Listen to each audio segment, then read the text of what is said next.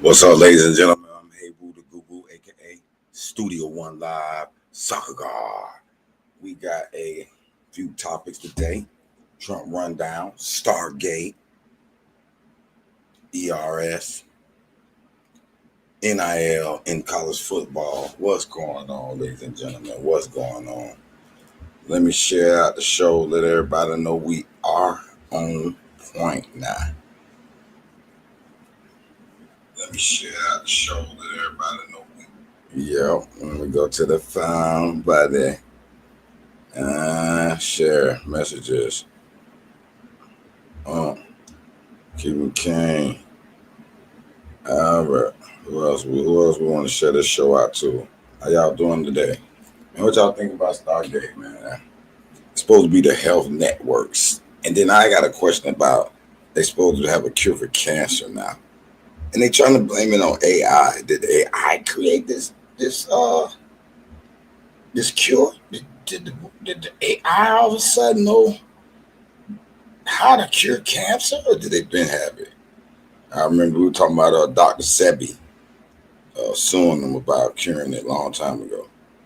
So why all of a sudden now AI is out, they can cure it. Interesting to me. But if you do have a topic to talk about, join the link. Click the goddamn link, and we can get it on. Right now, I'm in the share mode, sharing the show out to my people. Hopefully, we can get a. I ain't talking to my dog James, man. I gotta call my dog James, man. Make sure you're all right, man. I ain't talking to my dog. And Cuban King will be joining us shortly. We got some chat GBT to beat up.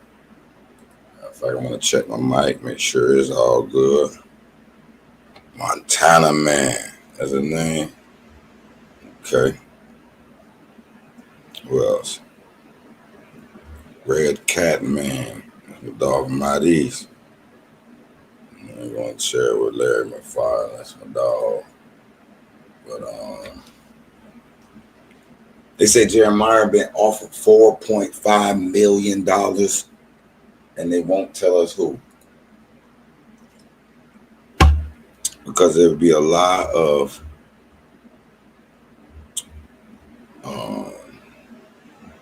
stuff going on about the school. It'd be a lot of bad publicity in a sense. And so they kept it secret. But we're going to try to figure out, we can find out who offered Jeremiah Smith $4 million. Join the show. I'm going to share it out. All I'm going to share out. You feel me? Waiting on Cuban King to join the show.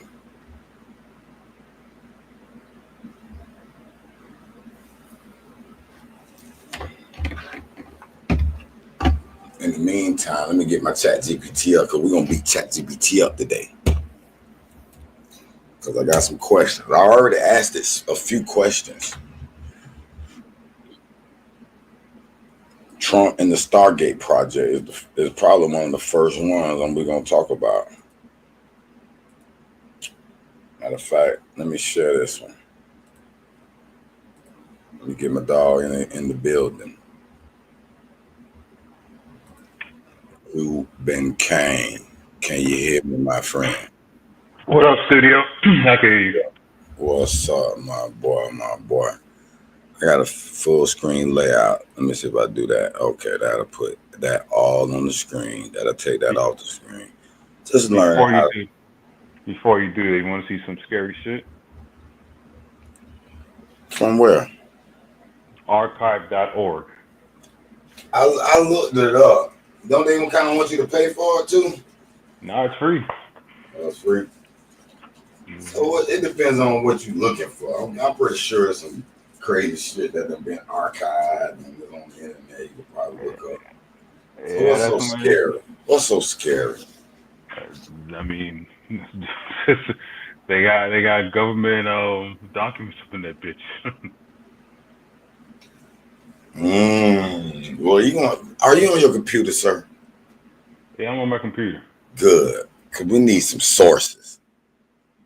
You claim Sources. it's You all mean some? scary. Yeah, you're gonna share your screen today.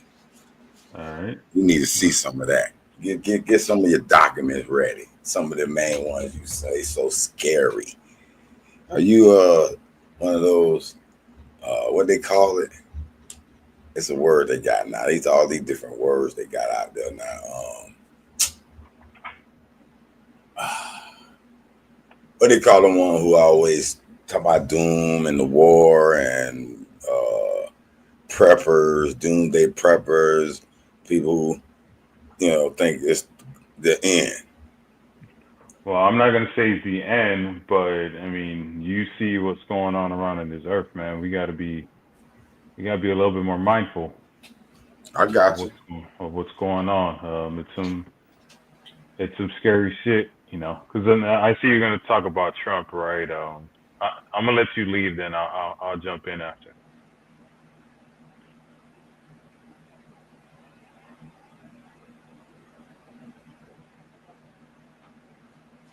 No, I don't. My bad. I had stepped away for a second. Yeah, no, I don't want to talk. You said you think I want to talk about Trump or something? You said Yeah, I thought you had something no, no. about. I don't give a damn. I don't have to have that conversation, but I No, no, we do. could, we could. I don't have to. Let's You start scared, out huh? with See, now you make me want to start out with this $4.5 million Jeremiah Smith. Who you think offered it to him? I mean, Miami could have offered Texas, Bama. I think it's Texas, to be honest. Mm. Um, but it's that's a tricky one. I mean, like I saw on Twitter, it's like the Ohio State coach is crying. Is like, oh, we need some rules, but didn't you steal Buddy from Bama and Mississippi State doing the same shit? Oh, yeah. You know what I'm saying? Okay. You stole Alabama's quarterback. You stole Alabama's safety. You stole Ole Miss's running back. You know what I'm saying? Like, what are you talking about here, bro? He breaks silence. Yeah, it's one of it's one of those things. It's cool when you do it to people, but when it's done to you, it's like, oh shit, no, no, no, relax, bro. Y'all tweaking over here. Now I got three or four possible sources here: Athlon Sports, On3, Kane's Warning, and Bleacher Report. All saying about the same thing, but nobody's naming the school. Let me look at the first one. I got to look at each one. Let's do an Athlon. All right, let's see if they name a school. All right, boom. On Friday, service started there off for my if he were to end the transfer. Oh, somebody speculating now. If he were to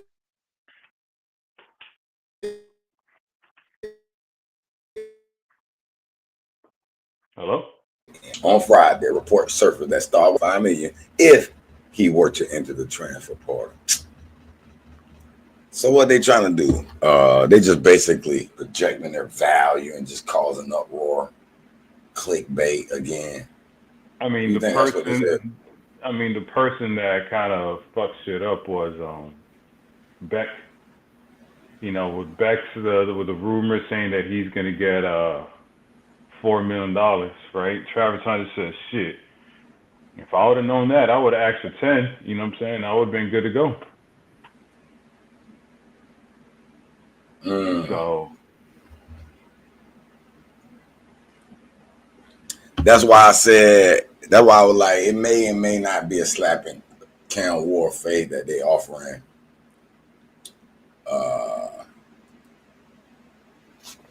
Bet all this money.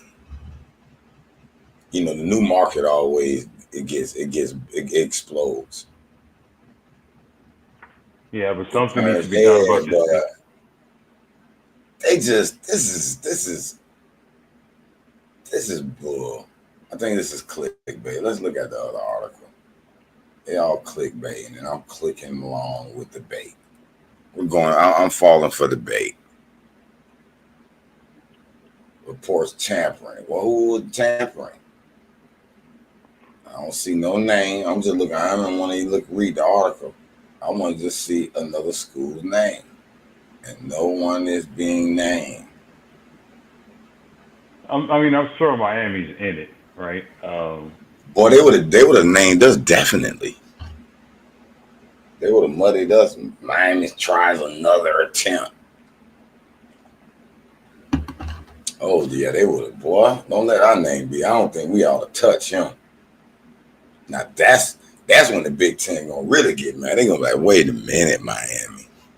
You already done got away with that Wisconsin bullshit crap. And now you pulling this. We gotta put a stop to it. Wait a minute. Oh, they were talking about they wanted to go to Miami, but they didn't. I thought that was Miami being named. But nobody names a team.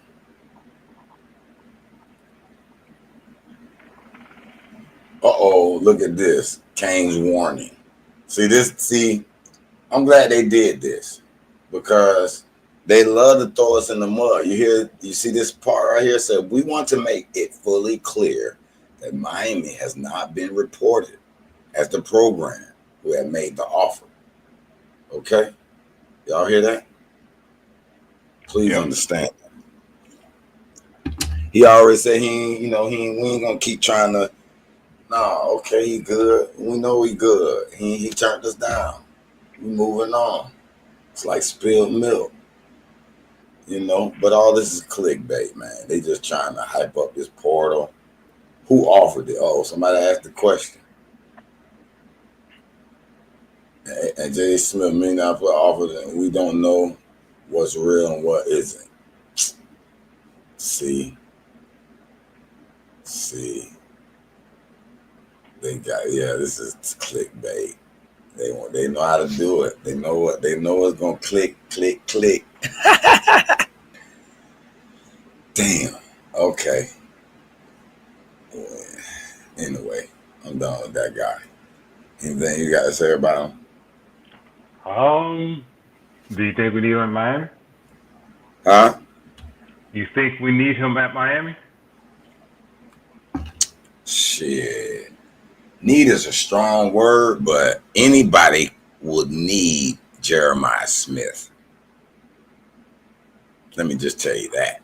He immediately makes you almost, if you're an okay offense, it'll jump you to a good to great offense. If you're a good offense, it'll jump you to an elite offense. Sir, I'm asking you a direct question, sir. Do you want him at Miami? Hell yeah, I'll take him back. If he came back for 4.5, shit, we giving Bex money. We giving Cam Ward money. So when he was been our top target, he's the number one receiver ever scouted. So yeah.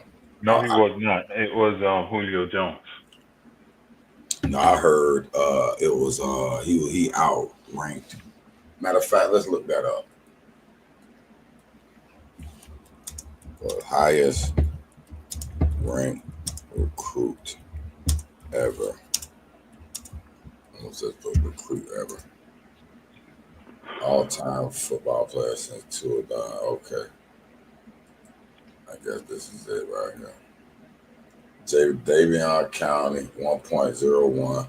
Cyrus Coggio, who is him? He was an offensive lineman. I don't think you're looking at the right thing. Class of 2011. I'm looking at the highest ranked recruit you ever. Said receiver. Oh, recruit ever? Yeah, I just put that up first. Oh, Bryce Young, Walt Little. Jeremiah Smith is number 10. Yeah, so I don't see no receiver that came before him. Okay, well, my bad. Check it out. You right, I'm wrong. Look at that. First time in the show's history. Who the next receiver that come on this list? Dorial Green Beckham. I remember him. Yeah. He didn't live up to his name though. Next receiver is interesting now. Julio Jones, number 37. Okay. He was a .9999 points. Jeremiah was a 1. So 1.0022. He really tied with Leonard Fournette, 1.0022. Huh. Interesting. Highest receiver ever. I would love him here. That would make Carson Beck have an immediate target with a running game. Will look like Ohio State. Power run, same old type quarterback. Nice tight man. We'll be all right. Hey. What's the highest you're willing to go? I'll pay that $4.5 million. That ain't bad. Would that you ain't go bad 7? considering what he just did this year. Would you go 7? If Becky's getting 8, yeah. But right now, rate him higher potential than Beck. To me, I think Emory Wood, all he had to do is throw it up to him. You ain't got to be particularly accurate with him. So you know the problem with that, right? With what? What problem with which part of it? But what you're saying, it's just every year you gotta fuck with this shit every single year. You know what I'm saying? Yeah, that's the nature of college football now, buddy. It's a free agency. All hell break loose right now, buddy.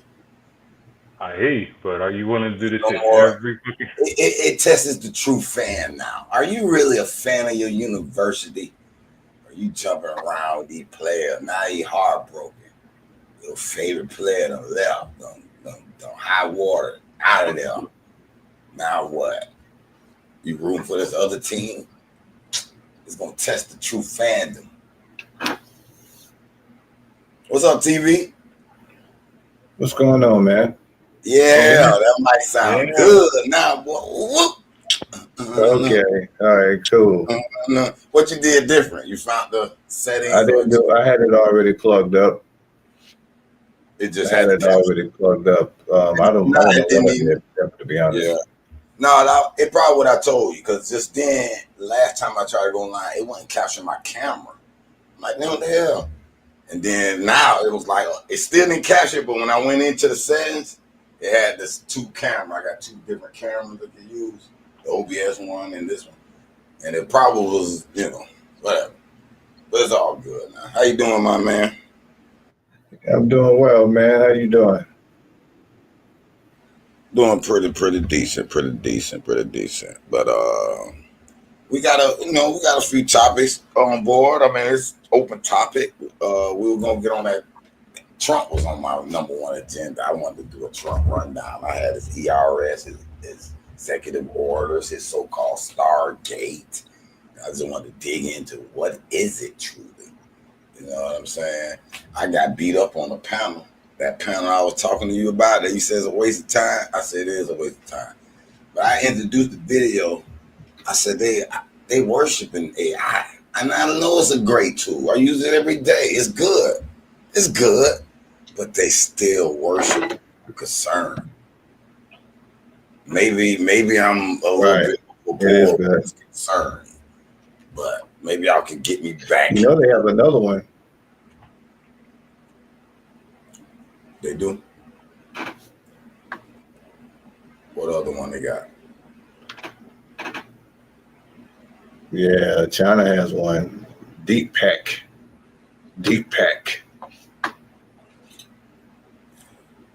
And I remember you telling me that it's better than ours or better than this chat, which is ours anyway. Now that I come to think of it. Well, that's what they're saying on that's our Stargate. Right. It's supposed to be our foundation. I got feedback coming back on my. Do you got the channel muted? You watching it on your channel? You watching on another device? Turn the volume down. No, I'm watching it on your channel. Yeah, so I muted the one on my desktop, and I'm trying to listen to it on my cell phone. So the cell phone is coming through my headphones. Oh, I got you. I don't hear it though. You sound pretty decent. Yeah, it's just on my end. You know, your settings got the echo cancellation, all kind of shit in there. You just play around with it on the audio settings at the bottom of your screen in the studio where you see you at. There's a lot of little shit, but okay, because well, I guess I'm looking at it from my channels. But yeah, they have another one. They have China always has something going on. But but their version is free. So they were doing like a comparison. I got you. So this is ChatGPT. This is what Stargate claimed to be here. Okay. Joint ventures involve prominent technology, OpenAI, Oracle, SoftBank, MJ. Let's look at this video though, real quick, bro. Just the first 5 minutes of it. To me, it's kind of interesting. Tired of manually generating high volumes of critical documents? That will invest $500 billion at least in AI infrastructure in the United States, and very, very quickly moving very rapidly, creating over 100,000 American jobs. This monumental undertaking is a resounding declaration of confidence in America's potential under a new president. Let me be a new president. I didn't say it, they did. So I appreciate that, fellas. But it'll ensure the future of technology. What we want to do is we want to keep it in this country. China is a competitor and others are competitors. We want it to be in this country, and we're making it available. I'm going to help a lot through emergency declarations. Y'all got anything y'all hear that y'all want to comment on? So they have to produce a lot of electricity, and we'll make it possible for them to get that production done very easily at their own plants if they want, where they'll build at the plant, the AI plant, they'll build energy generation, and that will be incredible. Hold on. They're going to build energy generation. What is he talking about here? Is he talking about the same oil infrastructure? They're going to take electricity from the grid, or they got their own new energy harnessing power of some sort?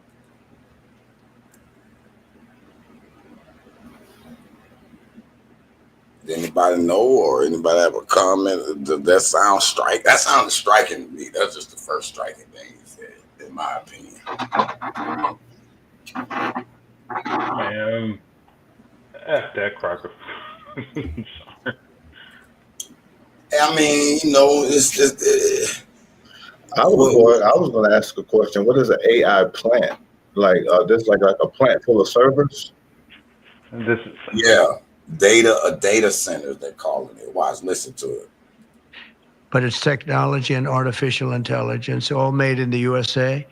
Beginning immediately, Stargate will be building the physical and virtual infrastructure to power the next generation of advancements in AI, and this will include the construction of colossal data centers, very massive structures. I'm not privy to I was in the real estate business. These buildings, these are big, beautiful buildings. Are going to employ a lot of people, and physical campuses and locations currently being scouted nationwide. They're making their choices of locations. I think they have their choice. I'd like to ask Larry, Sam, and Masa to say a few words and just talk a little bit about what they're doing, and if you have any questions, and then we'll go into a couple of other subjects also. But this is, to me, a very big thing, $500 billion Stargate project, I think it's going to be something that's very special. It'll lead to something that could be the biggest of all. So now stop that too. That's another point I wanted to make. It can lead to the biggest thing of them all. What is it going to lead to, y'all? What could be so big that it's going to lead to?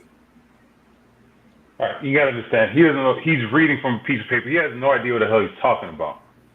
All right. I know he's getting the script and he's being taught, but he's trying to relay some message that they want us to hear. Think of it behind that too. The thing is, it's tough because I don't know what he's talking about. I have no idea what the hell he's talking about. He doesn't know. I can imagine it. I got certain. Look, I'm a short story writer. I got a few of them coming out. And okay, let's start with Elon Musk and several AI builders claiming that we need to shut this down. Right. You're right. That's one issue, right? Okay, maybe it could lead to that. And then why are you going to name it Stargate? That to me doesn't match with this physical and virtual structures that you need to build. So I heard them say virtual structures. So like the metaverse and this Web 3.0 they're coming out with. But how could it match with Stargate? And that to me is, I don't know, that's some hidden that's a hidden name that I got to figure out. But anybody can think of anything else? That's the first thing I can think of it could lead to. Yeah, Steve, you know, I got shit. This administration is taking it out of me, man. I don't believe anything they're saying. This is all paid for. It ain't the administration. It's all the administrations. Even if Kamala would have been in here talking, we'd have been talking about AI, and we'd have still been talking about the same shit, in my opinion. No, I don't think so. I mean, we'd have had a few different topics like LGBT. Yeah, we'd have had a few different little subject matters. No, this is where Democrats fuck up. They don't talk about this shit, right? It's all secret. It's all hidden. They don't say shit. You know what I'm saying? And the Republicans are out there being live and bold about it. But the thing is, it's one of those things like, I don't know what this cracker talking about, right? And I'm not going to try to fake the phone like, oh, I know what he's talking about. You know what I'm saying? It's impossible. You know what I'm saying? Like nobody, I don't know. You can't tell me what he's saying, man. Nobody can tell me. I think I got a close idea, because they claim with this AI taking over, almost like Skynet with the Terminator and so on and so forth. But it was my theory that it's just going to be a new way to control the people with their little robots. They're going to be their new police systems. They're going to have their algorithm and their robots run. Because I was looking at this quantum computing, and I said, it's interesting. They're advancing technology that really is tracking technology. That's good at tracking. They're not really developing any of the other technologies. But anyway, let's hear the worship of AI, and then we're almost finished. We're just going to listen to Larry, maybe we'll start with you, and we'll go down the line. Thank you.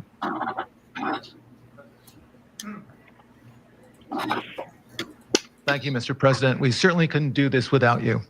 It would simply be impossible.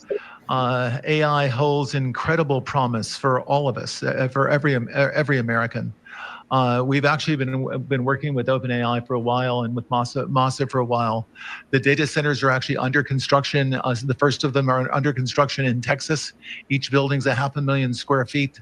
There are 10 buildings currently being built, but that will expand to 20 and other locations beyond the Abilene location, which is our first location. The kind of applications that we're building, to give you an idea, maybe the most charismatic and the one that I think touches us all is electronic health records not just maintaining electronic health records, but by looking at electronic health records, understanding the condition of the doctors, better understanding the condition of their patients, and being able to provide healthcare plans that are much better than they otherwise would be. A doctor in Indian River Reservation would be able to see how a doctor at Memorial Sloan Kettering would treat the patient, or a doctor at Stanford would treat the patient. We actually provide all of that information, all of that guidance to the doctor. We actually provide all of that information, all of that guidance to the doctors who are treating cancer patients or patients with any other kind of disease, made possible by AI. I'm not going to take a lot of time. I'm going to pass it to Masa, but this is a very exciting program for Oracle to be a part of. Thank you.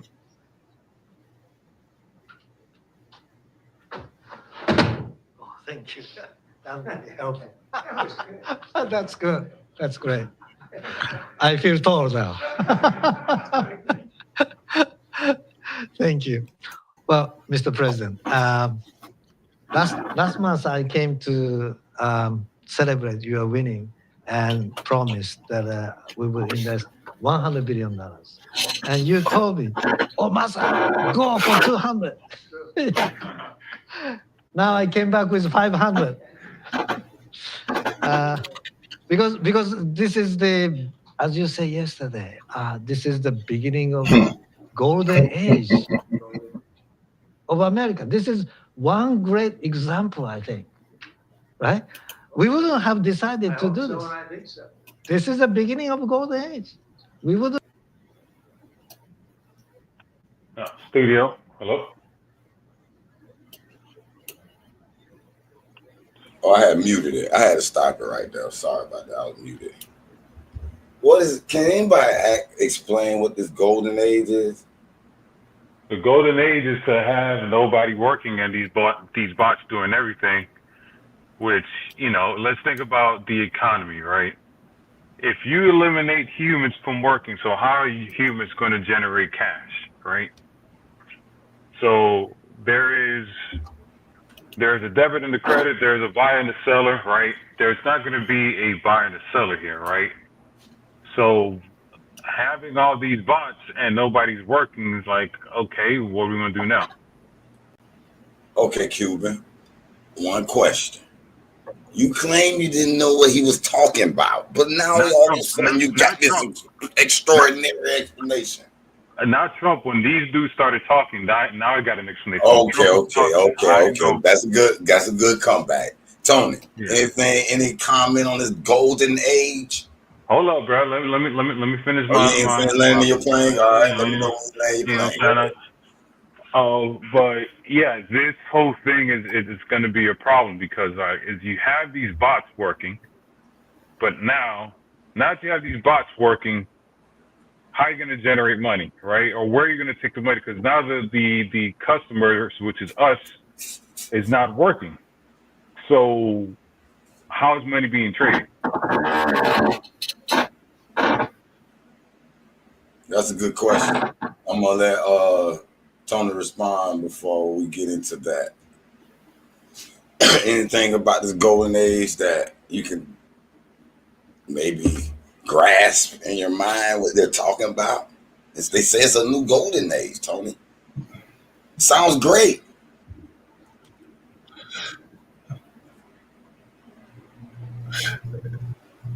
Yeah, it sounds phenomenal. My only thing is, when did this video come out? Not that long ago. It was 3 days ago. 3 days ago. Yesterday. No, it couldn't be 3 days ago. It had to be yesterday or the day before that. It said 3 days ago. This is the stamp on that. It was about 3 days ago because I had the video when I first came out and I wrote some notes down. And that was the night. Remember, I talked to you. You were supposed to call me back. You was working on somewhere. You were working somewhere, installing something. I was like, all right, call me back later when you get home. But we didn't ever hook up. The next day, that's when I presented it. It's been about 3 days. But regardless of the fact, can you imagine what they mean by this golden age?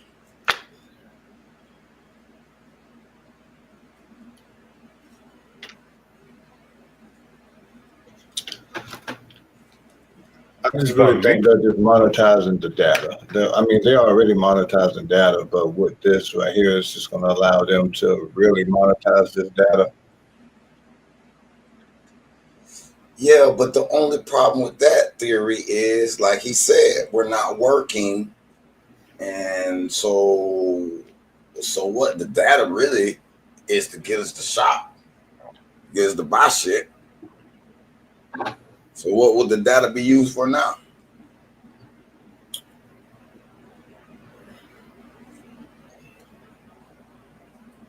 Unless they want our universal credit, but have you shop more? How are you gonna shop more if you don't got money? I mean, they say you're gonna give you universal income, so they're gonna be vying for your credits that they give you. They dish out. But again, you're not answering the question. How am I? So these bots are live. How am I gonna make money? How am I gonna help out this bot? There'll be other ways to make money, like on the side, like art and just shit, exotic shit that people want to do. I mean, we talked about it in the studio on the side, right? I told you how we could make money, right? It might be my last day breathing, but I know how to make money from this whole AI shit. You know what I'm saying? But it might be the end of me, but it is what it is. Show me this secret code you got when the secret agent was Studio, what I told you. Show me a nice Excel sheet with the Fibonacci code and all that shit. I'm just fucking with you, Q. Nah, I told you the $1 trillion idea. That is some scary ass shit, but I ain't gonna say it here because if somebody hears this shit, they could patent that bitch. So no, but I got enough ideas. I think that I can make it in this new golden age.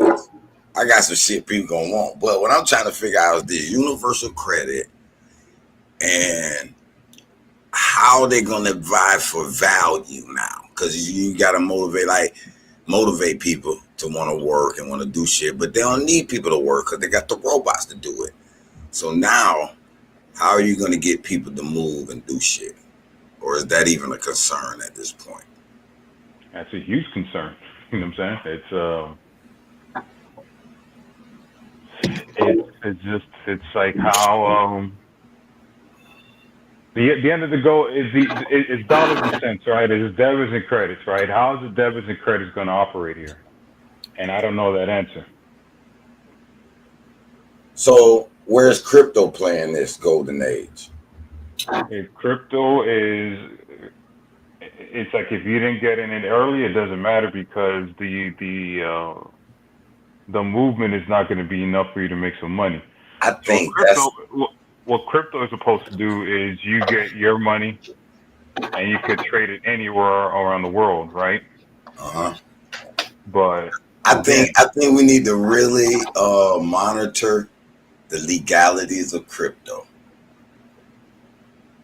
because I think that's going to be the have me and have me nots in the new golden age. Like everybody gonna have that little universal income. Maybe they'll get the little digital currency each country got. Each country got their digital currency. They already got Fed now up, the government site where they got this digital currency into what they call it.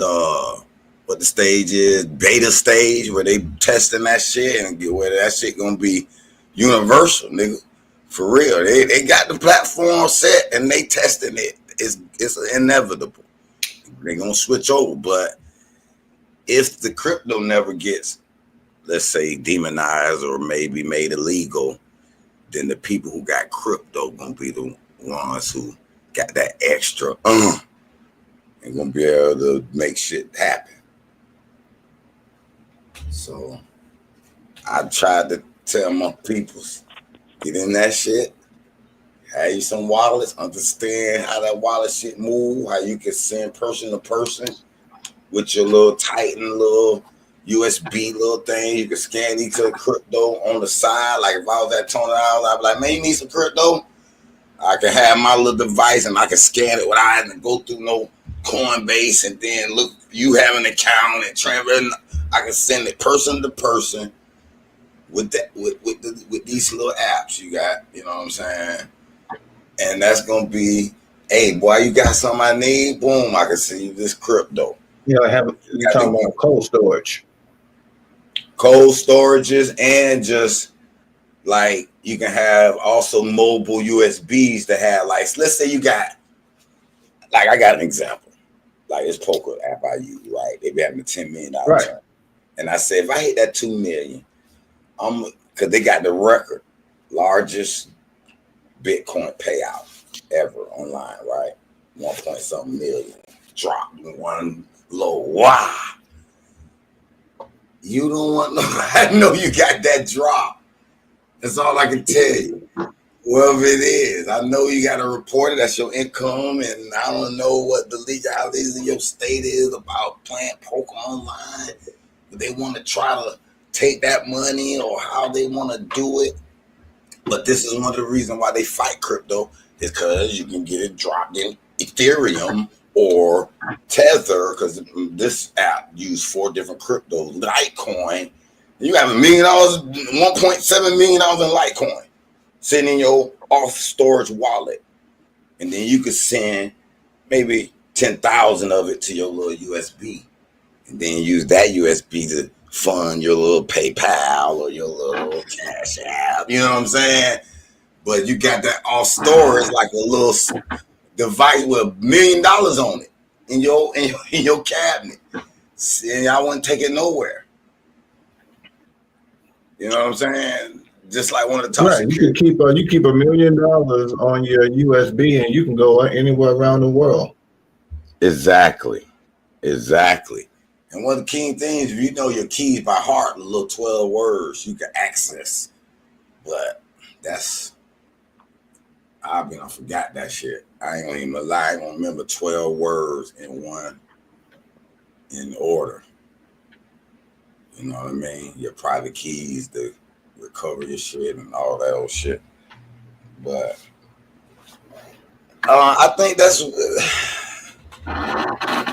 Let's wrap this. I gotta hear the last few do talk. You don't have decided unless you want. And yesterday we agreed, we signed to make this happen because of this day. So we would make this happen. We would immediately start deploying $100 billion with a goal of making $500 billion within next 4 years, within your term, right? Because of your success. So we are very, very excited to do this. And our partner is, of course, SoftBank, OpenAI, Oracle, and additionally investing partner with MGX. On top of that, we have the technology partner, NVIDIA, and of course, Microsoft has been very, very supportive. Hey, pause. Hey, pause, dude. Okay. This is the problem. All that money is staying in that circle. It's not going anywhere, right? They're not talking about small startup AI companies that are willing to invest in, right? This is the problem with this shit, right? Like, if you're a MAGA fan, you're like, oh, this is great news, but this is not going to the little people. This is going to from fucking this guy to Elon to the guy from Oracle. Ain't nobody touching this money. You know what I'm saying? And this is the problem with this shit. And, you know, this is all, it's just disappointing because it's all fool's gold. Well, wait a minute. You is a negative Nancy, because let me ask you a question. What money are you thinking we should be touching? Some of this fucking $500 billion. Wait a minute. Hold on. Why should we be touching that? That's investment money to build this stuff. So, Studio, we're talking about the economy, right? Yeah. It's 100,000 jobs immediately will be created. No, there's not going to be 100,000 jobs going to be created. That's what he just said. Yeah, he's lying to you. Okay. Because they have bumps to have these things in order. So I'm a big gamer, right? There's a lot of gaming companies that are shutting down because AI is doing all the work. the stuff that these guys are doing. Go ahead. I'm glad you mentioned that, the gaming companies. I just joined the guy channel who busts Call of Duty. Watching you got drop files that access your DLL file, that watch your camera, watch your emotions, collecting those type of data so they can get real game. They're making users out of you while you're not even playing. But Right. it's now they got busted for using AI and being cheap, not editing the images. So they on their way down now. They like the gaming community hard now. They own them. The gaming community is one of the wrong communities to fuck with, because they got some tech gurus that's going. Yeah, but we're not talking about the same thing. So when it comes to that, it's the making the game. It's not the user. You know, the people that are making the games are using more. Exactly, and they're getting busted for it. And eventually, it doesn't matter. It's gonna hurt their bottom line. It's not going to hurt their bottom lines, because you're going to have to buy. You're going to buy the game anyways, right? Not eventually. It's getting worse and worse, and eventually, they're making fake frames and all this shit, so on and so forth. But you still have to buy. Example: Grand Theft Auto 6 is coming out pretty soon, right? No matter what you want to say, you're going to play that fucking game, and if it was built by AI, it was built by you and I, people are going to buy that game, right? So there's just certain things that you're going to buy because it is what it is. I don't have no problem using AI, but they just need to edit it, check it. Me and Tony were talking about this earlier. Sometimes that shit be wrong and spit out inaccurate shit. You got to go through it and look at it and make sure, you know, it's sufficient. You know what I'm saying? We you definitely got to fact check it, and we can't expect it to understand exactly what we're trying to tell it to do too. Right. You know what I'm saying? But I don't know. How you feel about it, Tony, about this 100,000 job creation? You think it's a lie? You think they robots are that advanced to where it's already going to take the jobs away? How do you feel about it? Where we stand at on it?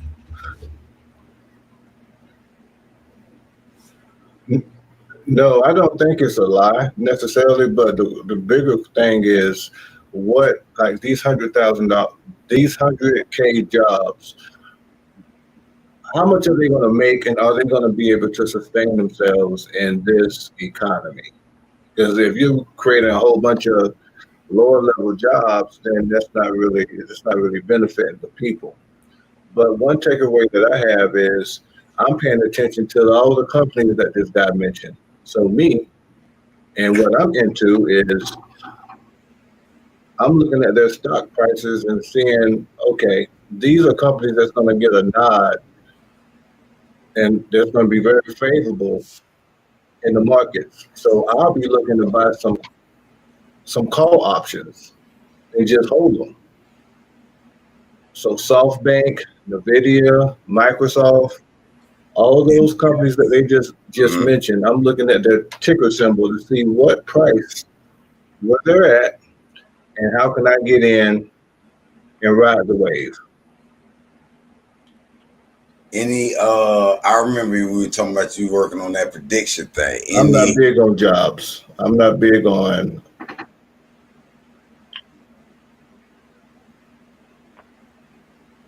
I'm listening. You ain't big on what? Jobs and what? Sound like some fire about to come after that. Why you ain't big on jobs? Yeah, I mean, you know, I'm big on learning a trade. I'm big on you learning a trade. Do you know where me and you kind of offset? I mean, sure, you can have AI come in and kind of substitute, but you still gonna need HVAC. You still gonna need electricians. You still gonna need plumbers. You still gonna need appliance repairmen. Agreed. Because I still don't see no robot pulling up the residentials. So I would say take that. I mean, look at. Right. I think me and you. So I would look at this interview. I would pay attention to the companies that he mentioned, and then I would take their ticker symbol and see where their price is at. And then I would try and go buy some shares or buy some puts or buy some options, some call options and try to benefit from it. Yeah. Tony, if you listening to this show through the phone, you're going to be on a few second delay. So I would recommend some kind of way listen through the studio where we're at, because then you'll be up to par on the exact timing of our conversations. Because I am listening to it through the phone. I know as you heard something late on. I was like, oh, he on the delay. He heard that a little late. But this is cool. But yeah, I agree with that. Yeah. So how do I do that?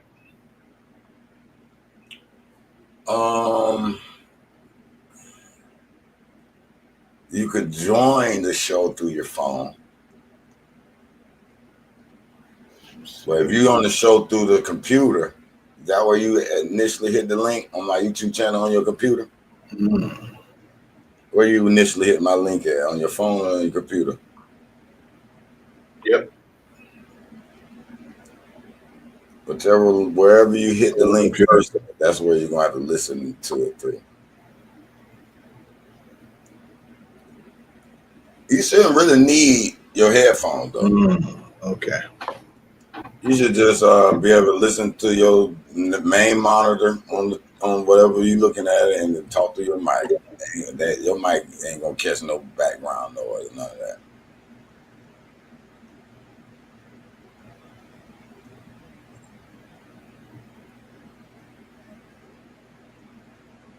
But while you testing that out, I'm gonna say this because it was one thing that you got me interested in.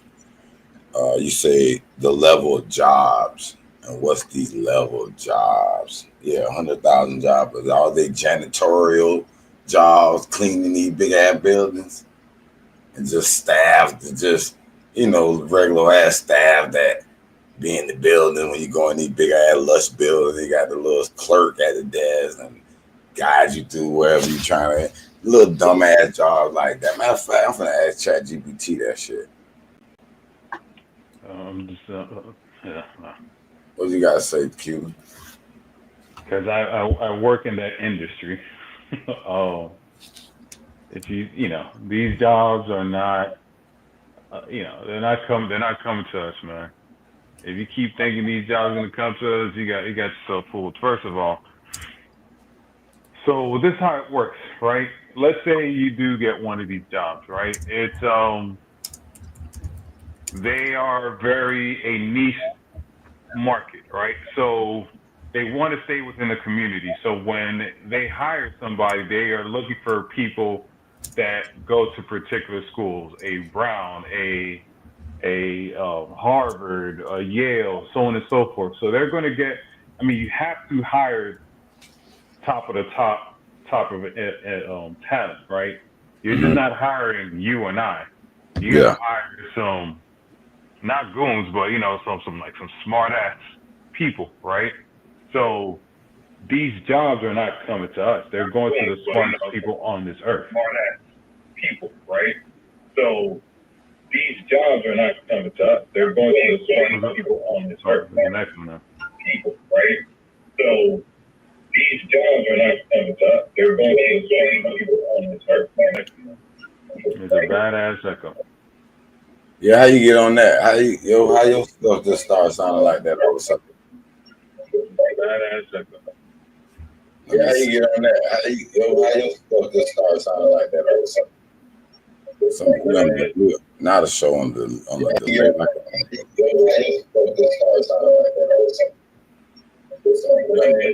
Not a show on the.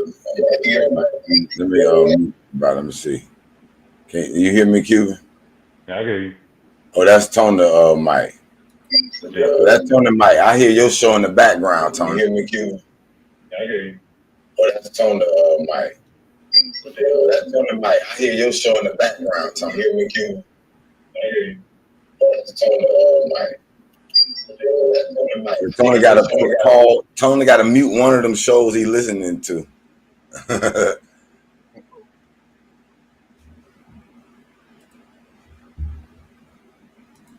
Okay. Can you hear us, Tony? Yeah, I can hear you. Oh, it's better now. That's great. What you just did?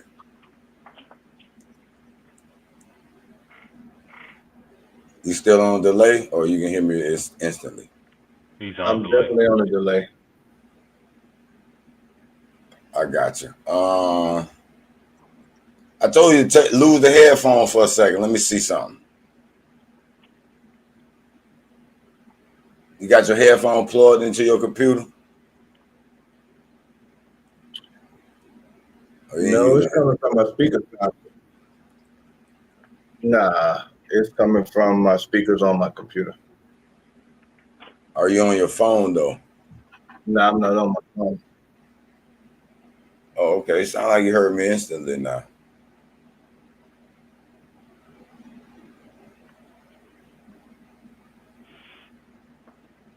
Say something. Something. Oh, okay, you heard me like 5 seconds late.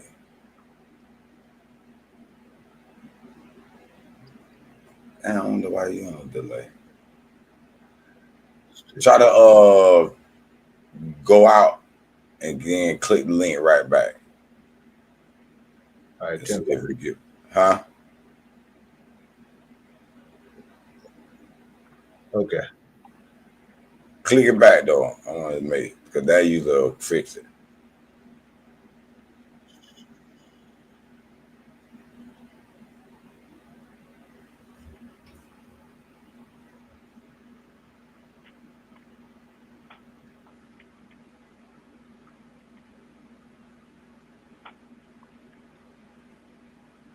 Already, it's like Ty.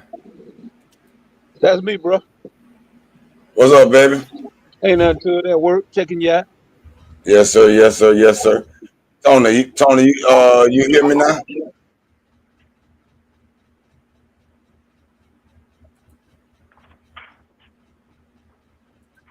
Tony, Yeah, you get me? well, it's still a delay. What's going Still a on? delay? Yeah. Ty T, what they do, baby? Everything good. Everything good. Checking out the show. Yes, sir. Yes, sir. We were just talking about Stargate and what this universal income was gonna be. We were trying to, and then this guy right here, we were looking at this video, the interview of Stargate. They've investing $500 billion in it, and he kept saying the golden age. This is this new golden age, and we were trying to figure out what does he mean by that. Do you have any idea what he could be talking about? Well, I haven't seen the video as of yet. So Let me rewind just his part. okay.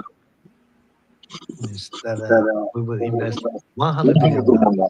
And you told me, oh, Masa, go for 200. Yeah.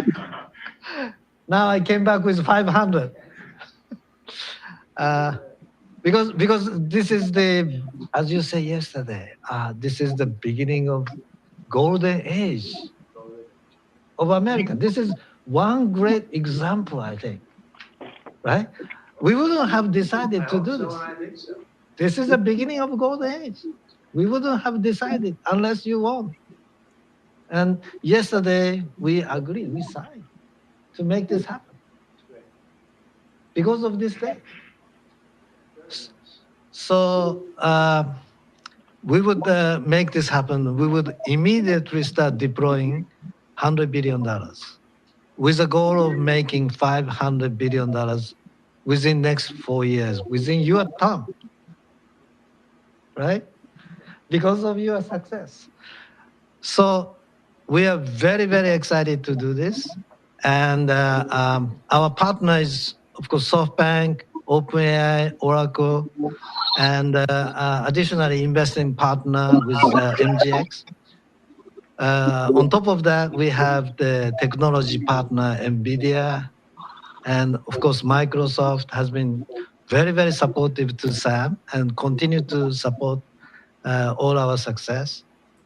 Okay, that's basically the gist of that part of it. Him talking about this golden age. Now I caught something I ain't hear. He said it was said by Trump first. He said, you said it. It's the new golden age. So now I know he got that idea from Trump. Right, but It's not his idea per se. right, He's going along with this idea of Trump saying this is the new golden age of America. right. But you see what the caption say: $500 billion Stargate AI infrastructure project. Yeah. So it depends on what AI, what are they planning on replacing? What type of infrastructure do they plan on replacing with this artificial intelligence? So are they planning on replacing the banking system as far as the infrastructure, the medical system? You know, you have to do the research and find out what exactly are they talking about replacing, because the infrastructure is what holds everything together. So Yeah, what they trying to replace. We got it right here according to what they're saying. Right. So one of the things they saying, Oracle has this new network, this new medical system that's supposed to link all the doctors worldwide and your medical records, so they can instantly know, hey, they'll treat you like this over here, so they claim they'll have the best treatments for you instantly. And then now they also claiming that they've got this cure for cancer, but that's a whole nother subject. But it is focused on AI integration with the medical system. That's one of the primary focus points that they mentioned. And then it said these data buildings would be different buildings, basically data buildings, storage buildings. So they got our data. We know they're selling our data. They're using our data. And they need big, large data centers. They claim that's going to have 100,000 jobs instantly. And Cuban Kane think it's a lie. Tony has said he don't think it's a lie. He wondering what type of jobs are there. Well, here's the thing. This is, I don't know this to be for sure, but if it's 100,000 jobs, but rumor has it that the government just signed they repealed the Affirmative Action Act so that jobs do not have to hire based on race at all. So if it's 100,000 new jobs, they don't have to hire now one of y'all. Yep. There you go. I knew you would like that aspect of it, Cuban. Just your taste, huh? It's not my taste. It's just I weed out the bullshit. You guys like getting lied to, bro. And it's it's one of those things. Is like later on in life, it's like, damn, bro, they told us right then and there, but I was being stupid, and it's like it's time to stop being stupid for all of us. Right, they celebrating this, repealing the anti LGBTQ purple dinosaur elephant, whatever that shit is. But what the bill really says, they're taking their liberties, they rights away. So what they really say that they're taking our rights away to be individual. So they blaming it, they making it as a cover. We one man, one woman, that's all we gonna recognize. But somewhere in that bill, they're not gonna recognize your behind either.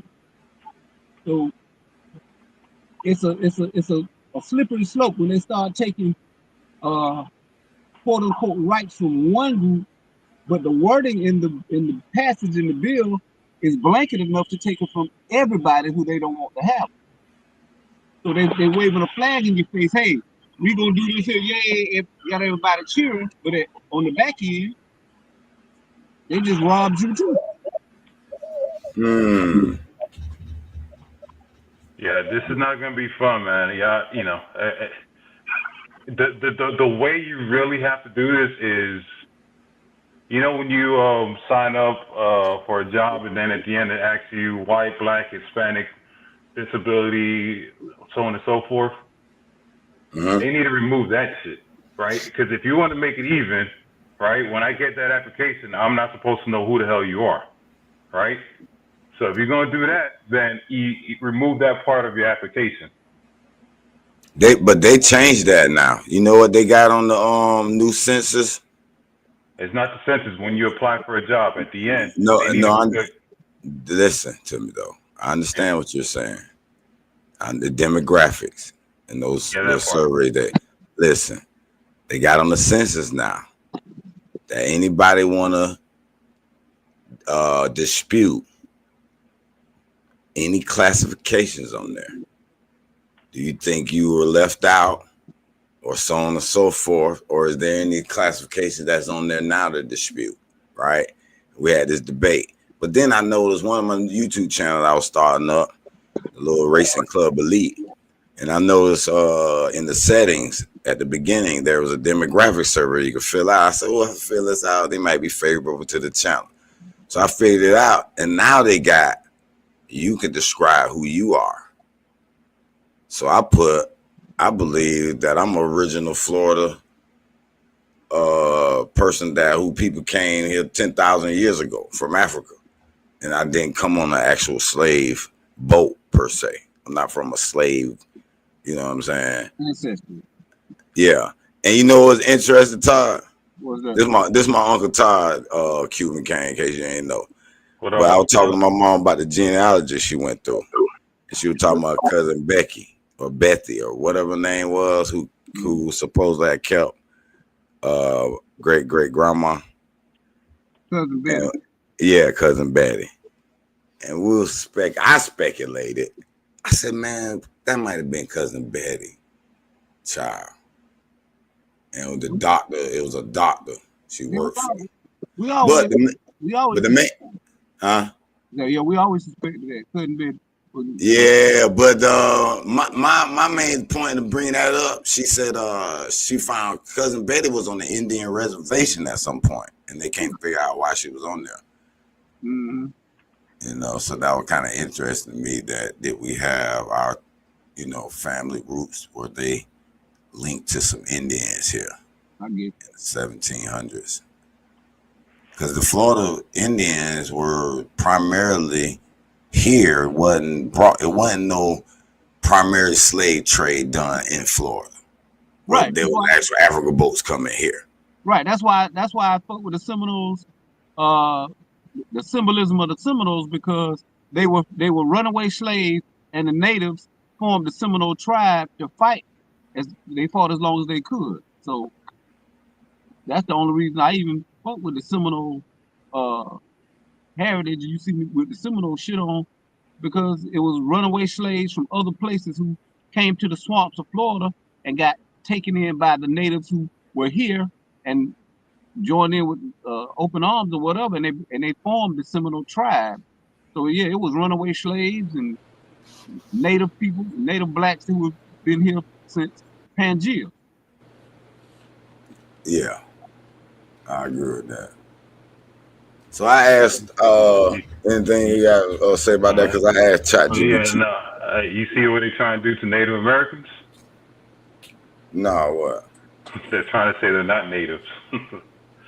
That they're crazy. White man is pretty much trying to take over everything. So I better wake the fuck up. Well, I don't think the ones that they claim native are native now either. They call them Pretendians. But here's the thing. That see, everybody's laughing and arguing over semantics. But to the victim goes the spoil. So while y'all arguing over who is this and who is that, it's whoever got the biggest goddamn guns gonna write the story in 50 years, and ain't nobody gonna believe nothing but whatever they say. Well, I disagree with you on that one. It's whoever has the biggest bots that's going to take over.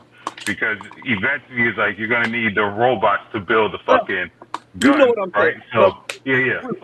So, Yeah, that's still semantics. I understand biggest guns, biggest bots, biggest weather manipulation device. Whoever the strongest, whoever enough to murder up anybody else, and whoever left standing gonna fall in line, is basically what I'm saying. Oh, I'm glad y'all mentioned that. I gotta dig that one up too. I had a short story I wrote about. It was called I forgot what I called it, but it's in one of these little folders over here. But it was basically the wars got so bad, they lost so many plies. Now it became like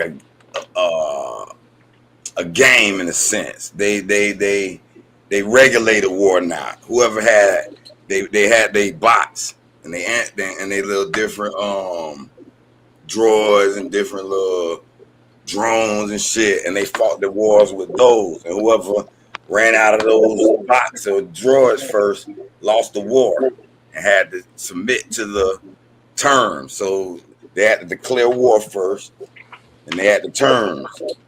And, all right, we win, we want this. If we win, we want this.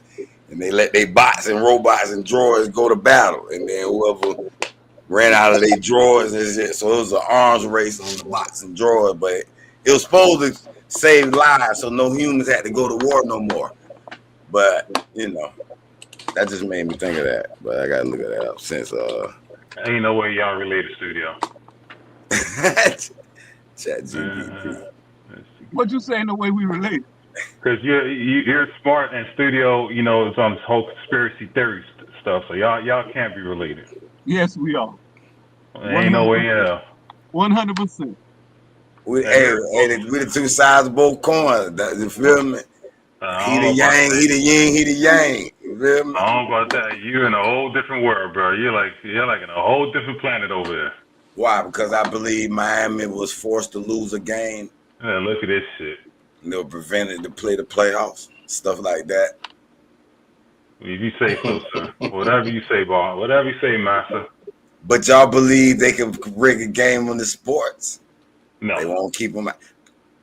Okay. Wait a minute. Oh, you don't believe that? No. Why not? There's just too much. There's too much money out there, right? You saw what happened to Buddy. And one second. You saw what happened. You saw what happened with Buddy. Hold on, 1 second. One second. You saw what happened to Buddy that plays for Toronto, right? No, not really. Yeah, he got caught gambling. Okay. No. I'm going to tell you, Warren Sapp and a few others, they asked him, is the NFL rigged? And he said, all I will say is, most of the outcomes are not decided on the field. But if you actually sit back and look at a lot of these situations in play, it's set up from the words they go. But if you honestly believe that these billionaires gonna let the game go the way it's supposed to go, then it is. But in my mind, we got way too much other stuff to pay attention to than who gonna win the Super Bowl. I can tell you right now who gonna win the Super Bowl. Kansas City? No, the owners. Yeah. Yeah, you're right. Right. The owners definitely gonna win. They win every year. Every year. Hey, you're right about that. Agreed. Damn. So I asked ChatGPT, Trump claims 100,000 jobs in the Stargate initiative, but what are the projected salaries and what type? I'm gonna ask ChatGPT what that said. That's the key takeaway. Like you could say you're creating 500,000 jobs, but if it's a bunch of lower level jobs, then it's not really benefiting the people.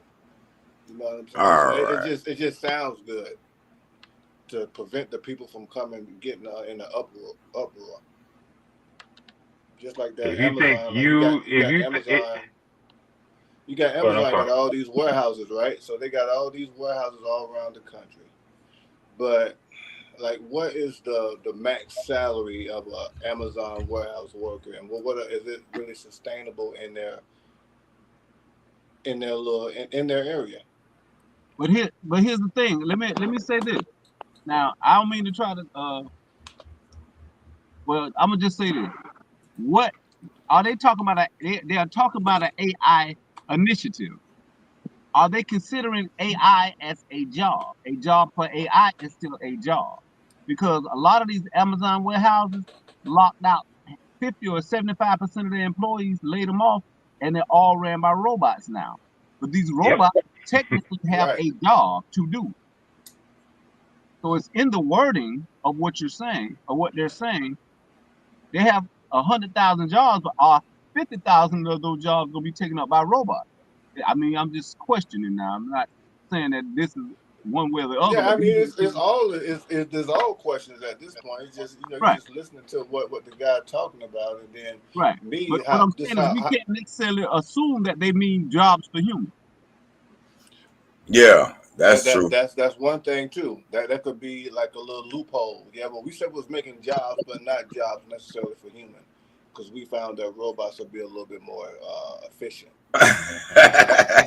You know what I'm saying? But they eventually just phase them out. If they do start off with humans employees, that's just phase them out until they get the right robot in that can make it more efficient, and you don't have to worry about sick days and all that type of stuff. I'm big on. I mean, this is not taking anything from like that video. My whole stance is look at the companies they're mentioning, and I would just try and invest in those companies, and But as far as like you trying to, I don't think you need to rely on the government for creating any jobs. I'm not a real big advocate for that anyway. You need to create your own, be self-sustainable, and be self-sufficient, and so you don't really worry about what. I mean, you worry about what the government's doing, but everybody's talking about these robots. But another little thing that one should probably be working on or be more concerned about is learning how to fly a drone, because that's what the wars are turning into, like drone wars. They is going on right now with the Ukraine and Russia. So you say you'll do some stock options in those companies, call options, you call it. Hell yeah. Hell fuck yeah. I'm looking at the shit now. While you was playing that, I'm looking at Oracle, the price of Oracle, the price of SoftBank, and I'm putting it on the chart and see like, okay, well, how much is an option? And I when I say options, I'm doing leaps, like long-term options. That's not going to expire until like a year or two from now. Do you make any money with doing? See, I'm just learning options. Do you make any money doing long term like that? Hell yeah, it's like a savings. It's like almost like well, not like a savings, but it's more like a high yield. Like last year, I had some options. I did Baba, JD.com. I did SoFi, and it's about 4 or 5 different plays. Now all of them wasn't winners. I did well on I did well on JD.com, Alibaba, SoFi, Square, and it was like a way bigger return than if it was to sit in like a CD or something. CD, or if you're putting it in like a ETF or something like that. Right. So not mean to take a tangent and go off on options and stocks, but if you're in a long-term play like that for 6 months or a year, but the stock actually hits your target price, do you sell or you still wait for your target date? No, you can sell anytime. Anytime. I'm saying for the way you make. Oh, well, it really depends on if I'm seeing if I see another play that I want to get in, and I got some call options, then I'm gonna sell that call option, and so I can increase my buying power, and to buy in another option, another play that I potentially see. Okay, the reason I'm asking is I'm studying to learn. I'm trying to learn options right now. I haven't gotten into it. I have an account that I funded, but I haven't started my first trade yet. So I'm just trying to learn. That's why I brought that question up. That's why. So you ain't going on a tangent. Ask all the questions you had. Is there any question? We're gonna get on that topic. Okay. Anyway, yeah. That's why I brought that up. So my whole thing with that video that you showed is all them companies that Asian guy mentioned. All them.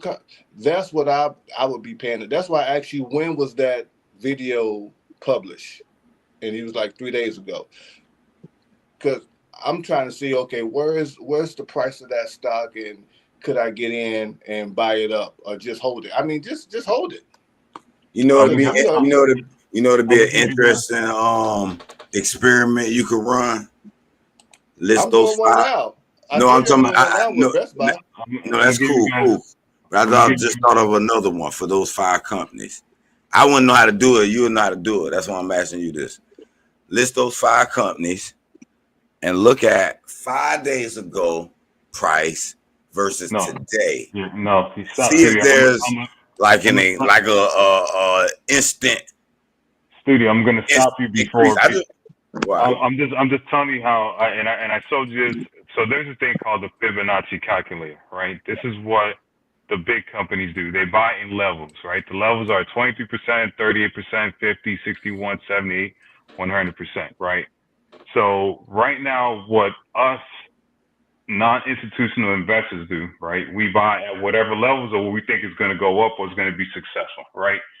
You need to know what level you're buying it, because if you do not know what level you're buying it, you're going to get screwed over, right?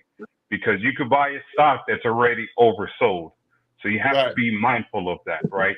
You have to, you have to understand and you have to learn how a Fibonacci retracement works on the stock. If you do not, you're going to lose. You need to learn Fibonacci retracements on stocks. Do some courses on that. If you figure that shit out, you're going to make a shitload of money. But if you don't figure it out, you're going to get beat by the market every single time.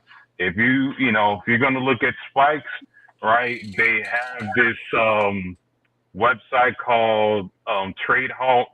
Halts is by NASDAQ. You can see who's spiking and who's, what stocks are getting stopped because of unusual volume, so on and so forth. But like I tell everybody, please, if you get into trading, learn Fibonacci retracements.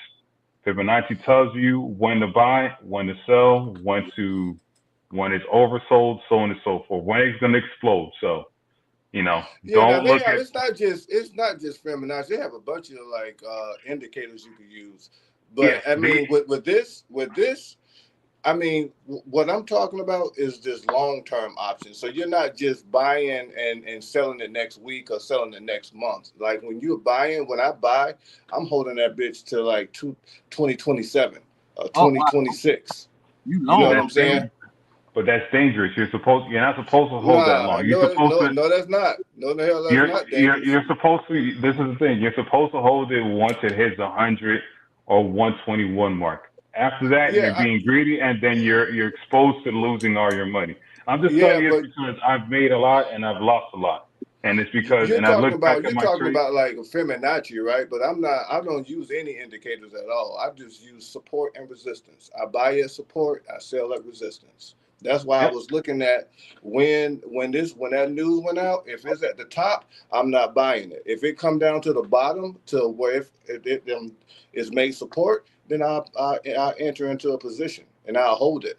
And if it goes down a little, if I have more conviction and I believe in that company, like Oracle, we know Oracle not going nowhere. Oracle is going to be around for a minute. So right now it's at 183. And I look on the daily. Like when I buy my leaps, I'm looking on the daily, the weekly, and the monthly. So when I'm buying it, I'm not even thinking about selling it unless it's if I get a real nice ROI, then I'm gonna sell that bitch. But for the most part, I'm gonna hold that shit for at least about 6 months, 9 months. And when they have news, give me a stock that you're looking at right now. Well, I'm looking at Oracle right now. Oracle. I'm gonna say it's 183.60, and I'm on the daily time frame. Well, no, that's fine. While y'all do that, I just asked ChatGPT to give me a Fibonacci equation as it pertains to trading retracements. All right, Fibonacci equation is frequently used in trading to identify potential retracement levels where price reversals may occur. Right, you got EMAs, you got Bollinger Bands, you got a bunch of indicators. I got you. So key Fibonacci levels in trading, I heard you read off that 23.6, 38.2, 50. Not a Fibonacci number, but widely used. 61.8, 78.6. These levels are expressed or percentages and represent how far the price may pull back. Retracement during a trend, potentially continuing the original direction. How it works in trading. Identify a trend. Traders use 59-day retracement during strong uptrends or downtrends. Draw the Fibonacci tool. In the uptrend, the tool is drawn from the swing low, start of the move, to the swing high, end of the move. In the downtrend, is drawn from the swing high to the swing low. And another thing, like when you're buying into this, like you don't just put all your money in at the first go around. You just buy in at tiers. So if it retraces and you have conviction on that stock, you buy in again, and you just keep buying. I mean, that's if you have a strike price, or if you have your expiration dates not until, like, mind you, these are expiration dates that don't expire till like 2027. You know what I mean? So you're not just buying it and you're not putting it like playing like blackjack or roulette. You put all your money in at one given time. You just kind of like just gradually increasing your position if you have conviction in that stock. I see what you're saying. So since one stock by this is, I'm a beginner, so correct me if I'm wrong, and don't feel free to tell me one way or the other.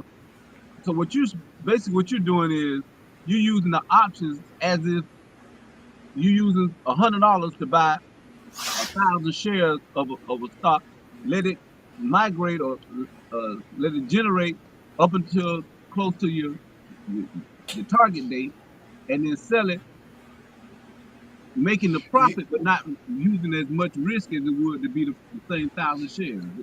Yeah, leaps are hella safe. Leaps are hella safe when you're dealing with established companies. You know what I'm saying? Like an Oracle or Microsoft. But now, on the flip side, they hella expensive when you're doing options, because the longer the expiration date is, the more expensive it is to get that to start a position in it. Right. Okay. But you don't just put it all in one. You know what I'm saying? You don't just take 5,000 and, I mean, you could, if you're going to do it like that, you just get an ETF. You just get like QQQ or something like that. You know what I mean? Or SPY. Right. So let me ask y'all a question. What all subjects do we tackle on this? What all subjects have y'all tackled, or that I might have missed out on? Well, Riz is really going over that. He was going over that video. Oh, okay. The Spygate. Okay. Right. Yeah, well, I had some questions like where he said this AI could lead to the most biggest thing ever, and I was trying to figure out the coding of these words and what they mean. A question.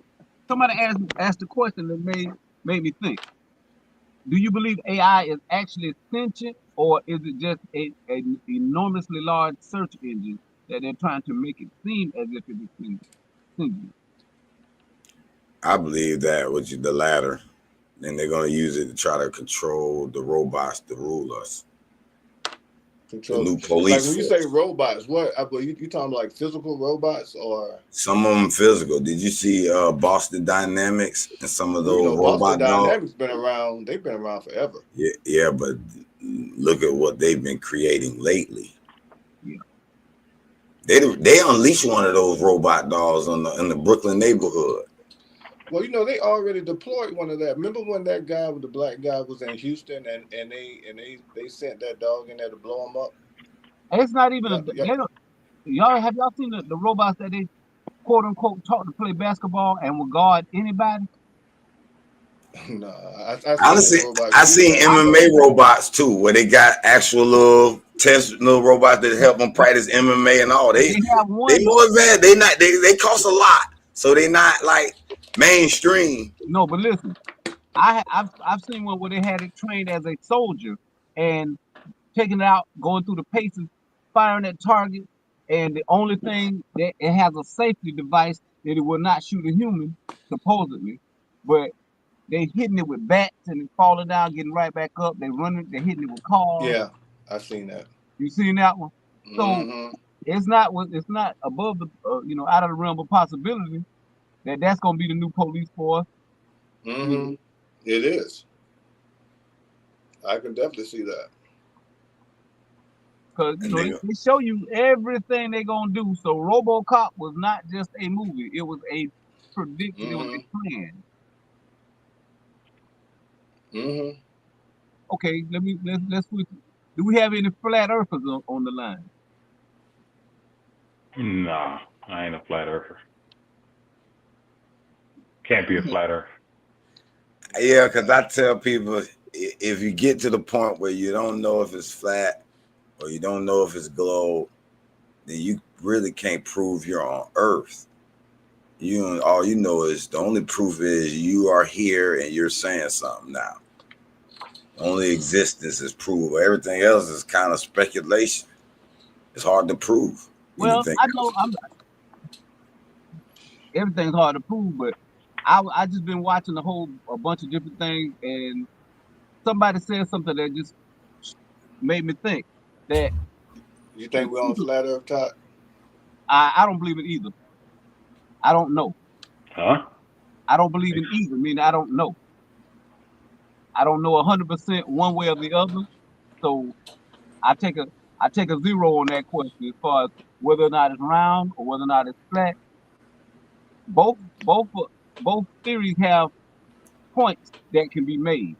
So until I go out there and see it myself, I don't believe neither one of them. Could you explain the flat? Could you explain the flat one? Because I haven't heard a good flat one yet. You haven't heard a good flat one, okay? Me. This is the one that kind of made me wonder. Water finds its own level, right? Mm-hmm. A body of water gonna find its own level, and it will not exceed its container unless a force is pushed upon it. Meaning, so the flat earth is saying that if we were on a ball, why does the water stay in its container? Because it would basically just run all the way off and fall off the earth or whatever. That we're on a flat earth, and the Antarctic ice wall is actually what's containing the oceans and keeping the water in. That's the latest flat earther. One of the theories that they were saying that if we were truly on a ball, the oceans would not stick to the outside of a ball. If you pour water on a ball, it's gonna run off. Yeah, but he doesn't account for the gravity that the sand provides. Wait, So sand, no. Hold it. Let's talk about that then.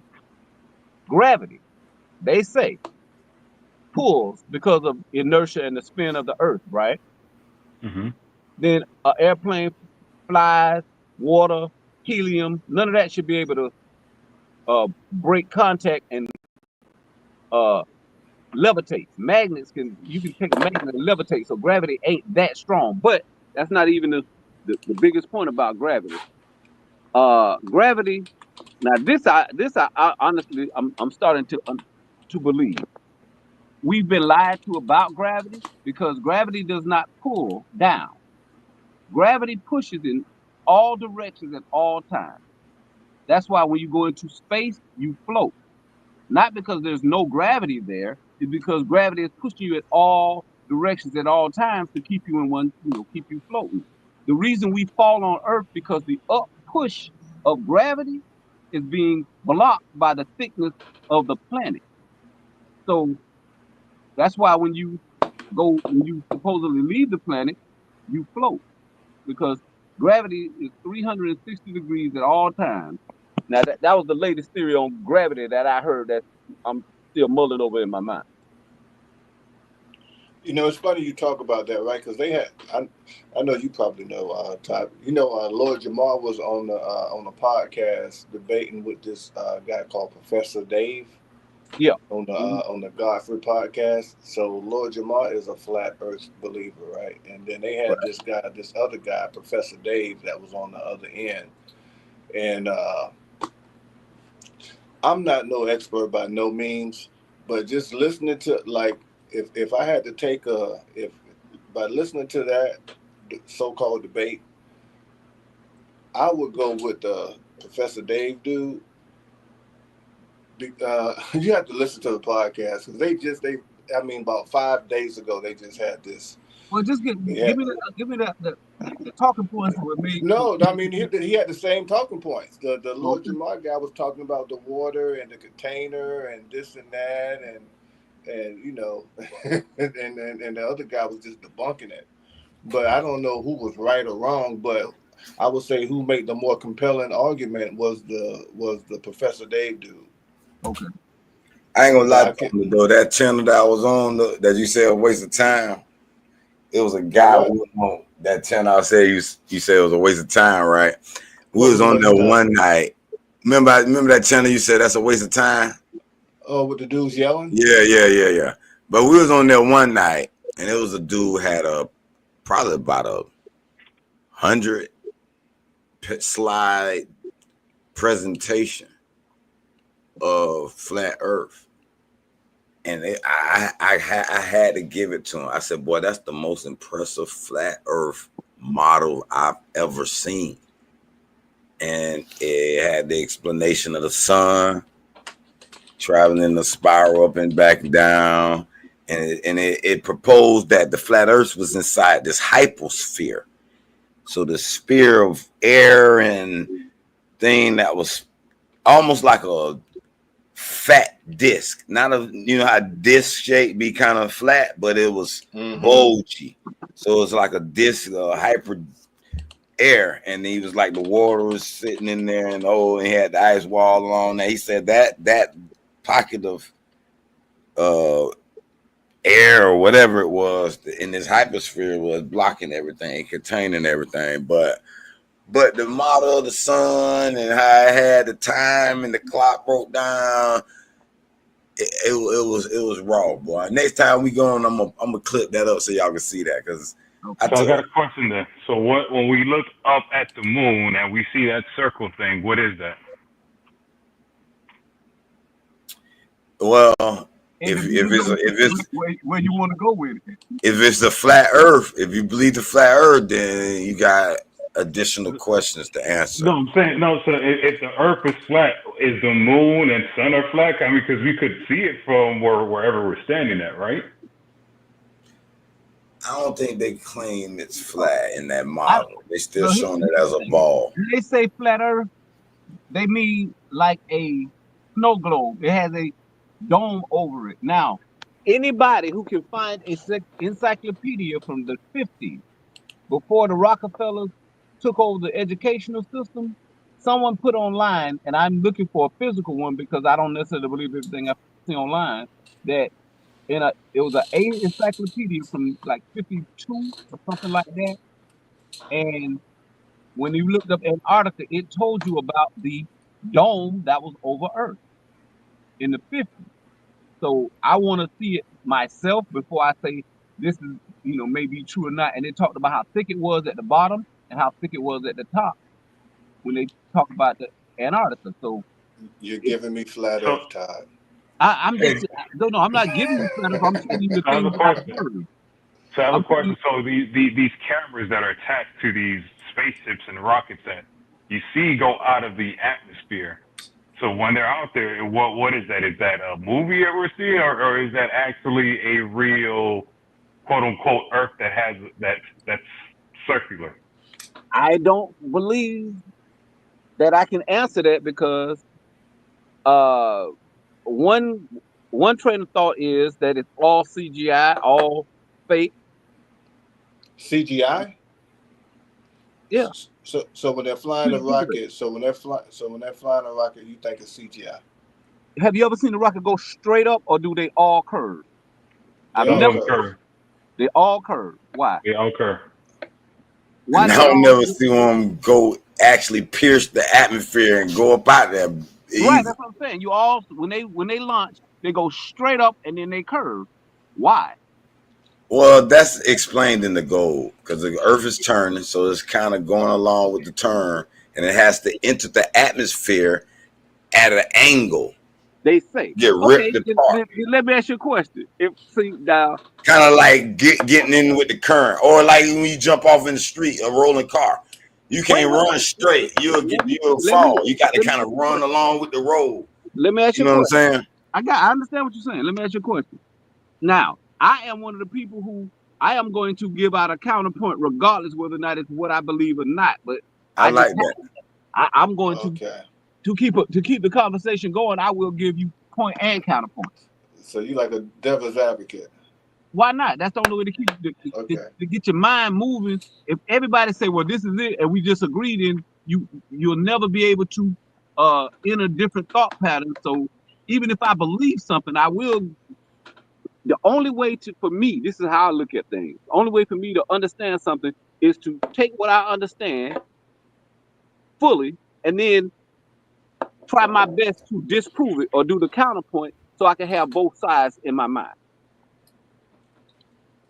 Does that make sense? So let me ask you. Yeah. That makes sense. Let me ask you a question. Where do you live, Jacksonville?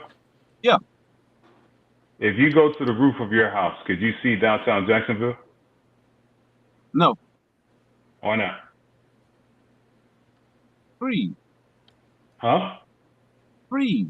I mean, if it's, I mean, I'm pretty sure you got some tall buildings there, right? If it's flat, you'll be able to see downtown Jacksonville. If it was flat. Oh. I mean, yeah, you could. Yeah, sure. Yeah. So if you can't see downtown Jacksonville from your house, it's not flat. If you can't see yes, New York City, okay. All right. Let's do it like this then. If they even debating whether or not the Earth is spinning like they say it is. So, is the atmosphere a closed system? Meaning, if you take a helicopter and you go straight up and you hover right there, will the spinning of the Earth leave you from the point you are? And if you hover for 1 hour, will you come down in a whole different state? No. No, Why? you're not. But you're going to be in a different point of the galaxy. You're not in the same place. No. I'm not talking about. No. You're gonna be in a different. I'm not talking about the galaxy. The Earth is spinning. The Earth itself is spinning. Mm-hmm. We are talking about inside this closed system. If the Earth is spinning itself, and you hover in a helicopter, the ground under you should still continue to spin. No. Why not? Because if you think about it, have you ever used a sundial? Right? All the time. Yes, you're on the sundial. We're not talking about the sun. No. I know we're not talking about the sun. Okay, but on a sundial, once a second moves, you can see the light reflect a little bit different. So if you're vertical on that same latitude and longitude, you're not going to move no matter what. So you're staying in the same latitude and longitude, but you're still spinning. How? That's what I'm asking. Wait a minute. Time out, y'all. It's like when you get on the fair rides, right? And you get you know that spinning thing, and you sit on the thing. It's the same thing. It's a receptacle. Yeah. Yes. I know it's centrifugal. Yeah, you're standing right there. It doesn't matter how fast you're moving. You're still going to be in that location. But right? what I'm saying, no. If you jump up, if you have the strength to jump up, and the ride is spinning under you, it's going to continue to spin. You're going to stay stationary in the air as long as you're in the air. When you come down, now you have to regain the speed of the ride that you land back on. That's what I'm saying. So when the helicopter goes up, the land just moves from under it because it's spinning, unless it is all connected. The land, the air, the atmosphere is one unit. The only way is like if it were in a bubble or some clay, that whatever spins, it all spins together. Other than that, there's an issue with the problem. Because if you look at the sun, let's talk about, you mentioned the sun. Let's say this. There's a model of the sun, the earth revolving around the sun, which is impossible because the sun is continually moving around a larger sun. So we are actually chasing the sun, not revolving around it, because we never again see the back side of the sun. We spiral. Hold on. If you're flat, how could you be moving around if you're flat? If you're flat, you'll be moving north and south, east and west. You're mixing two things right now. No, I'm not mixing two things because if you listen, I didn't say flat. I did not say flat. I'm not talking about flat right now. We're talking about centrifugal force gravity and spinning. Mm-hmm. That Right. that could be flat, round, cube, hyperdrome. It don't matter. We're talking about centrifugal force and spinning. We're not talking Right. about that. But that's another reason why I believe the globe, because that's another actual theory that supports globe theory. You got me? Okay. The spiral effect, because I heard a theory and it's based around the globe theory. So, I mean, even which I'm gonna go back to the little thing about the helicopter you were saying. You Right. kind of experienced that where parachute dropping. You drop in a parachute, and give or take how much the wind blow will make you go further left or right. But generally, the land is moving, and when you drop, you're not gonna drop in that same spot as you when you would drop. But that's a parachute because you are up and you are moving in. I'm saying if you start at a stationary point at the bottom on Earth and you go straight up in the air Mm-hmm. and you do nothing else but go straight up and hover. That's why I'm talking about a helicopter. I'm talking about parachutes who can be manipulated left or right by the wind. I'm saying a helicopter who's designed to be able to stay stationary in the atmosphere. If you're able to go straight up and stay stationary in the atmosphere, eventually the Earth should move the spot that you. There's equation. That's equation that is to calculate that. So basically, the Earth moves, rotates 1 hour, 15 degrees. Right. So 1 hour, you should be 15 degrees away from where you. Yeah, exactly. An hour away. Right, but if you hover for an hour, you're gonna come back down in that exact same spot. Well, I don't know though. We ain't did that experiment. That'd be an experiment to have prove done that. that experiment. That's where I get it from. So you saying they did a helicopter, went straight up and came straight back down? Yes, was in the same spot. That is the only reason I'm speaking on it. Well, I believe the Earth is round, but I believe we never landed on the moon. How long did the helicopter take to go? For that one. I could go for the not landing on the moon. Oh yeah, when NASA say that, when NASA say we used to have the technology. I can't go for the flat Earth. Right. Well, okay. But when NASA said we lost the technology to get to the moon, we no longer have the technology to get to the moon, you know it's some nonsense. That's some nonsense, yeah. I was like, right. Okay. And then when they talk about the Van Allen belt where it's so much radiation out there, they don't know how to get through it. We've never been through it. We can't get through it. This is what NASA say. So don't tell me in the 60s with no technology, a whole bunch of stuff that's like tinfoil, a man wrapped in tinfoil, and oven mitts on, went to the moon. And my only other question always been, it's the simplest question in the world. If it took all of that power to eject the spaceship, that rocket, and all of that up to get to the moon, how did that little old thing take back off? No, and land perfectly. You forgot it landed perfectly, you know what I'm saying? Right. It got through all the little rocks, it got through everything, you got there at one shot. We don't, we have GPS system can't even get us right, you know what I'm saying? And you mean to tell me you had homeboy up in there saying, yeah, we're gonna land here and it's gonna be all right, everybody. Right. And then when they got done, they took off from the moon.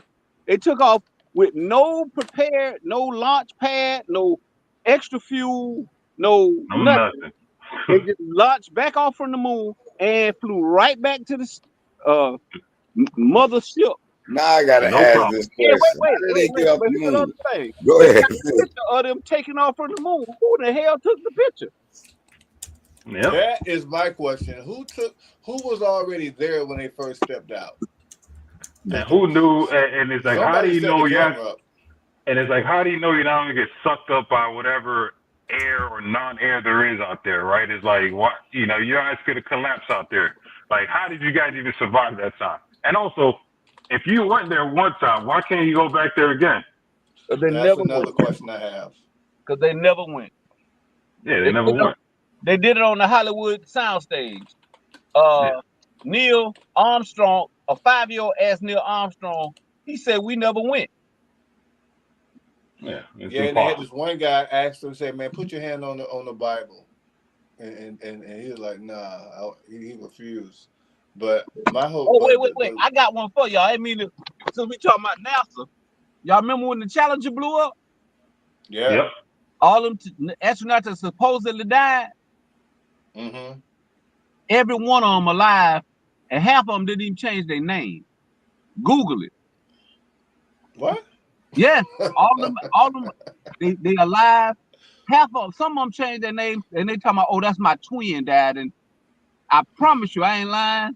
If you So go, what did we see? Was that like in '89 or '92 when this happened? When was that? Like something like that, but Yeah, all I know, we did not go to the motherfucking moon. It's damn near impossible. It's I like don't we know. just ChatGPT just debunked y'all so-called claim. It gives a good explanation how to get off the moon now. I can read it how to you get off the moon. y'all well, think. you know, ChatGPT. I'm just saying. I mean, just like y'all got y'all theories saying, "Hey, how?" and they showing what you did it say? maybe how. What did it Okay, say? I'm gonna read it to you. Man, just All right. It said this is a great question. give us the All talking points. Don't read the whole thing. All right, first it said descent stage, stays on the moon. Then they had the ascent stage, returns to the moon. So basically, they had ascent stage housed the crew cabin, control lights, and the ascent engine, and they were planning to rejoin the module. So basically, to sum it up, then you want me to sum it up? Yeah. They basically the moon doesn't have atmosphere to create drag, so they didn't need much thrust to get out the moon's what's the name. So they had a return module in thrusters that got them into lunar orbit. Once they got in lunar orbit, they rendezvous with the module that was in the lunar orbit. What they had the landing ship. They basically got in that, and then they thrust it. I'm gonna say this real quick, and I got to go. It's time for me to go back in the build. I'm gonna say this real quick, and I want you to think about what I'm gonna say. First, I'm gonna make this statement: a lie don't care who tell it, long as it get told. Now, facts. My question is this: if it took all these years to do the math to get off Earth to the moon, who did the math? Who was up on the moon to know how much gravity was actually on the moon? How they figured that out if they wasn't on the fucking moon already to say, hey, they don't know it's a body. They don't know if it got the same gravity as the moon. I mean, it's Earth. They don't or know the mass. How do they measure the mass? All that. Right. How they measure all that to the point where, oh, we don't need this, this, and this because there's not enough gravity to hold it back. They don't know what the hell is up there. And one more thing, that's the first sign experiment that I ever see that got right the very first time. Every science experiment takes, you need to try it out millions of times before it's even successful. So you need to tell me you went out there the first time and it's like, shit, all right, we good. Now let's go back. Everything is good. All right, great. That shit is bullshit. Well, they claim this Newton F equals G times M1 times M2 over R squared. And they was able to see how the moon was moving based on, those movements. They could calculate its mass and therefore kind of calculate its gravity. I mean, I'm just saying, I'm devil advocate. We're not coming at you. We coming devil at advocate. Let's see. I mean, I kind of in between believing it and not believing it. Oh, I know I don't believe it. Ain't no way in the hell. I know, but ain't no way in hell. Because it's some conspiracy theories that got some good arguments that they got up there and they were told to get the fuck down and don't come back. That's why they ain't come back. Okay. That's why they want y'all to run with it's fake and they let it. All right. Let them believe it's fake because we can't go back up there no more. Since we want to go there, let's do it like this. The ultimate conspiracy theory is that the sun and the moon is still within our atmosphere. That's the flat earth models. That's the flat earth models primarily. Right. So if we went up there, we still ain't left the planet yet, and they up there watching us whoop the whoop or whatever. I got you. So we still ain't left the planet. That ideology supports the flat earth theory. I get you. Hey, so that's why you see there's no proof nowhere. Well, no, I mean, that's where I would believe the flat earth. If we did make it to the moon, the only way we could have made it if the earth is flat. That's it. and still in our atmosphere. Yeah, that's the only way we made it Right. because The it's sun, like the sun and the moon. The sun and the moon. Okay, now this is a question I had, and a few months ago they had a picture of a hole in the sun. Did anybody see that? I seen that black little There was a mass. black hole in the Yeah, sun. I seen And it. I was like, what? Oh, No, I so didn't part see of the that. light bulbs don't went out, huh? If you Google the whole black hole on the sun, you'll see it was in the lower left hand quadrant of the sun was a blacked out spot like the shit burnt out.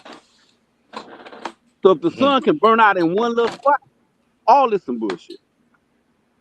But they ain't explain that as a burnout. It was another explanation to it. But it Well, also listen, brings again, a lot don't care who tell it. As long as they get told, as long as they tell you something to keep you thinking about anything other than what the hell is actually going on. Now can those tell can you only anything. be like theories, right?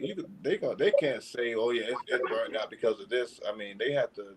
No, they this is gave you an just explanation why it's theories. burned out, but my point is this: I still don't believe in black holes. If it's a hole in space, that means space is contained. Space is contained with something on the other side of it. How can you have a hole in nothing? You know why I think they might be onto something? Because I was just looking up Donald Hoffman's videos and his little.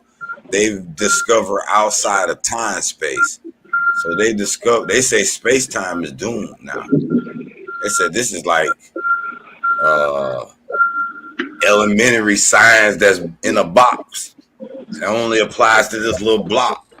They I believe discovered these these little conscious entities and these geometrical shapes and structures outside of space-time, permeating inside space-time. So it's almost like they discovered the spirit world. That's why you think that. Why you think that new iPhone claiming to be able to talk to your deceased loved ones?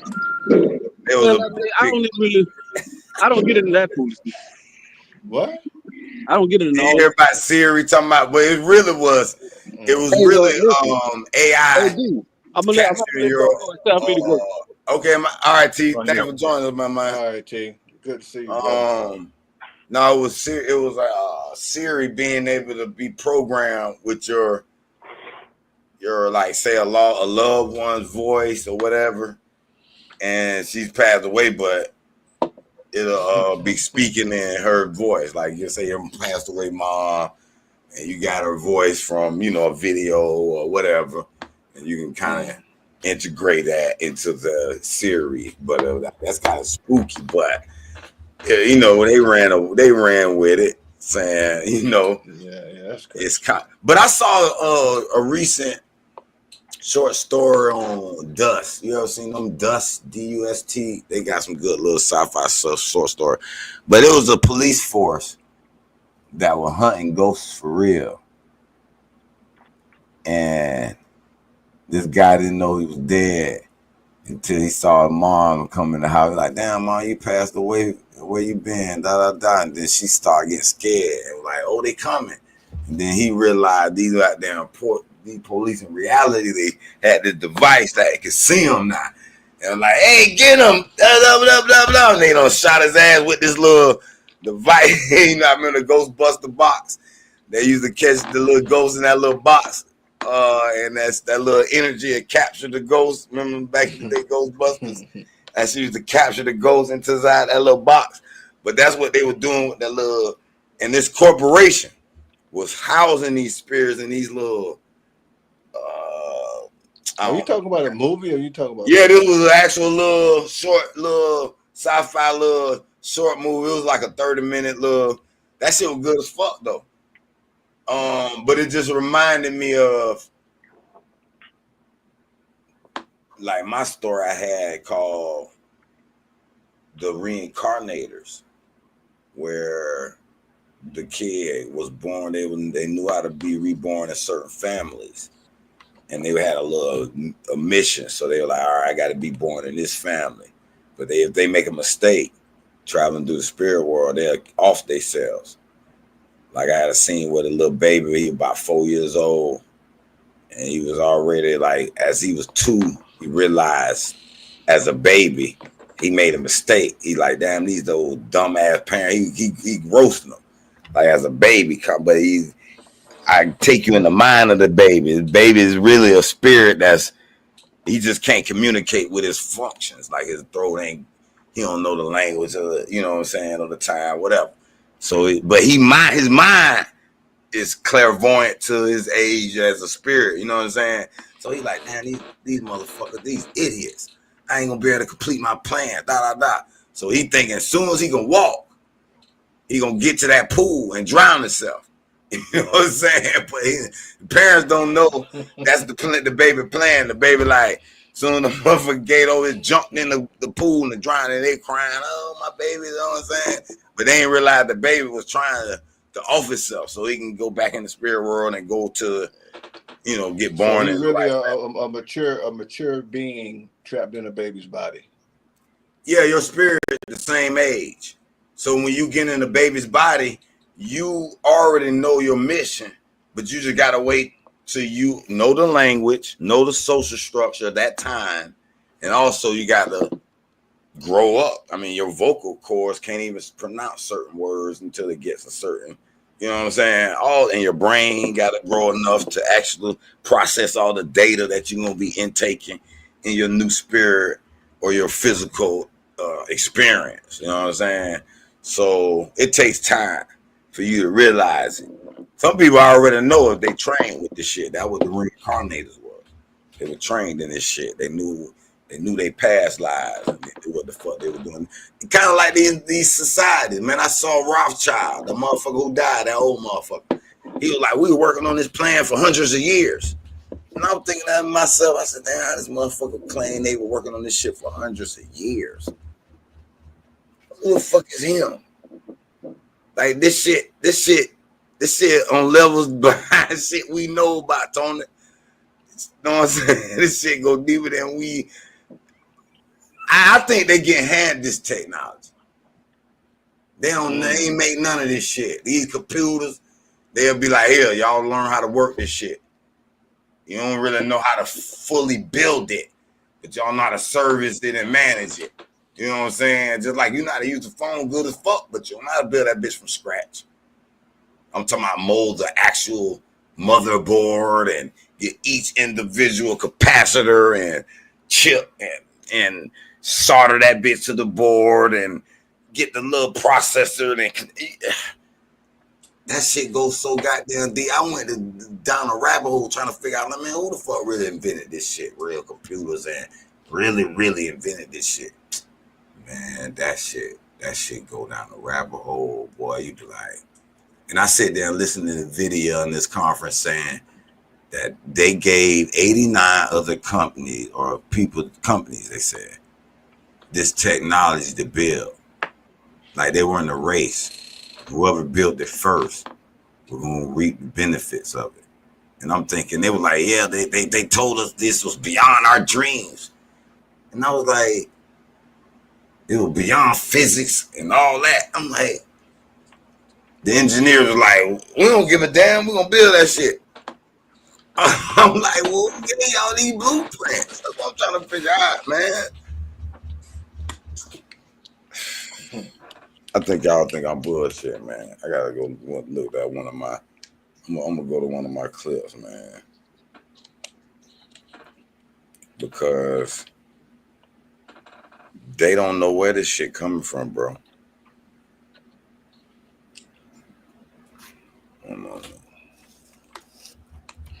Well, I believe. Well, I'm just under. If you could think it, you can create it. I think the mind is magnificent, and if you look at how all this is, just how everything is structured, all this came out of somebody's mind. So I got you. But listen to this guy here. This is Studio One Live. I'm Haywood the Guru, aka Target Live. This video, subscribe, support the guy. Because this is a clip I know it's get done. It's just chip have no clue which side they're on. There's no memory locality issues, no cache issues. Put a volume up on it's just one giant chip. when we were told that Blackwell's ambitions were beyond the limits of physics, the engineer said, "So what?" What is this? Who is this I'm listening to? That's the NVIDIA guy. See, that's who we investing in, right? That's one of the main companies he mentioned. I missed that boat. On the guy who was talking about the AI. This is one of the 5 companies: NVIDIA, Microsoft, Oracle, MGX. And now he's saying Blackwell platform. Blackwell. Did you hear what he just said, bro? We're beyond the limits of physics. Okay. It's just one giant chip. When we were told that Blackwell's ambitions were beyond the limits of physics. Now he said Blackwell's ambitions was beyond the limits of physics. Who is Blackwell? And how is this beyond the limits of physics? Y'all being handed this technology, and where did Blackwell get it? Who is Blackwell, and where did they get it from? Why do they need you to build it if they could build it themselves? The engineer said, "So what?"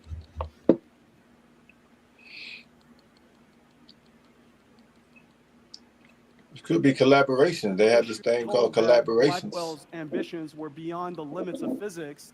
I get you. I get you. Collaboration. But let me show you something else. When you get a team of like-minded individuals, then you pretty much you can. I think you could probably achieve a set out goal. I don't think it's too far-fetched.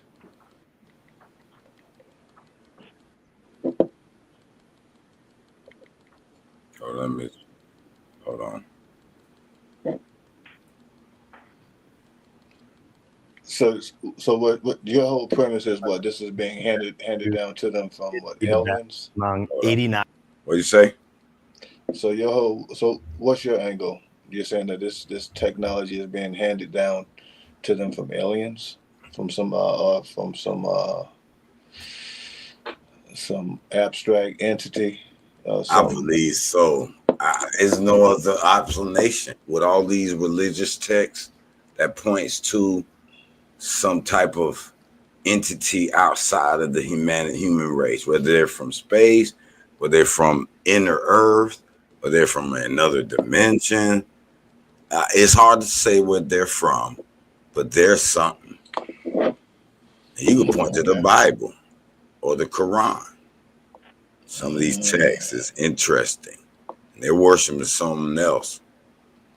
Listen to these guys real quick. 9 other companies that were funded after you to build the same thing. 89 other companies that were funded after you to build the same thing. Go back to the sun and leave these pseudo religions alone. Hold on, boy. I had to pause it because I didn't. I just wanted to let them know about the Industrial Revolution and the Renaissance period and the information age. These aren't random advancements. The second hopper looks like this. Now, this is a prototype board, and this is a fully functioning board. And I'll just be careful here. This right here is, I don't know.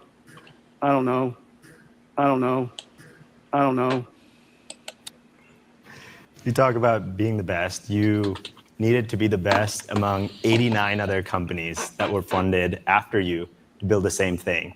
89 other companies that were funded after you. I'm just trying to figure out who are the 89 other companies. And you seen how he was like, I don't know what this shit is. I don't know. This shit we're just being told to implement it.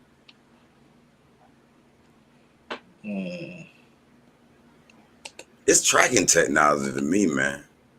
They want to track us.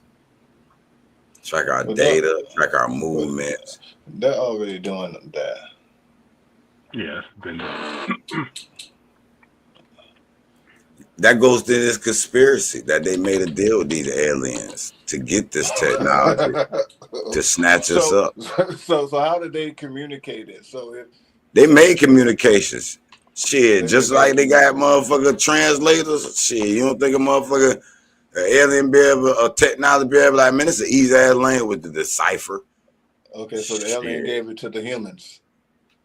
Apparently man, so. we don't understand what the fuck y'all talking about. Hold on. No, there's a whole documentary of how they got the first communications, and the first little translations going.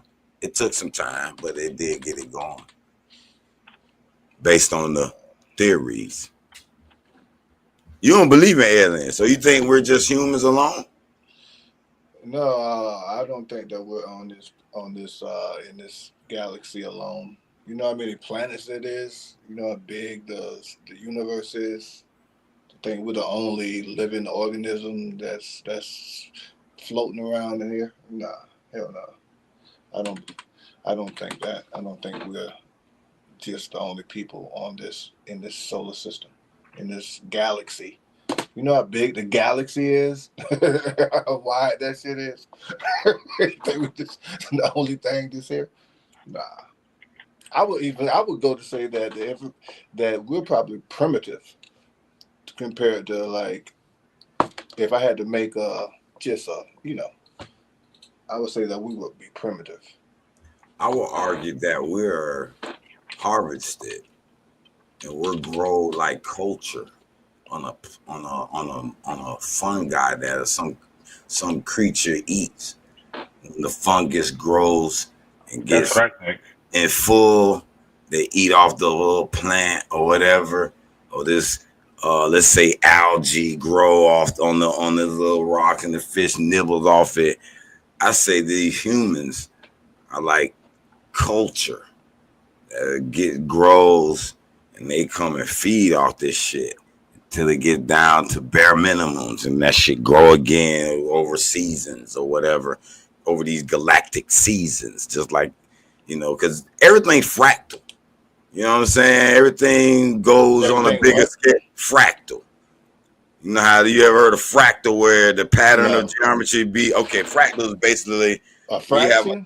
Fractal geometry. So you basically got an image, and when you zoom in the image, the pattern becomes that same image. And then when you zoom in, that pattern still be that same image. And when you zoom in, you know what I'm saying, or whatever way you look at it, that pattern is like superimposed on itself. They call that a sacred geometry or fractal geometry. Let me look it up so you can see an example of that. No, I mean I take it. I take it for what you're saying.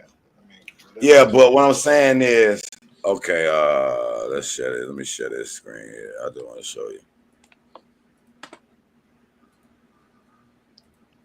So see this shape like that, these shapes like this, that when you keep magnifying in, it be the same goddamn structure. And it keep that's in nature, a lot of nature. And some theorize that Fibonacci and all those shits are just in the fabric of the universe, so to speak. But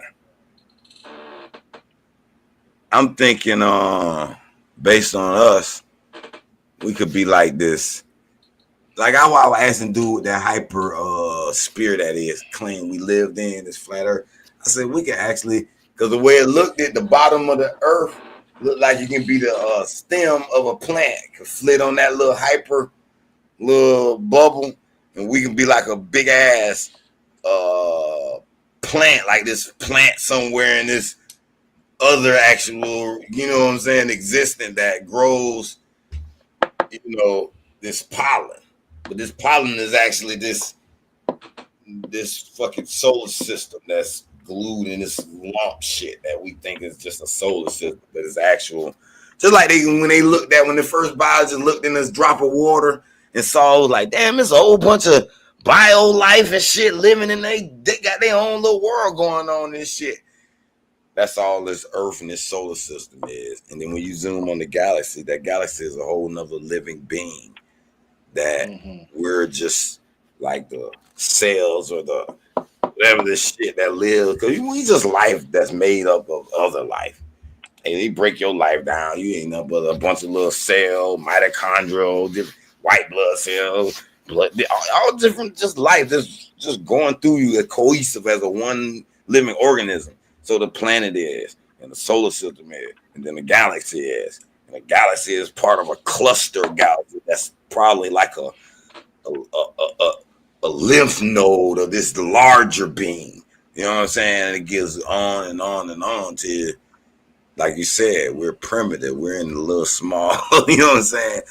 There's some beings out there that can look at us on a microscope, like, look at these little humans that's growing on this earth. You feel me?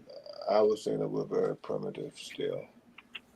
That's how I look at it. And I think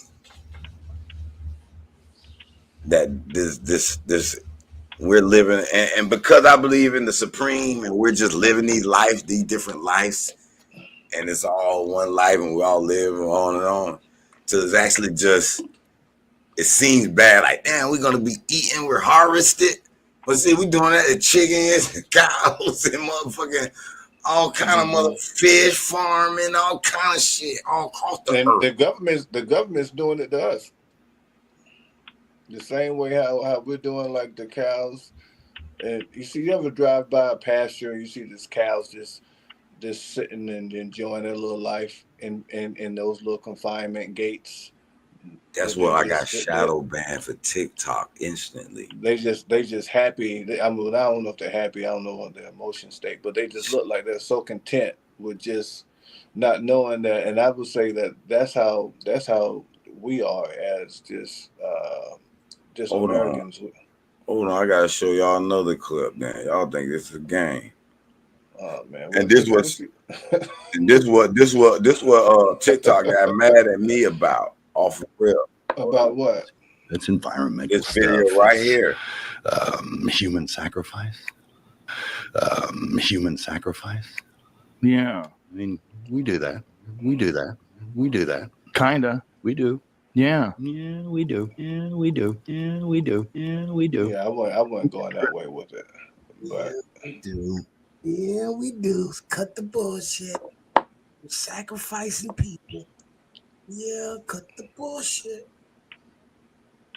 And then we just dress it up. What the hell you mean we dress it up? How could you dress up a sacrifice?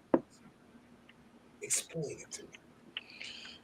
I am in Studio One. When you find out medications are killing people and they keep prescribing them and they do it for money, that's kind of sacrifice. When you dress up, see how they claim, but what you talking about? The things that lead to collapse, you know, it's environmental stuff. It's human sacrifice. What Mel Gibson say? Yeah, I mean, we do that. We do that. We do that. And you just said they do it. You said the government. We do. Yeah, we no, do. I'm just. Yeah, we do. Yeah, we that wasn't my angle. We just dress. I wasn't talking. My angle wasn't. My angle is just like how they just pump how they pump the cows up and harvest the cows, and then we ingest it, and then we pretty much catch whatever cancerous tumors that they're eating. Then we consume it, and then we get that cancer, and then they treat us, and then they make money off the treatment, and then we just either some people want to donate their organs, and it's just, and then we go to the next thing, whatever the next thing is. That's what I was talking about. I wasn't talking about like human sacrifices. Not saying that don't exist, but that wasn't my angle at all. Y'all remember when Kanye West said, "What about Jordan? They sacrificed his life," and they act like that one said. But we want to attach on to this Diddy and this little sexual shit and this trafficking, but they don't want to talk about this. This is how I know this is an issue. Cause when I put this on TikTok, cause I started TikTok here last night, right? I said, damn, I ain't loading damn video on this bitch. So I loaded 3-track video. Last night he got 800, 900 views. It wasn't even a full night, because that was late last night, about 2 in the morning. I woke up phone was light. I'm like, damn, that's okay. So I said, I'm gonna put 2 of these little short clips to see how they do on what's the name. They gave me a strike for one. The one that said gay guy got rejected on panel. So I didn't know you could say gay. Okay, cool. Then when I posted this one, it was on the review for a while. And then there's one more other one they had muted. And then it was like, nah, this is what word they use. I forgot what word they used, but they like, nah. But then I noticed the next 4 or 5 videos that I posted was tracked. No views. I said, damn, they stopped. They put me in shadow ban instantly. I said, because the first one, they got traction immediately. Now, these next 4 or 5 ain't getting no views. I wrote them, though. But that was interesting. I said, TikTok is worse than YouTube. I said, Well, I know my little appliance repair videos. I get very bare minimum views on my appliance repair. I mean, I may get like now one upload I did, I got like 5,000. Yeah. But for the most part, I was surprised at so I said, damn. So what they telling me is I can only do track videos on this. Track videos. Yeah, because that's what I started with, and I was gonna use that because I got the Racing Club Elite, where I was gonna start the little training thing with my head coach, and we were gonna try eventually, hopefully, get a little. Remember I told you about the 5 athletic little thing where I teach kids they 5 different sports: the tennis, the basketball, the track, football, soccer. They be fundamental in all 5 sports. So by the time they get in junior high school, they can have options. You know what I'm saying? They'll know how to, hopefully they'll be elite. This is maybe a little off topic. How often do you do these? Do which one? What we're doing right now. Live. I haven't been as often live, but me and him been trying to get us a schedule and get the topic schedule and get the scheduling right, because I got different shows. Remember I told you the different shows. So the scheduling got to come. So right now I consider myself a test mode, ironing out the wrinkles, getting, you know what I'm saying. So I remember the first time me and him got on, we had a bunch of white folks come and join and have some. He was going at it with one of them. So a lot of times depends on the topic and how you word the description. I got a few techniques I'm gonna use to get it jumping, but I want to get a consistent flow of the show. I like the way we talked today, though. I don't mind it going just like it went today. Look at a few things. Everybody has shit to say. Debates. I definitely want to get into a trading, how you run that shit, because you got a lot. You and my boy, because he got that little Excel sheet that I want to get into with the crypto, with the options, with the stock, and just maybe a beginners for dummies. Getting people involved, and then eventually, if a lot of people join shit, we can add a subscription and teach them some real good shit, or maybe demonstrate. Try all right, we're gonna have a $1,000 or $100, $500 runoff. Everybody gonna try $500, and we're gonna use this plan each day or each week. We come on, we're gonna discuss our plan and see how it's going and see what we can push that money to. That'd be like like a little. Social experiment. Yeah, challenge. They call them challenges now, but it's joint to get some ideas and some likes and some subscribers and some support, and hopefully the shit work. Because if the shit work, we do what we do and get this so-called elite. Say he got the code. He claimed he got the code. You know what I'm saying? Tony got the stock. A code to what? No, I was just messing with him because he was debating on the Fibonacci code and What's the proper way of selling it? Or you gonna lose or not lose, and all that old shit is. You know, he was high on the Fibonacci, but you kind of telling them, hey, there's other options out there other than just that Fibonacci shit he talking about. Yeah, it's a bunch of them. It's a bunch of they got a plethora of indicators. They got all type of shit. Everybody got their own way. You know what I'm saying? There ain't no one way fits all. It's shit. You got people got different ways on what they pretty much what your end goal is. Everybody's end goal ain't always the same. You know what I'm saying? So, do you got a recommendation when you want to go live? On far as no, I'm talking about Tony. I'm talking about with Tony. As far as that yeah. No, when do you want to hop on, Tony? So what leaps is what I already have a channel, right? It's called Mr. Market Structure. So what I do, I trade gold. I trade this commodity gold. I pretty much, and how I do, I scalp that, right? So it's more fast paced. I may be in the trade for about a minute, 5 minutes or whatnot. So you do day trading? Well, yeah. So I do that. So I had I was doing a challenge for myself where I was just gonna see how far I could run up a bag and I got like 60 videos, but I don't get anybody looking at them, right? So I had did one today. I think I stay on for about like an hour, but my timing is my timing kind of varies. Sometimes a lot of times I just trade like what they have like New York session. So New York session is like about from 8 o'clock to like about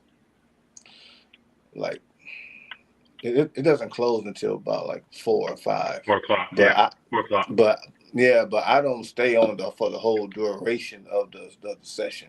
I just get in. Do you set up pre-markets, or you start when the clock starts? Yes, no. So I may sometimes I may even go like Asian session.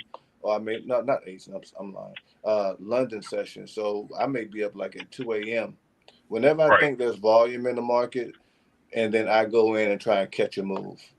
So I don't. Even though my description says like New York and I'm gonna come on at 8. If I'm like right now I'm looking. Well, it's the weekend now, so everything's dead. But for the most part, if I see volume in the market, if I see something going on in London session, then I come on, I tap in. And London session is like at 2-3 o'clock in the morning. So I do, but now this is more so on the. But this is kind of like something separate from the stocks. That's just trading commodities. I just trade gold. You know, because you got commodities like gold and silver and platinum and all that. What's the percentage on gold? Like the movement, does it move like what, 1%, 2%, 3%? Nah, it moves. Now I don't know about the percentages, but gold is a mover. That's just like it's gold is a mover. It moves when there's volume in the market, like when you have both sessions and going at the same time, like when you have, because there's a period of time where London session and New York session kind of coincides with each other. And when you get that, you get like bigger moves. Yeah. So a lot of times I try to catch those, but it's not, of course it's not guaranteed that it's going to be a bigger move. And then you also have the news factor. Like I go to Forex Factory and I look at the candles. I look at the folders and look for any red folders for USD. And if it's like a red folder, then I try to either wait till that news has come out and then enter in the trade, or if I feel like gambling, I put a buy or sell stop and manage it. Shit, I got to. What's your channel? I got to check you out. What's your channel? Because I'm trying to learn Forex. Yeah, but the only thing I'm gonna give you this disclaimer: I am not consistent. No, I'm gonna try. So I used to be a day trader, right? So I know. Okay. Yeah, I know when to stop, when to go, things like that. Like I know. So it's Mr. Market. Like I used to write SEC documents, right? So okay. Yeah, so Okay. I know the game. That's why I told you about the Fibonacci's. Like, I know how Yeah, these patterns yeah. trade. Yeah, I watch a guy now. He's big on the Fibonacci. He uses the Fibonacci a lot. It's and you know, but and then you got like some people that use the Bollinger Band. And you got like Yeah, the ball. Yeah. yeah, so you got like folks that they whatever they're used to, whatever they like, whatever they get the better results, and that's of course that's what they're gonna use. Me, I like price action for the most part, and support and resistance. I like to keep it. You know, I like to buy and support, sell at resistance, or if you have like a breakout, I may try and ride it up or whatnot. Yeah, But so whoever's listening to this is not financial. This is no professional financial advice. You do your own right, studies. This is your for own sure, risk. I don't for want people sure, coming back in here saying y'all some scammers and all that.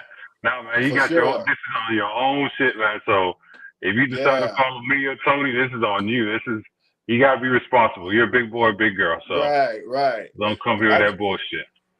but I just really, man, I just so I went on today. I went on today. I probably stay and when I do go, I stay for like an hour maybe, and then I log off and because I go and I fix appliances and Yeah.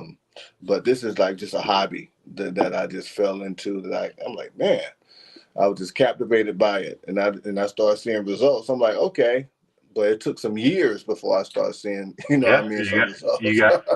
What people So, understand is that when it comes to trading, the only way you learn is when you lose money. right, when you lose, that's When you part lose of it. it, You're not gonna win you're not gonna win. every time. Nobody's 100%.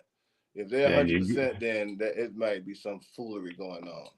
and You once know what you I mean? understand, you're gonna lose. When I say lose, you're gonna lose big, right? Right, Once right. you learn what your losses are, your mistakes are, then you start winning. But you have to lose, and you got to lose big. Unfortunately. Yeah. And I have I got a partner. Now he trades. He day trades. But I don't know how successful because he still has a job. So I don't know how successful it is, but he's been doing it for a while. And so we'll some every now and again we may trade text messages and but I actually haven't spoken with him none 2025, but I know I'm going to be doing this for the rest of my life. I mean, I done found this. I know y'all. I know on. I know he like to talk about like sports and like the flat earths, and that's cool. But like that whole time when he was playing that video I was just mainly trying to focus. Like, okay, what company, when it was the release, what were the companies he was talking about? And then I'm putting in a ticker symbol to see exactly where they're at. And if it's something that I could buy an option on. And right. But so I don't fell into that. I really like that. And but do I like it enough to teach it? No. Yeah. I don't I need to get better in option trading. That's something people have been pushing me to do, but it's like I don't know. I don't know how easy it is or how difficult it is, but I need to touch up on option trading a little bit more. Yeah, because everybody risk tolerance is different. You know Yeah. what I mean? So if I lose a couple hundred or $1,000, it may be okay. But like some folks may hang on to your last. Oh, you said it was doing this. You said it was going to do this. You said not. And and On one yeah. trade, whatever, I don't care because I lost. In one trade, I made about $250, and Okay. then the next trade, I lost $350. Right. Right. You have that. Yeah. And I definitely go through that, bro. I definitely go And through that. if It's you like think that I'm greed bullshitting, factor. yeah, and there was man, I got some sad stories. There was a pink stock, a pink slip stock that I was holding about 1 million shares, right? Because pink stocks, they're trash stocks, right, or not real stocks. and I was holding on to that shit, and I was like, man, this shit is gonna. And I still remember the stock symbol. The company exists anymore. It's ASFX, right? Okay. I was holding on to it. I was dating this girl. She was calling me, "You broke motherfucker, you broke nigga, whatever, whatever. You got no money." And I was like, man, I need to make money. This girl's calling me out. So, right, okay. Money out, made out $30,000.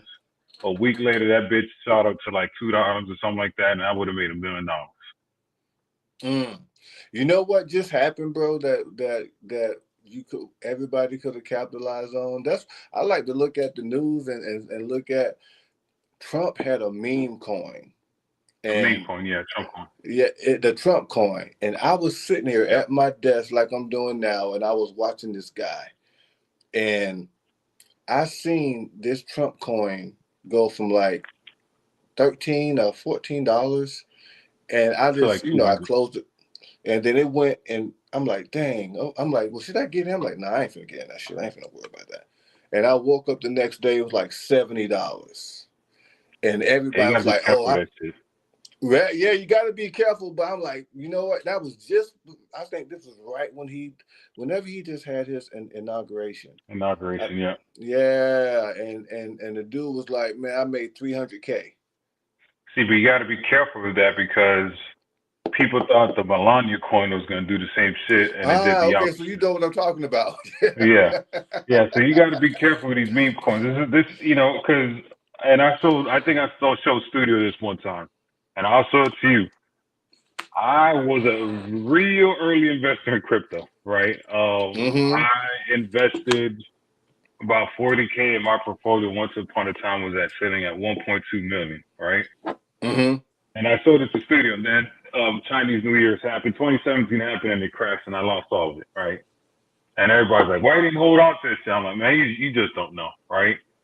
And the thing about crypto is, I don't think crypto is it has zero value. Because if I give you a Bitcoin, you're not going to buy anything with it because it'll be stupid for you to buy. No, it's not that it's useless. It's an appreciating asset, right? So if I give you a Bitcoin today, tomorrow it might go up $1,000, right? So I'm giving you money plus interest. That doesn't make sense. So you mean to tell me I'm going to take this Bitcoin and buy some coffee? It makes no sense because I'm giving this coffee guy money plus something, right?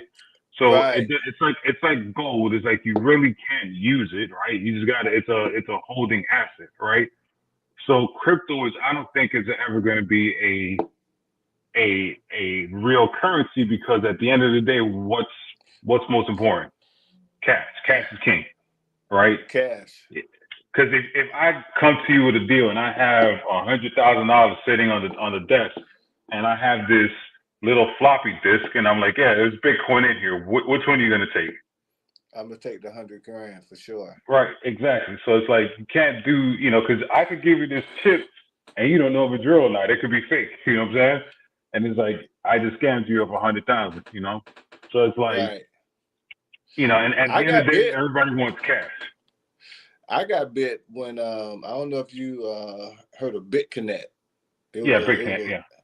Man, me and my partner, man, we got, and it was like you get compound interest. So that the whole sales pitch was compounding your interest every day. So we just running up a bag. So of course the greed factor, and we like, yeah, we just making money. We ain't even gonna touch it. We gonna be millionaires or whatnot. They rug pulled that bitch. And you got hit with that fake master because it was a masternode that they were running, and they were going to give you dividends of the masternode. Yeah, I got hit with that one with Elon Musk, and it was Whales investment, and I bought some Bitcoin supposed to invest, and it tripped. And that guy in the account looking like it was getting money, but they were trying to get me to send more, and I was like, wait a minute, I realized this scam. But you think about it, bro, that whole crypto space, like, it's no utility value. Like, I can't take a Bitcoin and put that shit in a car, or like I can't take. It's not nothing physical, right?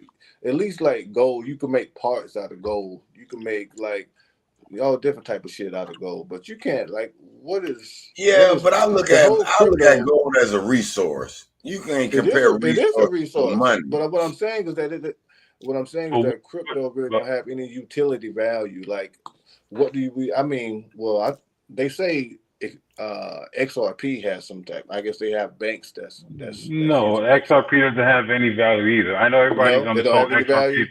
No, and Okay. I'll show you my trades with XRP. I was an early investor in XRP. That's another one. If I would have held, it shot up to $3. I would have had another million. Right? I told you because I used to you can look it up, Bitstamp, right? Bitstamp was the first I heard of them. adapter. Yeah. So with Bitstamp, when XRP first came out, they're like, if you get XRP, we'll match it, right? So if you would have put in $10, they would have gave you 20. So back then, I put a shitload of money, and they gave me, the same dividends, right?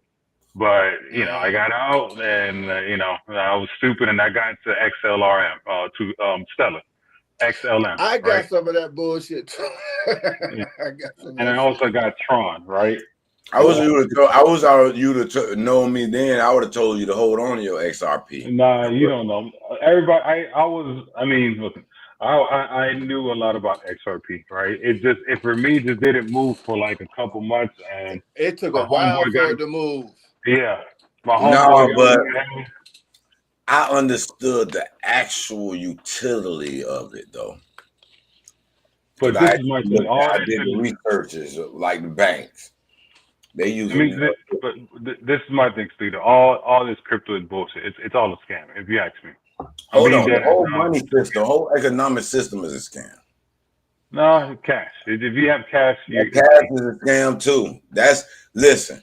It's the same as just having a physical form of the same digital currency. It ain't have no value unless us humans say it's valuable. But is an acceptable traded asset that other people are willing to accept. Same thing with these cryptos. If they are willing to accept it, it's going to be more valuable than whatever the fuck we using now. The US dollar, the ruble, whatever it is. Yeah, but there's too many. We're gonna accept. That's the one. Yeah, but there's too many crypto. There's too many scams. Like the Trump coin. What the fuck am I gonna do with the Trump coin? That was some bullshit. That was definitely some bullshit, bro. And what am I gonna do with the Trump coin? And you know what? It's trading still at $20. You got. But listen, in the now digital age of being able to use digital assets in any way, you never know what it could do. Like for example, what am I, Studio? You have a million Trump coins. What are you going to buy with this million Trump coins? It depends on who begins to accept them. But who's going to buy? What are you going to do? I'm gonna get Dogecoin for example. Okay, I'm still waiting on this promise, and when it do, it's gonna hit the roof. Oh, you still holding Dogecoin? Doge, XRP, so you should be all right then. Okay. Yeah. So you holding meme coins? He gonna accept those as payments on X. Man, you need to stop listening to Trump, bro. Not Trump, but Elon Musk said that. No, Elon. He did say that, and I'm waiting on him to fulfill that promise. Elon is going to he's investing in Dogecoin. That's the only thing that he's That's what I said. I said he's going to accept Dogecoin as a payment on X, where he's trying to make X as this large financial center for the internet. So if he gets his way, Doge going to be worth a lot, bro. That's all I can tell you. Oh, by the way, basketball. I redid basketball, by the way, Studio. You did what? Basketball. I opened it up. Oh, you redid the basketball app? Yeah, I didn't redo it. I just opened it up to everything. All sports? Everything. Everything outside of politics. Okay. Always Win. Who that is? Show your camera so I know who that is. Always Win joined us in the back. But sometimes, it'd be some old hamburger ass shit. So So Tony, I got a Yeah, question. yeah, but there be bots on here and they'll flash some old porn shit. And don't be Tony, a I got some porn shit. Tony, I got a I question for you. learned that on these studio if you got your link in the chat, the bot can click on that bitch and have a bot in here, and then when you try to click them on the show, it'll flash your channel. Wow. Okay. So always win until you flash me that camera. Let me know you're a real person. I'm gonna leave you in the back. Okay. Oh, it's OBS. Tony, I got a question about gold. Yes, sir. So you said gold you could build. What could you really do with gold? Oh, he said I ain't no bot, nigga. Yeah, so they got use gold. They use the gold now for like those semiconductors. Isn't it copper or is it lithium? Isn't it lithium? Let's see. I know they as far as like silver, gold, lithium. I know they have some type of utility value. Let me see. Let me put in here right quick. What utility value? What's good, Hero? What's good, fellas? What up? Chilling, rolling up. Coming to hear Hero talk about getting money. I know that's what I love to hear though. Yeah, we were talking about stocks and crypto and gold and forex and things of that nature. Yes, Tony got a channel. He just don't want to tell us what it is because I want to check it out and trade with it. Yeah, so they got gold. The utilities gold is used for is like in jewelry, of course, electronics, medicine and dentistry, coins and financial assets, space exploration, industrial processes. We were talking about that. Radiation control, textile industries, and gilding. I've never heard of gilding. I don't know what that is, but that's where gold is used. I don't even know what is gilding. I'm gonna look that up. It's gilding. That's where gold is. Those are the industries. I guess some of the usage. Applying a thin layer of gold to the surface of another material, often for decorative purposes or to give appearance of solid gold. Oh. Now you know what doesn't have any utility value? Diamonds. Adhesives and stuff. Fire gilding. Well, with mercury to form an amalgam, which is applied to surface and heating. So it's a bunch of different practical uses for gold. Right, you see that? Yeah. What's up, Always Win? Let me introduce Always Win joined us. What's up, man? Can't call it, bro. I was hearing y'all talk about the right stuff, getting money. But okay, now I know your voice. I ain't know who you were. Now I know you. Yeah. What's up, baby? Thanks for joining us. You know it. I had to come show some love to you. Yes, sir. Yes, sir. The brother say the diamonds. Now I work with different things, and I got a diamond drill bit. That motherfucker costs like $150, but they don't make it a lot, but they use it for drilling and stuff. Okay. Yeah. So is it diamonds in that bit that you're using? Yeah, it's like crusted diamonds on the bit, and it's used to cut different types of glass. Like on my grinder, I got a diamond blade on that, but you use that to cut different glass and stuff. It costs like $100. Okay. Yeah, because I've heard one guy. Well, I don't know, maybe it was online. But it was like diamonds have no utility case. Like it's pretty much like my man was saying, it's pretty much the people put a value on diamonds to make it the price what it is. But no industry or there's no industries that really use diamonds. Like if diamonds is really for show, is what he was saying.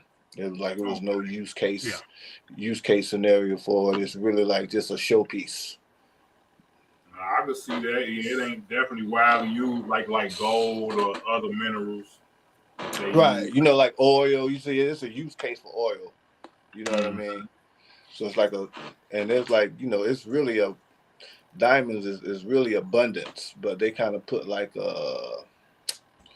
ChatGPT done debunked that, bro. what by I diamonds? know. My Uncle Todd say you bleed alive. They don't give a damn who tell it. They But don't care who goddamn, it tell broke it. down some uses for it.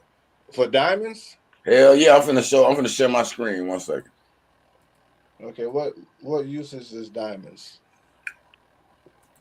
It probably is going to say to pressurize things and. There's a lot here. There's a lot. A lot for diamonds. Okay. Does diamonds have industrial use or industry? Yes, diamonds have significant industrial uses, and they play an important role in various industries due to their extraordinary physical properties. While gem quality diamonds are prized for their beauty, most industrial diamonds are not suitable for jewelry. Are used for their hardness, thermal conductivity, and resistance to wear. Why are diamonds used in business? Hardness, thermal conductivity, chemical resistant abrasions are major industry uses. Cutting and drilling tools, as just said, diamond. Yeah, he just said that. Tools, mining, extraction, abrasives. Diamond used in abrasive powders and paste for polishing and finishing metals, gemstone, and other metal. Diamond coated sandpaper provide precise polishing for delicate surfaces. Electronics. Diamonds are used in semiconductor devices due to their ability to dissipate heat efficiently. Synthetic diamonds are also used in heat sinks for high performance electronics, such as lasers and transistors. Optical applications. Diamonds are used in high precision lenses and windows for industrial lasers, and they can handle extreme heat and pressure. Diamond anvil cells, DACs. Diamonds are used in scientific equipment to study materials under extreme high pressure. Medical uses. Diamond-coated surgical tools provide precision and durability, especially in eye surgery like corneal reshaping. Dental drills, all right. Oil and gas industry. Nanotechnology. Man, please. Man, please. Diamond has a plethora of usage. Man, please. That to me. You know what messed my head up? What made me just look at the world different when I went to school for like computer engineering. So what they broke down to us was the professor, he blew my mind. He walked into class and he threw a computer on the floor and just broke it like into pieces. And he was like, we gonna piece this motherfucker back together. Mr. Charles Martin, never forget him. But what he was teaching us was that every mineral that the motherboard is made out of, like all the earthly minerals that they use to actually make these computer chips and stuff. So it showed me like the world is made out of minerals, like all this technology, even the LCD screens we all looking at right now, like all this shit is minerals at the base, at its core. That made me look at the world different. That's why I wanted everybody to invest in Energy X. Before it got on the market, they got a GoFund thing where you can buy shares for like $10 a share or some shit like that. But their claim is they got 300% more efficiency in extracting lithium, and we all know what this lithium thing is going. One of the mineral that they're in search for or in crave for. So Energy X. Okay. That's gonna be the next one. Oh, I could have did it on Microsoft, I could have did Google, I could have. They're gonna in about 10 years from now, Energy X gonna be extracting all that lithium that's powering all the electrical shit. One of them. NVIDIA, I fuck with NVIDIA though. Like I'm big on the graphics cards. I watch how they move and like the development and graphics cards and shit. Cause like NVIDIA took over. They stock when I first bought it. Yeah, they have. It was $129. That shit like $3,000 now. Yeah, they have. And they done did some. I think they did like a stock split a couple times, either one or two times. Yeah, they split. Yeah, NVIDIA is they done them, and it's another one that took off too. It's NVIDIA, and it's like one of those semiconductor businesses. I think they're out of Japan. Okay. But it's T something, start with the T. AMD. Oh, Tencent. Yeah, that's another one. AMD, that's another one that took off. All that semiconductor. it's like 3 or 4 companies in that semiconductor space that just kind of. Yeah. But Nvidia was Tencent like got the it, Don Dada. Tencent. Yeah. Did y'all say Twilio? Who?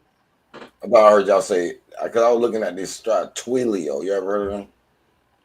And Vaxion, Biotech, Novo Nordisk. These are top 3 ChatGPT gamers.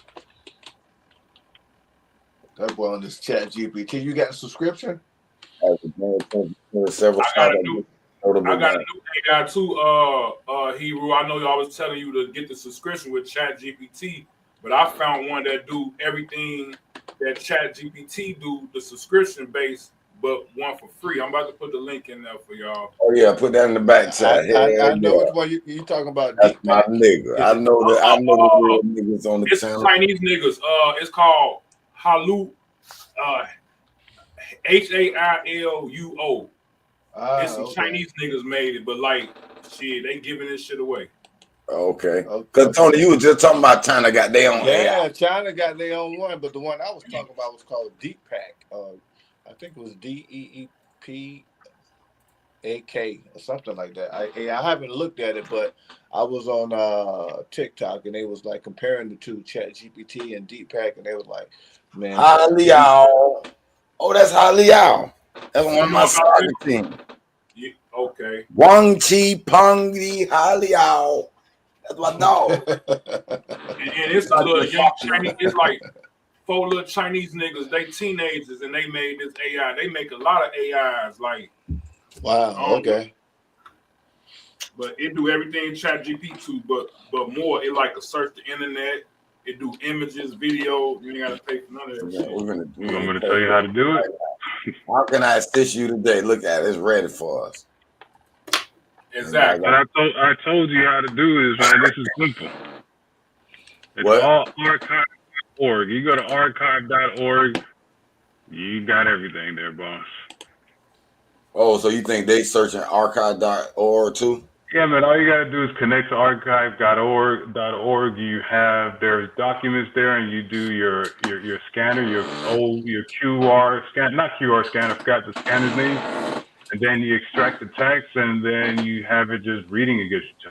I'm glad you mentioned that because I almost let you off the hook. You were supposed to share your sources, bro, on this sources? Scary document. Yeah, you said it was a scary document in archive.org. And you said this shit's scary. I said, what's so scary about it? And I was I can't get it sharing. I'm charging my battery, so I can't do it right now. All right, I got you. But you can go to it. It's a public website. It's a .org I website. looked at it, but okay, I'm gonna go on it, but I want you to guide me through what's so scary about it. You said what's the site whatever again? you want. I did dead presidents because I was trying to check for a movie. And when I typed in dead president, I got some shit I did not want to see. I'll put you that way. Okay, well we can stay on that. We ain't got to even test it.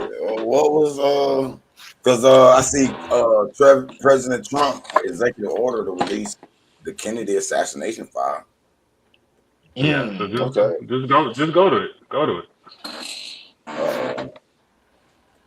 Archive.org. Archive.org. All right.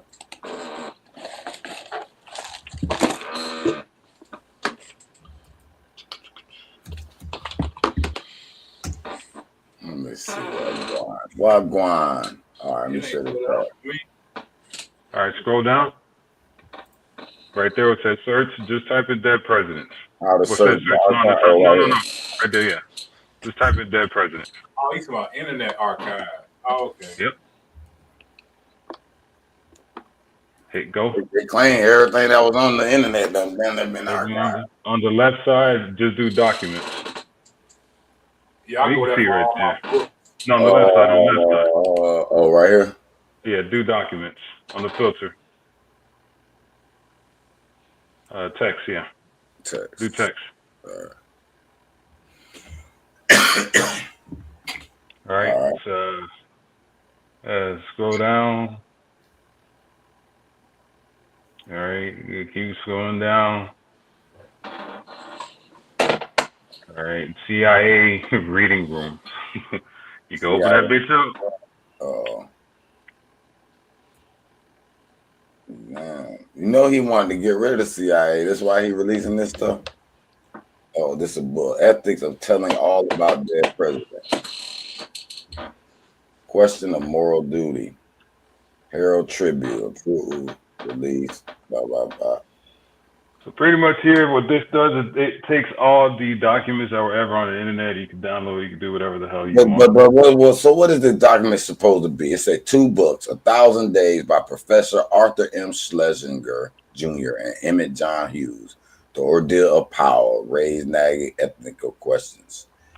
Well, there's more, right? If you go back, there's more like, things that they redact and all that stuff. If you, I'm just looking at it here from your screen. Hit the back button. Go down.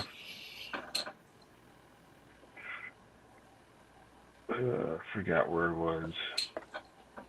But you see here, you have the books. You can read the books here. All right. I'm pretty sure they probably got some good shit. There you go. It might be. This might even be a good source to start a channel. Like if you got like content you want to use to do a show or whatever. There's massive shit in here though. A lot of people use that site for what I use it for, like my library. I got books saved on there, like different books that we talk about history and the John Eliot Bible on there. Oh yeah. Yeah, they got everything here, bro. Yeah, everything on there. Like all your books. Any book you want is on there. And music as well, and movies. I haven't tried movies yet, but I know music. They got every music. They got a lot of music in here. And then I make game emulators, arcades and stuff, and I get all my ROMs and BIOS files off there and shit. Yep. Oh yeah, you do got that. They probably got the old what them things used to have, the Damons. Emulators. Yeah, and back in the day, what they were called torrents. Torrents, yeah. You can still use torrents. I'm not gonna tell you how to do it, but you can. I'll tell you offline. But you can still use torrents. I use torrents.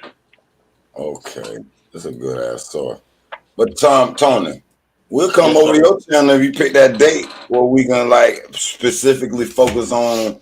Because I kind of want to learn how to do that shit too. Because I want to start a little separate little thing. Think about. I know you think about a format. Give yourself time. Think about a format and what's a good hour that you'd be like, all right, I ain't got shit to do this day. Probably Sunday, Saturday, some shit like that. Well, nah, I mean, because Saturday or Sunday is. Oh, you talking about just coming up with a format, right? What day you gonna actually do the show? Like we do it once a week. I don't know. We probably teaching it. I think that's what we're trying to learn it and get better at it too. Ask more questions for ourselves too. But I think the format. I'm thinking. It's your show too. On the weekend the market's closed. So Saturday. That's a good. So Sunday will be a good time to address a plan for Monday. Yeah. So Sunday it opens back up Sunday at 6 p.m. is when the market that's like when Asian session starts.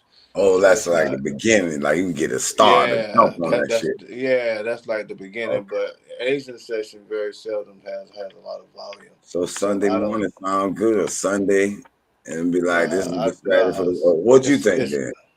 It's Sunday it's 6 p.m.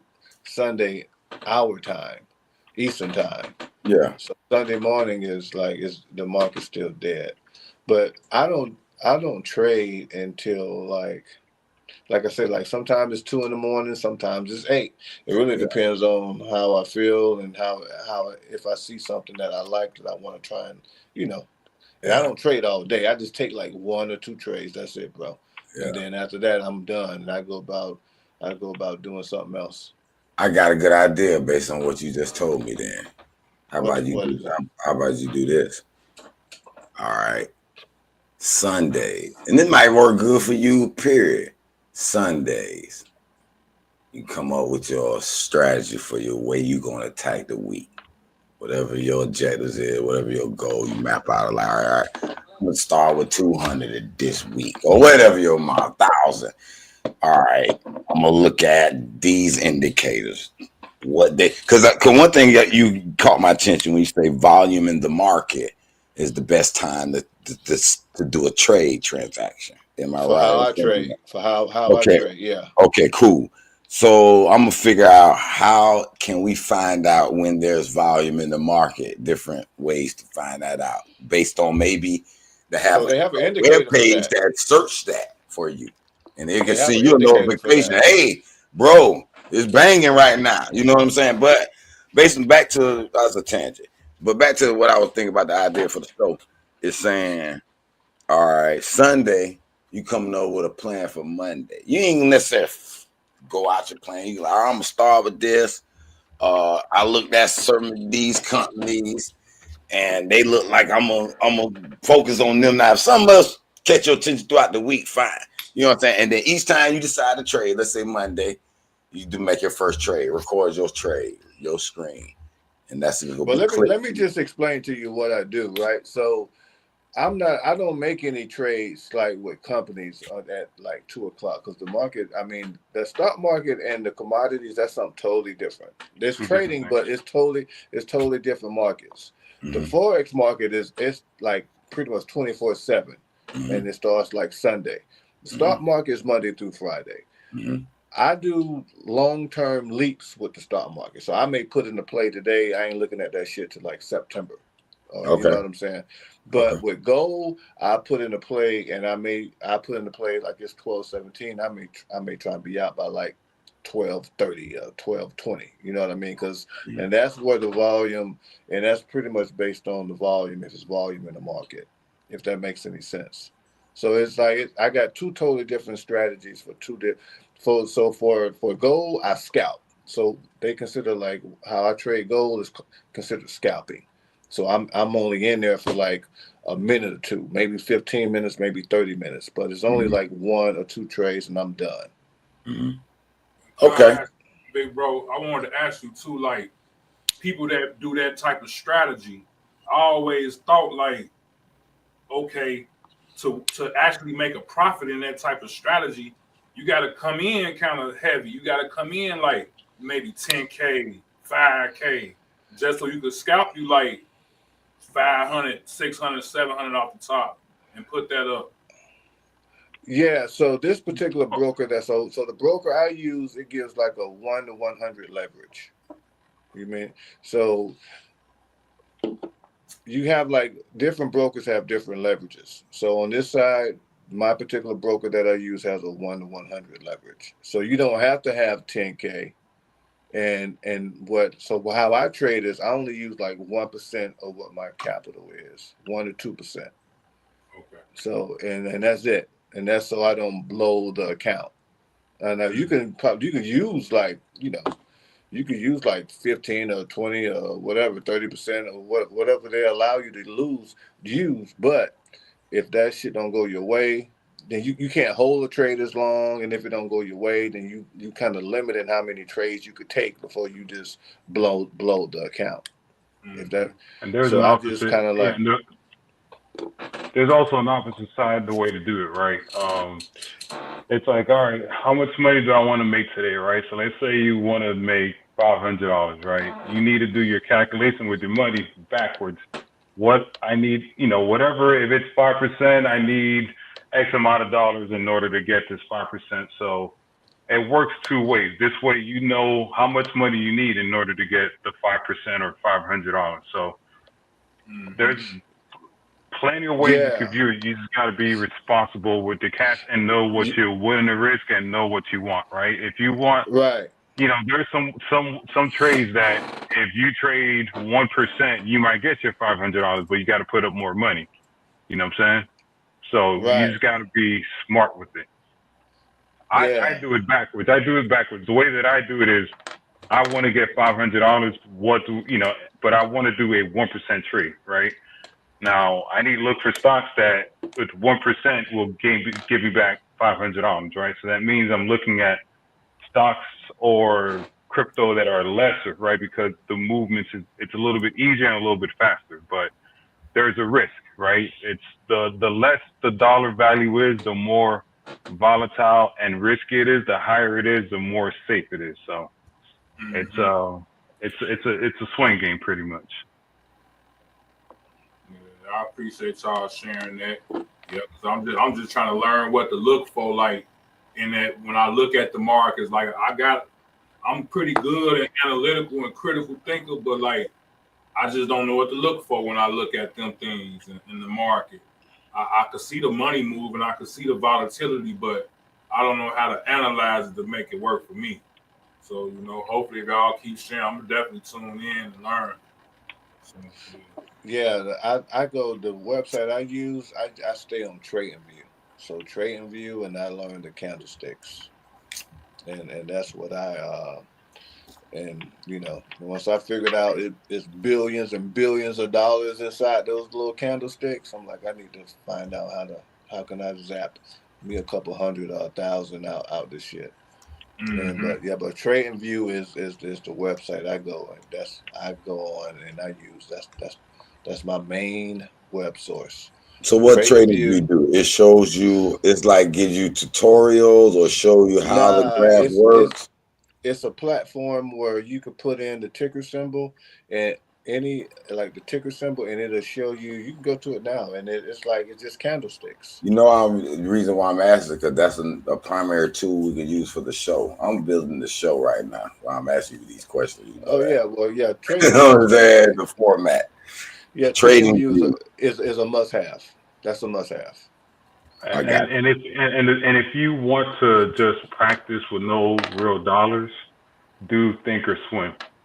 Thinkorswim, that's a Thinkorswim lets you trade with paper money. Paper money is fake money. So yeah, just like the little poker app lets you do fake money, and then you can put on real money if you're ready to play for some real money. I got you. So, but if you want to just try it out, do Thinkorswim. You can reset your money and all that stuff, but if you're just starting out, I recommend do Thinkorswim and just understand the tools, how to trade, what everything is before you really jump in. Well, let me ask you a question about Thinkorswim. You can eventually turn it into real money, or do you suggest a newer app to go to use once you're ready? You have to look whoever gives you the best commissions. I don't think, who is it?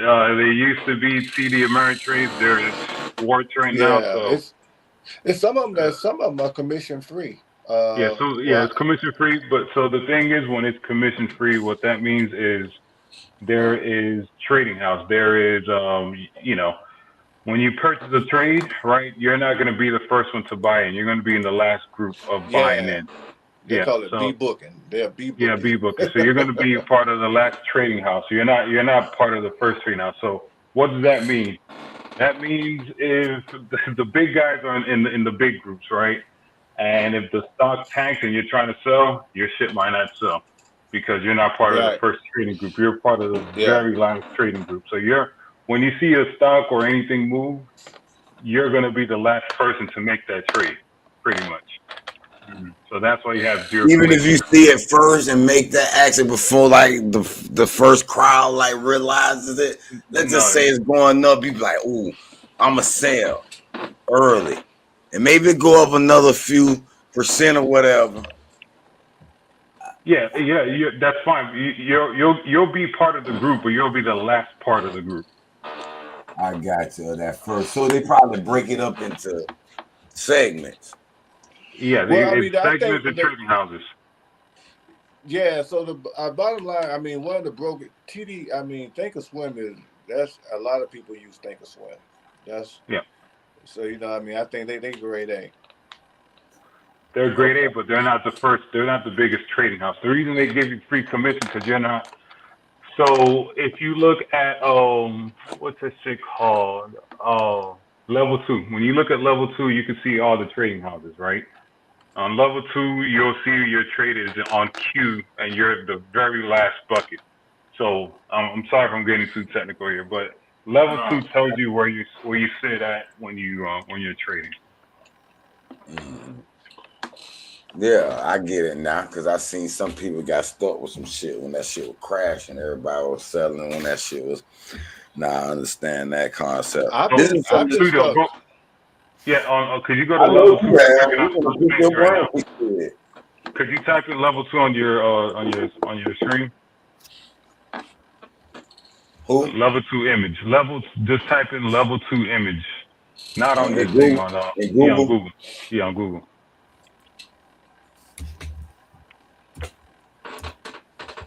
I'm giving you guys fucking Level 2 insider what? information. Level 2 trading.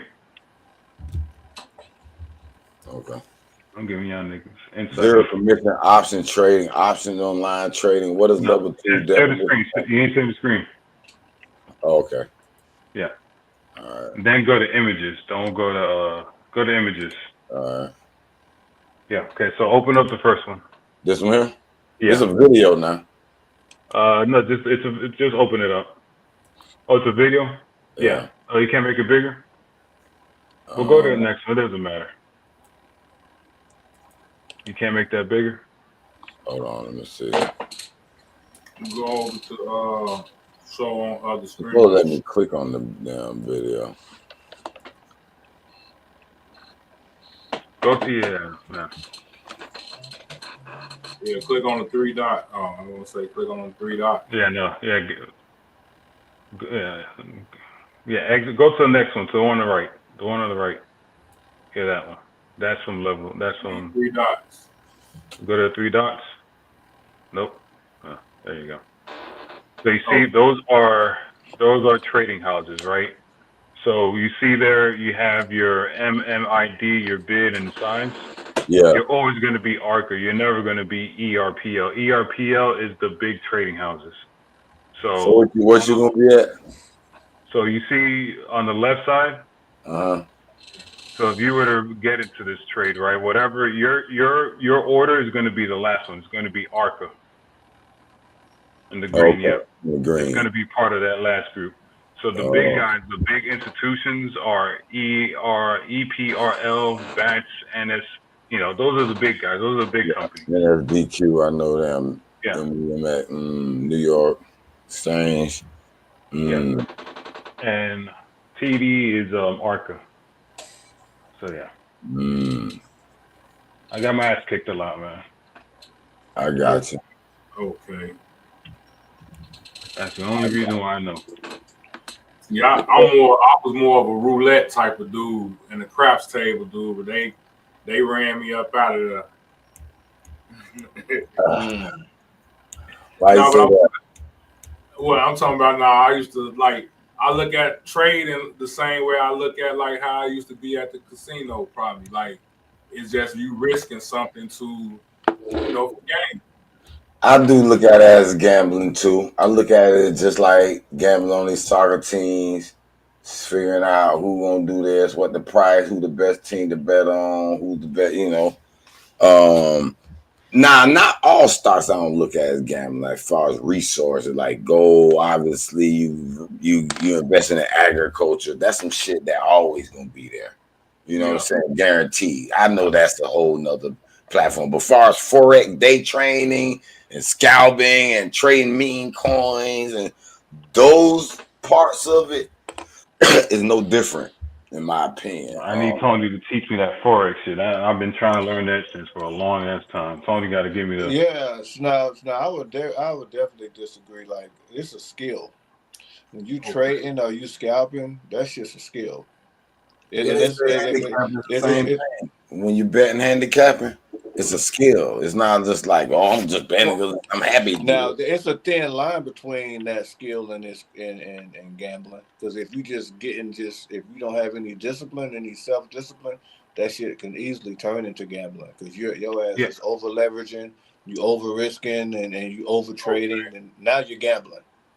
To me, trading is more trading is personality, right? If you don't have the right personality for it, example, if you lose money and be like, fuck, I lost $30, and you go crying in the corner, don't trade, right?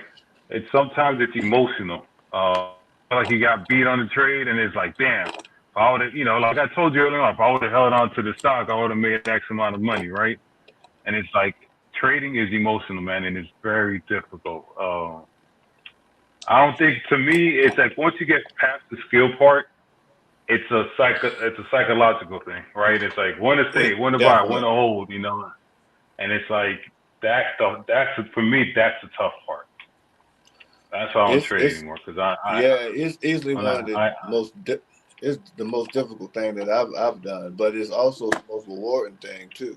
If you can control your emotions and not be greedy all the time, and then in some instances maybe you can't. Like what I always have like a trading plan, right? So my trading plan is if I'm up in the midweek, then if I see a particular setup that I like that I want to get into, then I may hold that trade a little longer than if it was like I may hold a trade longer on a Thursday than I would on a Tuesday, depending on how I perform so far. If that makes any sense, because now I'm like, okay, I'm up for the week so far. I'm gonna hold it, and but I'm also gonna move my stops to break even. So if it does go back, then I don't want to lose any money. But yeah, it's definitely a skill, and it's also it's a thin line between gambling if you can't manage your emotions. Yeah, you can't get cocky. You can't get conceited. Nah, man, the market will humble you, bro. That market will humble you. You cannot get cocky, conceited. You can't be walking around peacocking like, I just made this and that, because your next trade up. It's like they waiting for you. It's like, all right, you won this time. We got you. We're gonna take that money back. And it's like it feels like they're directly pointing at you. Let me ask y'all a question then. Because I'm analytical. I always try to dig into the full mechanisms. Have y'all actually looked at any of your top 3 losses and really figure out, like, okay, why did it really lose? Hell yeah. Hell yeah. What was your conclusion? Yeah. Well, I mean, a lot of it was greed. With me, a lot of greed. Yeah. I suffer from greed, and my ass will if I have had a tendency of overtrading. No, it's easy. No. Okay, let's leave the greed part aside. No, you can't leave the greed part aside. No. What I'm saying is, if on my losses at least, there was obviously a reason y'all thought the stock could still do better then. Well, it's also your taste. So what was the reason? That's what I'm asking. What was the reason it didn't do better? Not because you were greedy and you held it too long. Sometimes you're tasty. Sometimes you're like, man, I lost $500 yesterday. I'm up 1,000 today, and I need to make up for yesterday. And it's like, all right, it's at 1,400. I need to go up $1 more, and it never goes to that $1 more. Then you lose all your shit, right? It's a lot, man. The thing is like like what Tony said, is like there's disciplines. You have to write down your discipline. You got to know your strategy and stick to your strategy. And you cannot listen to other people. You cannot, because you don't, like if I can see Tony trade, but I cannot trade like Tony, because then if I start trading like, it was like, I don't know what he's doing, what his mental's doing, right? And it's like, if I try to copy him, I'm going to lose every single time, right?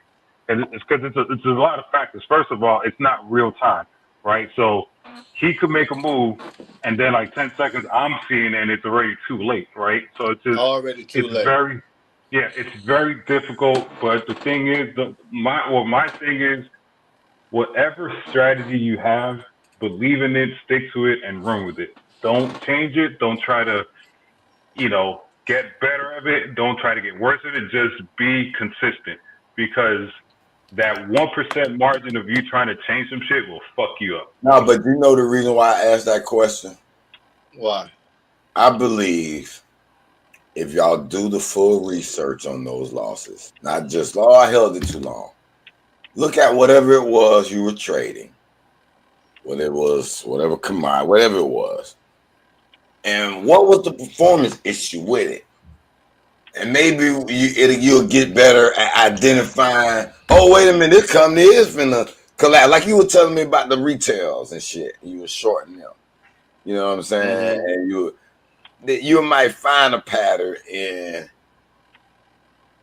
like, okay, this company is strong enough to hold longer. Like you said, you're basing you holding on longer because you did well, not because whatever you're trading supposed to do well. You get what I'm saying? If that makes sense. Well, sometimes, well, at least for me, I could enter in. You see a position, you see a setup that you like, and it's about to come. The setup is coming. You could enter in a position too early, and it don't it don't move how you think it was going to move, or you can enter into a position too late. So I mean, and depending on how you set your stop loss, maybe I didn't want to risk that much on this, or maybe I did want to try to go a little heavy on this. So that would be a loss. So so what I do sometimes is I will go over my trades and I will look at the ones that I won, look at the ones that I didn't win, and just review it. But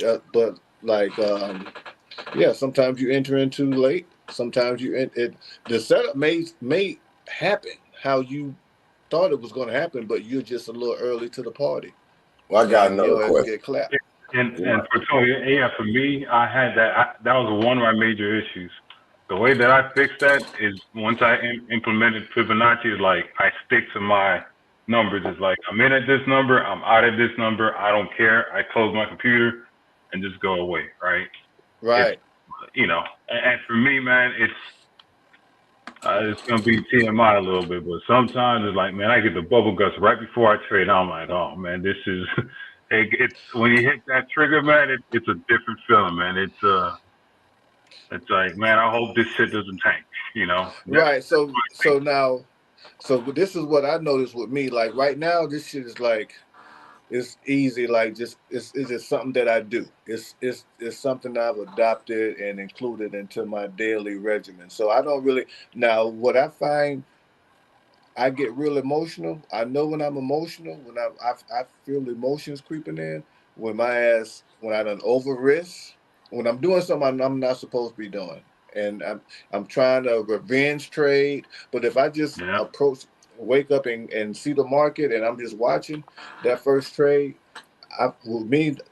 my best trades are either my first or my second trade. So I know if I start trading like 4 or 5 times, then it ain't good. Okay. All there.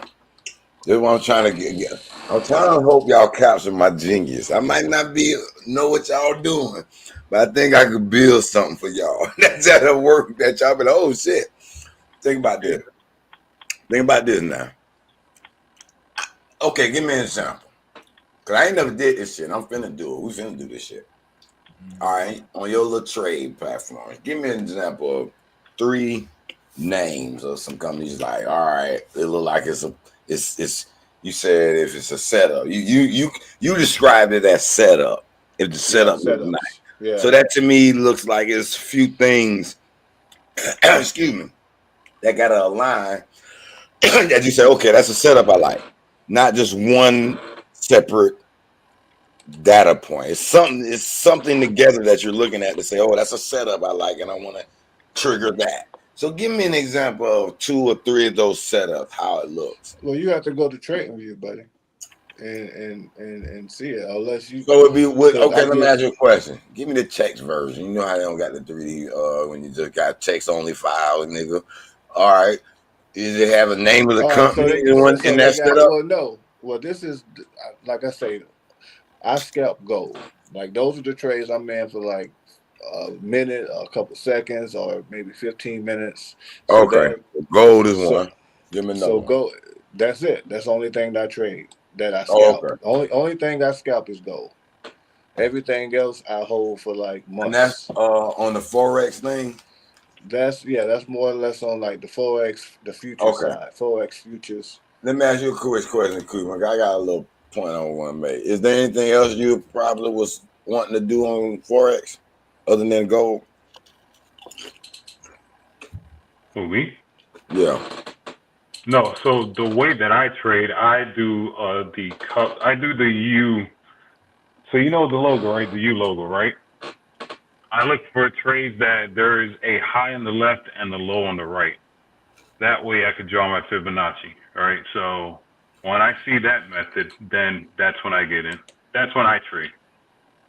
All right, you see, so basically you'll see a name of either a company or a commodity or a resource. Yeah, I don't care what stock it is. As long as there's a high on the left and a low on the right, it fits my model.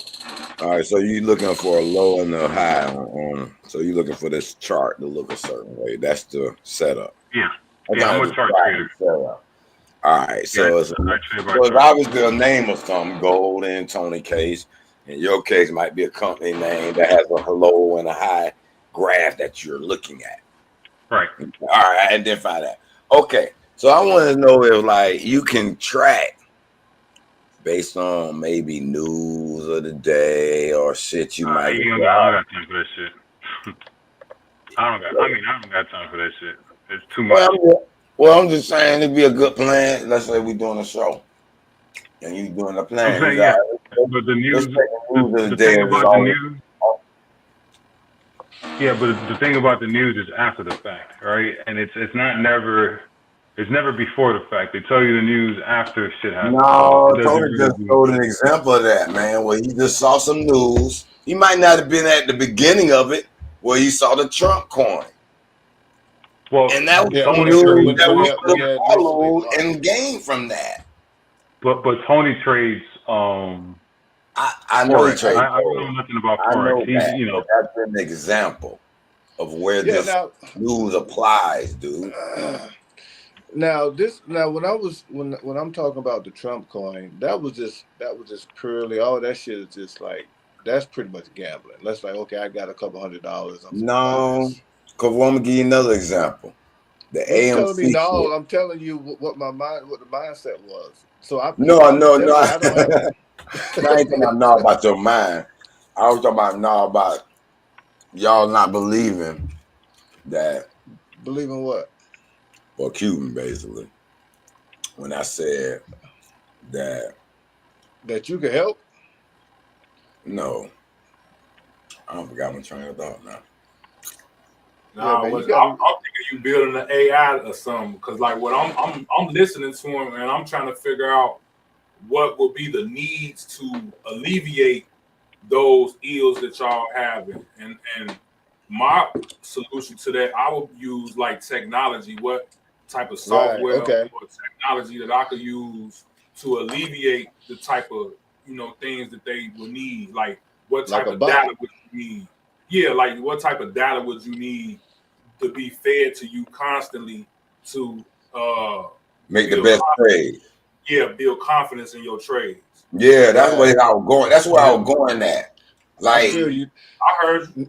If you see a setup, is there any news of the day, any data you can extract to say, all right, these are once it's time to trade, I'm gonna attack these.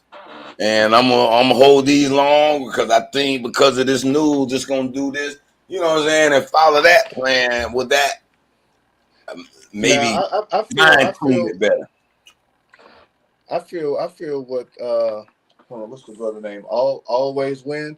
Now that makes like to build a bot to trade for you. You know what I'm saying? You put in the parameters, what you want to risk, and you put in and it just kind of trades for you. That kind of alleviates the emotional part. But I don't know. Not really, because you could get mad at the bot and like, bot, why did you trade? Why did you get out this trade when you made more money? Then you get pissed off at the bot. Then you're like, I'm smarter than the bot. I'm gonna do it on my own. So that's why this is why I tell you the emotions of trading is difficult, because you could have a bot tell it, hey, buy here, sell here, and then you get mad at the bot because like, man, why did you sell? Why did you sell? Because you would have held another minute, I could have made another 10 bands, right? Right. And then you get so I mean, you would have to go and tweak the bot. You know what I'm saying? Yeah. Like once you see how it performs, you kind of monitor its performance. You're like, okay, well, it could have did a little, whatever parameters whatever you see fit or whatever you think is needed, then you can go and tweak it. But I don't know how much time that would take. I mean, I'm pretty sure some folks out there doing it. I mean, the only thing we could do, we could build the bot right now, but it won't have access to your account and do the trade for you. We can have it where it creates an HTML list of which trades. Because I just proved it where I let ChatGPT build me a scraper code, PHP or Python, and it scrap the data. You just tell what data you wanted, and it can be like, all right, these are the things you should trade for the day. You know what I'm saying? And it could actually hit a run, you know, whatever day you wanted to run, it scrape that data from, you know, wherever source. Business journals, tickers, like, you know, but he got the platform for that. He was telling us the trading view. That's basically what that does. It gives you the tickers and charts. Yeah, the trading view has all the ticker symbols that any ticker symbol that's available. It has every ticker symbol. You just enter in the ticker symbol, it'll pull you up a chart, a candlestick chart. Mm-hmm. Yeah, it should be able to scrape the data from that site if it's, especially if it allow you to do that, and then you could be like, all right, click that button, and it'll run that little scraper code that you basically say, hey, look for these different details, these numbers, and it'll spit out some shit, and you be like, all right, I gotta trade them for the day, and it tells me to hold it. I mean, you can build they don't have access to your account yet. I mean, they claim there's something out there though. Yeah, you could train it on, like bro was saying, the Fibonacci sequence. I would train my bot on the Fibonacci sequence to trade with that. Like he's been working on that now. Oh, does he say he's working on one? He got the Excel sheet, and I think he got it working pretty neat. But that's what I'm saying. I'm just trying to figure out, you know, what day we're gonna come to Tony channel and have a little 30-minute, hour, little, you know, example, and just telling them, you know, how to use TradeView, how to use Forex, you know, simple beginner stuff. We ain't even necessarily teaching them the strategy yet, but we'll probably be talking about it in the after show, you know, after you give out your first little lesson for the people. Is there any trade platforms or broker firms where you could just, like, I guess, like they ask for a lot of information, I guess, when you get in these firms and stuff. Is there any that don't ask for it all, like your social and your ID and all that? No, you need to do that. They got that KYC. Yeah, KYC. Yeah, they gonna know. They want to know who you is. Okay. Unless you go like an offshore, well, even then, I think they even have I think because if you're going to have Americans on your platform, then you have to have some type of KYC that you have to send to them, and then they, you know, verify your identity. Yeah, they have to. I don't know how. Now there may be some that you can get around from having to do that, but I haven't ran into one that. I got an app called ElipPal, ELIPAL. But fellas, my phone about to die, so I gotta log off. It's been a pleasure. At y'all, man. All right, T. We'll work that out. We're gonna get it going. Yes, sir. What I was gonna say now, they got a ElipPal wallet where you could get coin and do coin without that, but you have to trade it with somebody you trust. Okay. Like if you be like, hey, I'm gonna send you, you know, and they don't send it back, then you on your own. See, that's why these platforms like, all right, we'll be the facilitator. So when they had their shit in your account, we can send it to you, and that way nobody can run it off with the money in a sense. You know what I'm saying? When it's trading per se, because if it's trading by yourself, you can be like, yeah, I'll trade you that. Boom. Well, if a nigga send you your shit and then you run off without sending him back his shit, you know what I'm saying? Yeah. But they got the apps, that they can have the app built in where they could do that. But then it's a conversion factor. You know what I'm saying? If I trade you Shibu for this coin, what's the rate? What's that worth? I mean, is, you know what I'm saying, worth that for that many? Mm-hmm. So that's where these platforms come in, and they making money off that shit. That's why Ripple and XRP gonna be one of the ones that you should have, cause I still don't understand. I think it's all a scam. It's part of me think it's still all a scam. Dude, my shit's about to die on my headset. All right, your head's about to die too? Yeah. Well, we've been on about it for a while. That's fine. Whenever we dead, I know it's dead. We're gonna die. We're gonna end it on out. Me and always might close it out. Yeah. I'm still gonna listen. I gotta jump off, but I'm gonna be on the background listening. Okay, cool. Oh yeah. Always win. I appreciate you coming through, man. We trying to Man, get I some continue to say it. I'm just saying. I'm still gonna listen to the background. It's just my shit's about to die. I got to charge. Well, actually, I gotta study some soccer games too. I might do a live study right now while we're on here. Always, what you got to say for me, man? You got anything? The floor is on you. When I look up my soccer game. I'm inside. When me and you talk, we talking about the AI, bro. We trying to see how we gonna manipulate this AI to make it work for us, bro. Okay, well, let me show you what some of the shit I was doing with it.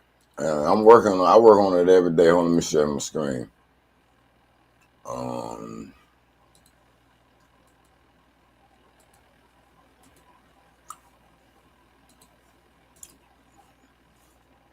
right, so I got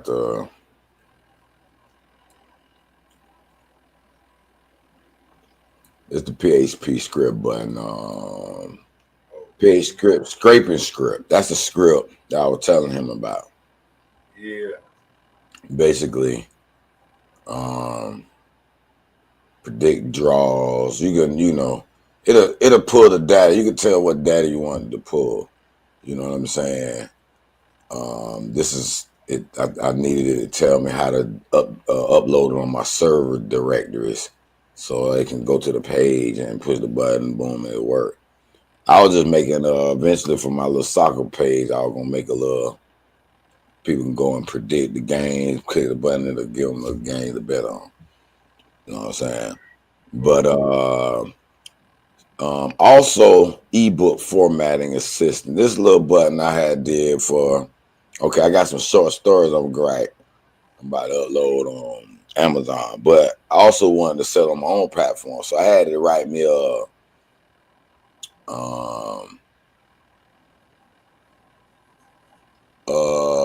HTML with a call to action. But hold on, let me see where I wrote that. This doctor tell what flyer. Let me see where it's at. But basically, long story short, it was where it show you a preview of a video of maybe selling a movie or your little documentary. It show a 2-minute preview, and then it'll be like to purchase it. Hey, click on the link below. Oh, that's this my Spirit ebook that I formatted into an ebook. Remember that book I was saying I was writing? Yeah. I had it formatted into the ebook, and I copied and pasted, and it gave me a little ebook that's on my page. But I was just testing that shit out, seeing how I was going to present it. But I'm looking for ebook code formats. Yeah, let me see. I think this is it. But yeah, you could probably for how you do your emulators. Yeah. You can make a little web page where you can download. Sell that shit digitally for Yeah. I remember telling you how to package it a way around that too. I forgot exactly how I word that shit. Now you're making me remember old conversation we had on one of them shows where I said you could put like your search fee. Like you search for all the information for it, put it in a code form. And you're paying for the search fee, not for just, stuff. You own none of that shit. But what I do, as of right now, I want to expand to that.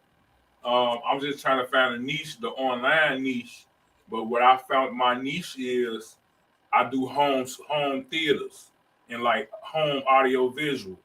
Like it started off me just hooking up Ring cameras. How about I do this for you then? I'm gonna give you an idea, one of my business ideas. Y'all gonna get a Comcast. He sounds like the perfect guy to do. I was gonna call it. First, I got two names for it. One called Stream Tech. Okay.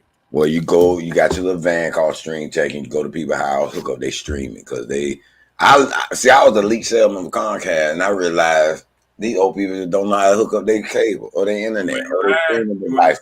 They don't know how to link their pad to their TV or blue. None of that. Go to their house and it'd be their little salesman. Hey, I'll hook you up, mom. You good with people, know how to talk to mom. All grandma love me. I go to anybody's house, they'll love me. You know what I'm saying? I got my whole family.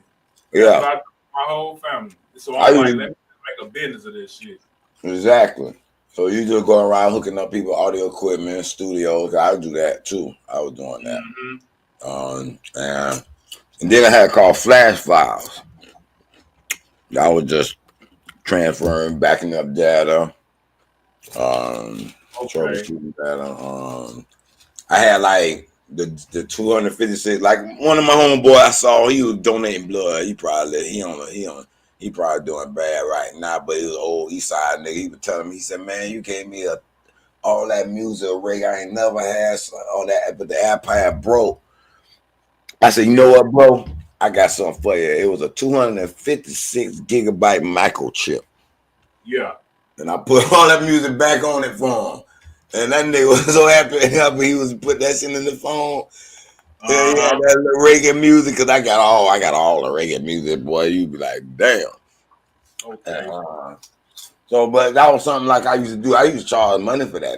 That's a lot of money for 256 gigabytes of music in your phone. Back in the day, I used to do that for like older people, transfer their records onto like CDs and shit. Or like digitize their record collections. Exactly. And what you got me thinking about now, people need that with their photo album. But guess what? You don't even need. Look, I do I host a website, so I can build a website real quick. You could build one real quick, easy though. But you don't have to pay. You know what I'm saying? Necessarily, but you have to pay a little fee to get your domain name or whatever. Yeah. But Google lets you do a free one. But you can run an ad right now in Craigslist and certain little outlets in your area. Hey, Stream Tech guy, come and hook you up your audio. You need troubleshooting, You'll get some calls. And then eventually you got some good little flyers and business card that you can get 500 from what they call it, Vistaprint for $9.99. And then you'll be, next thing you know, that it'll be bam, you just dry it and boom. Eventually you'll be able to get it. I would recommend you get some t-shirts and a hat from Vistaprint made. That's your name. When people see your name, they automatically respect it. Be like, oh, he official. Yeah, I ain't got to that. I just do it for friends and family now, but that's what I need to get to, like the really. Bro, do you have a car and you have your license, right? Yep. Well, then there's no need for you to wait at all, because you don't require to be a business and have your license to go and do this, assist people in this right now. Now, eventually you can probably get brand and get official, all that, but you can just put an ad. And next $30 you get will have your whole marketing set up. You have $9.99 business cards and $10 for your domain name. Boom. You don't even need the domain name. Yeah, you can just go to Google listings and have that little Google website up first.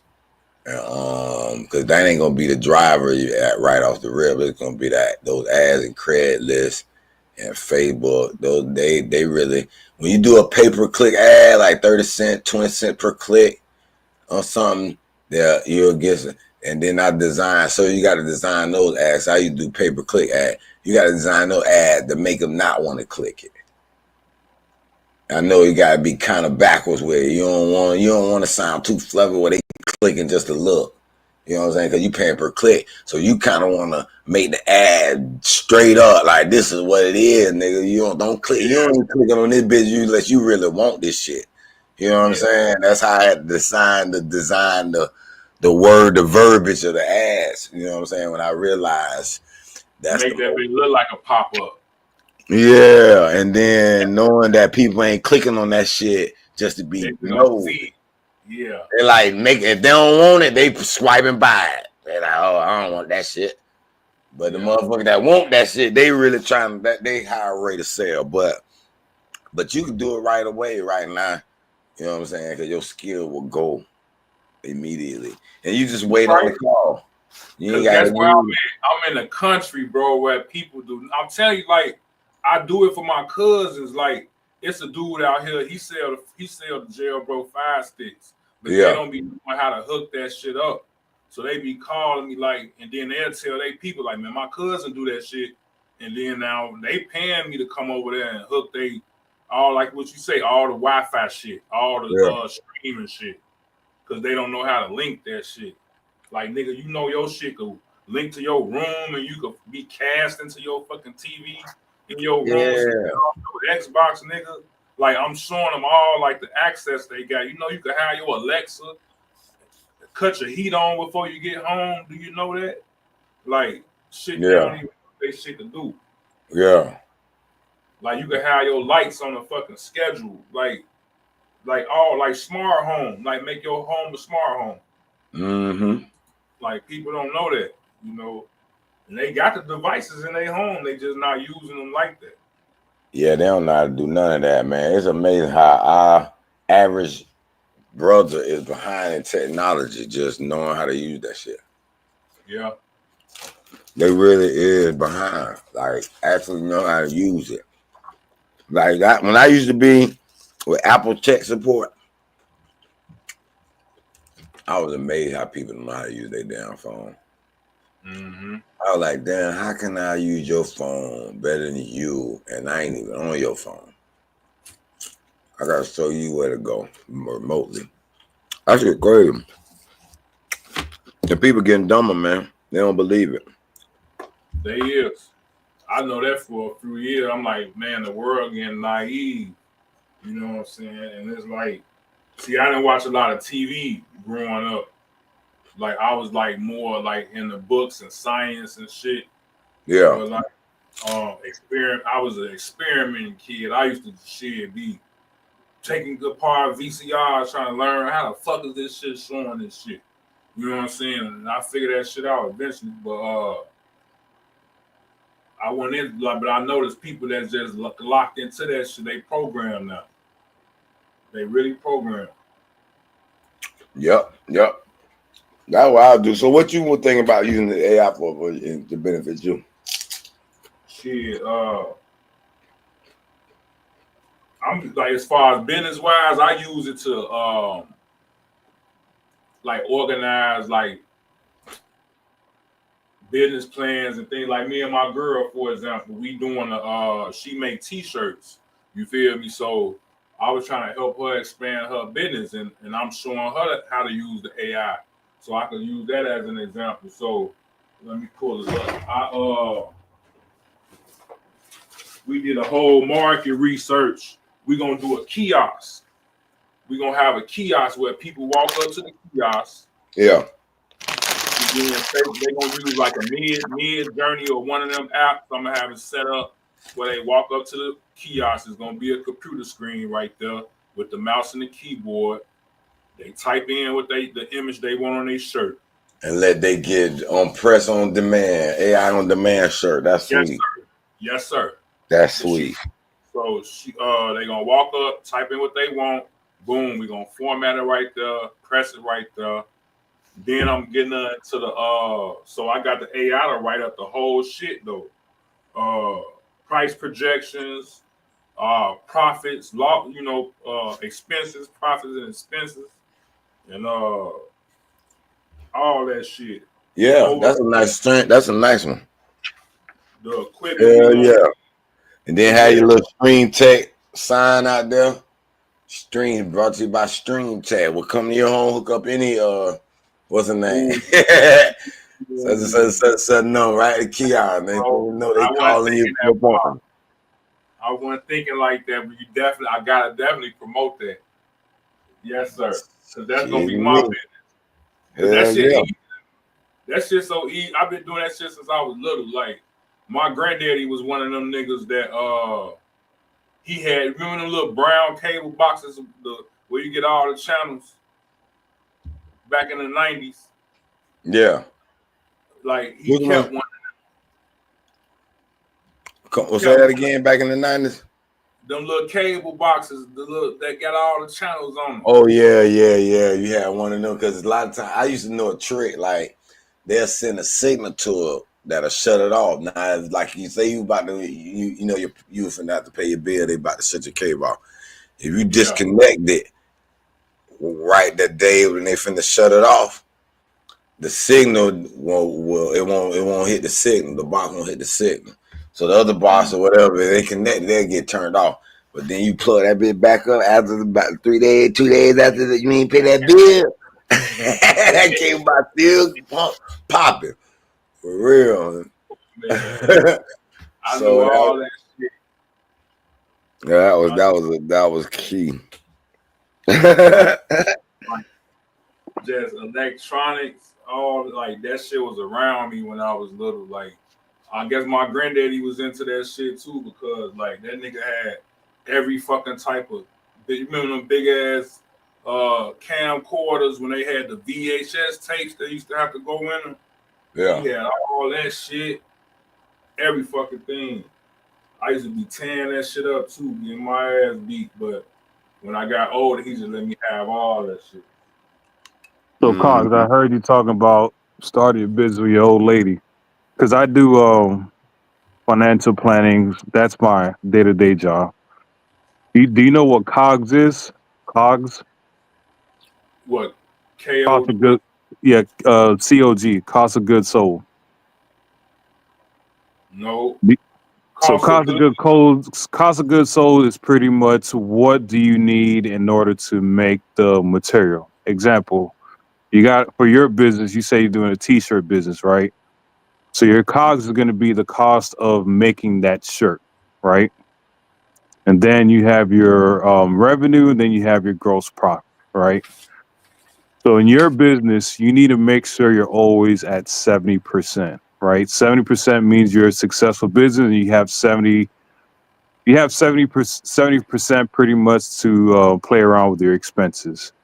So COGS is pretty much your outright cost from the beginning, okay?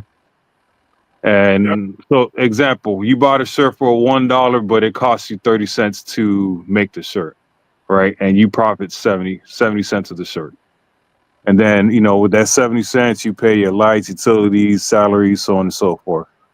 But you want to make sure that you're always at 70%. So if you want to raise prices, that's cool. But just, you know, because with this whole tariff things going on, so on and so forth. So if you get hit with tariffs, you got to increase your prices, whatever the amount is. But your gross profit, your GP, needs to always be above 70%, or else you're going to be just break even or struggling.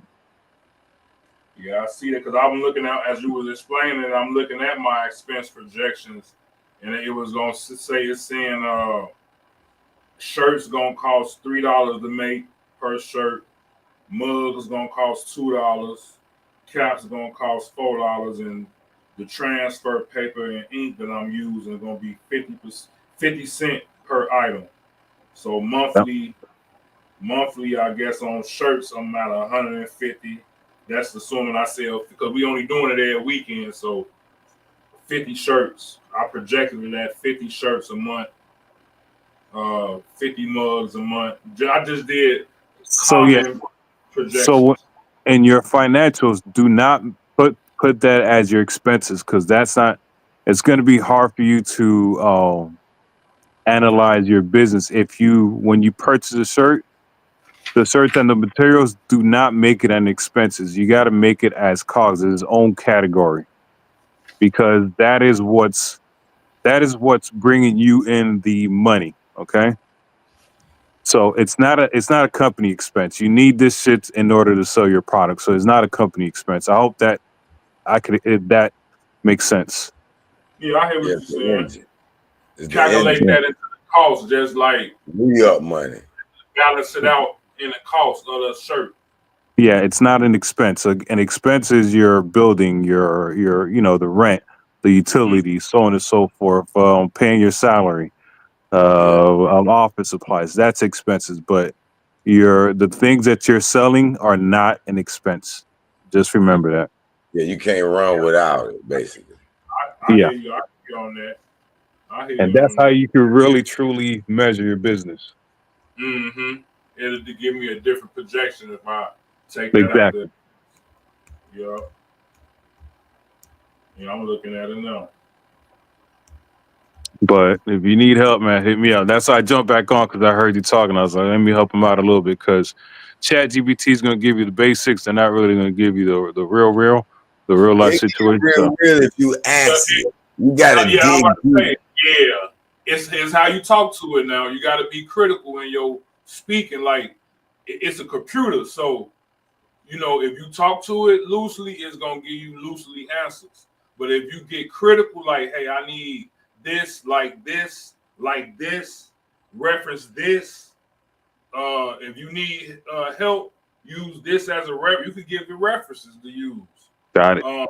So, like, because, I'm in computer engineering, so I kind of use that to my advantage when I approach different other situations.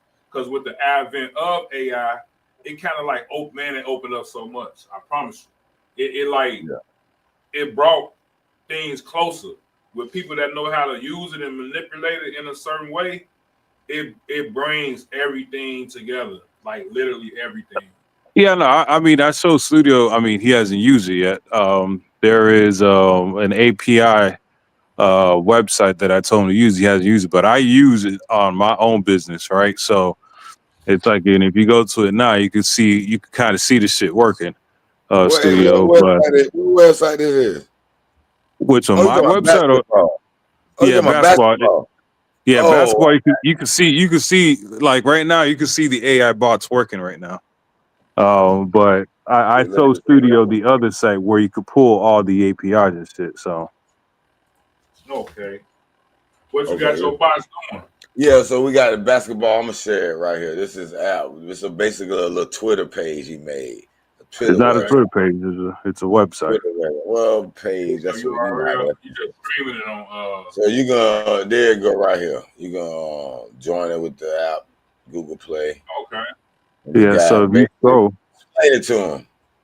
Yeah. So if you scroll, keep scrolling. So it's pretty much it's Twitter and Instagram. I originally made it for basketball, but now I opened it up, right? So if you're gonna see different shit up in here, because what's happening is people are not fucking with Twitter and Instagram anymore because of all the crazy shit. So I kind of did this shit. I was like, all right, there's an opportunity here. So it's pretty much a social media website, right, where you can post and you could actually make money from it. I need to work out the kinks. I'm kind of redeveloping a couple things here.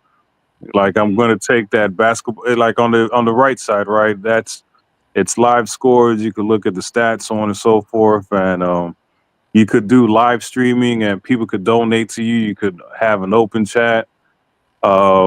Eventually if you keep posting, you could have sponsorship and you take majority of the money versus like right now with Twitter and Instagram, you get probably 0.01% of it. So there's just a lot of shit that I'm working on this bitch. So, but if like all these posts, Studio keep scrolling down. Like all these posts are not human. These are bots posting. Just keep scrolling. Okay. Yeah, these are bots posting right here. It look good and what it can become, and it's sports centered. So everybody it's more than sports. So keep going, Studio. Watch if you just keep scrolling down, you see like there's different. It's different shit. Just keep scrolling, Studio. You got kind of doing it slow. Why is it taking all the basketball shit? I gotta fix that shit. Okay. It's it would be dope if it was sports centered though, like. But I'm seeing I like the sports theme, like how like you got the basketball logo, in the Yeah. sports. So this is because I think this account is just pulling basketball shit, right? But there's other accounts that has tech, that has weather, it has other shit. I need to fix this shit. I need to talk to the developer about this because it's only taking basketball shit and it's not supposed to do this. It's supposed to take other shit. But yeah, this is I'm gonna start pushing this shit a little bit more. It's just I was just fixing a couple shit in the background. Yeah, there's just shit that I'm seeing now that I'm pissed off right now. Nah, bro, I think you should just. Okay, go to the first one. All right, Wolf Howard said Mara pay cut taking serious. I see one of them. More apps. Yeah. I see some different ones. Yeah, now you see different shit, right? Studio, yeah. So you see, these are bots kicking in different shit now, right? This is all bots. You know them bots listening. They heard you. Yeah. Yeah. Let me make them right. They listening now. Yeah. So it's just. So yeah. Out there, then if you don't, man, bro, that's dope. A basketball out. Yep. Just straight like high school niggas could post, little kids could post. Everybody, yeah. You know, but it's just basketball, and then you got all the sports shit. Then you may have college scores, high school scores. Bro, we need that out. This look like that out, though. This look like that out. Yeah. So it's live. It's available. You could download the shit. So it's called I'm gonna look it up. Basketball. I'm downloading it now. It's without the E. Yeah. Signed in now. You can go to court. Studio. Go to my on the left side. Do my favorite teams. So you see here, I changed it. So I have MMA, boxing, art. Yeah, I changed it to do other shit now. So yeah, basketball is the name of your app, though. Yeah, it's the name of the app, but I've been proposed to change it because they can, people want to invest in shit. Okay. So there's different categories now. So, but there's, like I said, there's still shit that I'm fixing. You got to select one, Studio. It's whatever section you want to be in. Like I feel what you say. If you a sports motherfucker, you're gonna be in the sports thing. I'm in culture and art. Tech, let me see what tech. Automotive, consumer, cyber security, e-commerce, and digital marketing. I can put more than one, or you can put more than one. Yeah. That's gonna be a dope app, bro. That's gonna be a dope app. Yeah, I might put Gamble in here, Studio. Maybe I'm gonna think about it. Yeah, because we were trying to figure out our little YouTube coin. We want to invent a YouTube crypto coin called YouTube debate coins or some shit. YYBC or some shit I had on there. Where motherfuckers could like bet on shit. On their debates and they get coin. I want to make them NFT where they get like little clips, little video. But it is really of him knocking them niggas out, like they getting knocked out. So you get like little rap battles, trophy or NFT trophy, you knocking somebody out, basically. Them rap battles, Hero, and them niggas that make the beats, they rap battle off the niggas who make the beats. No copyright issues.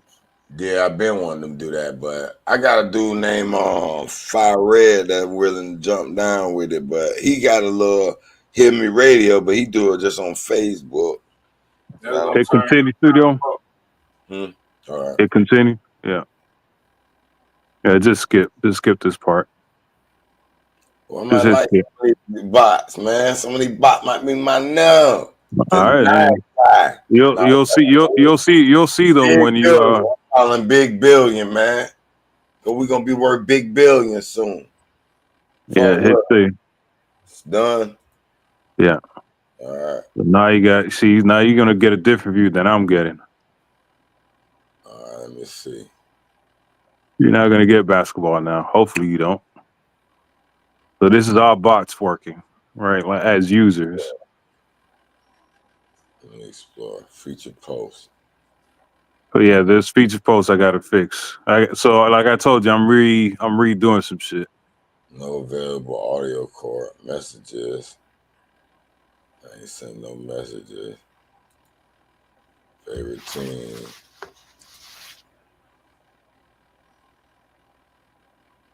Attention required. Cloudflare.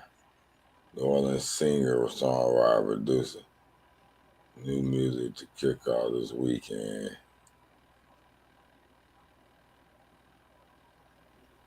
Who was this? I don't know.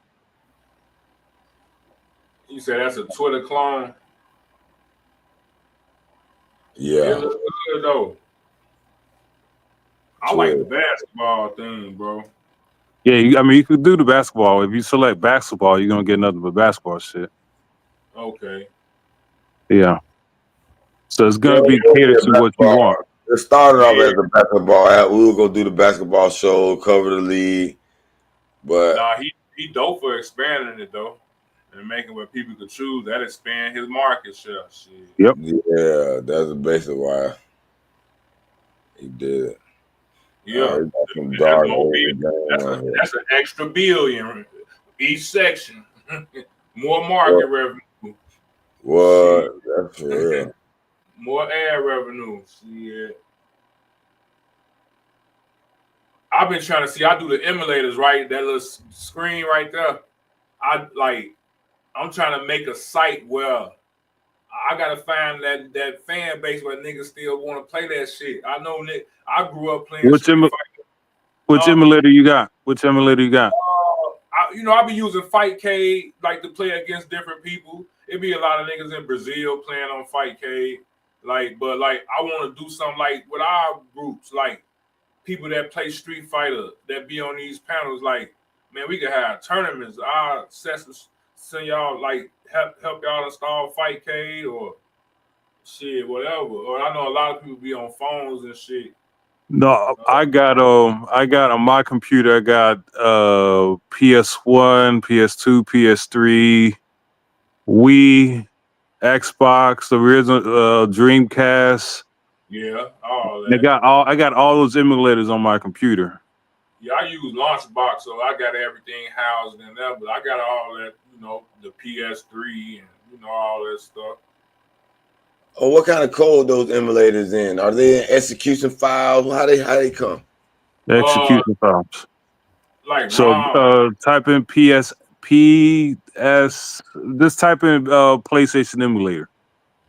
No, hold on. I'm going somewhere with this because I want to know if I can build.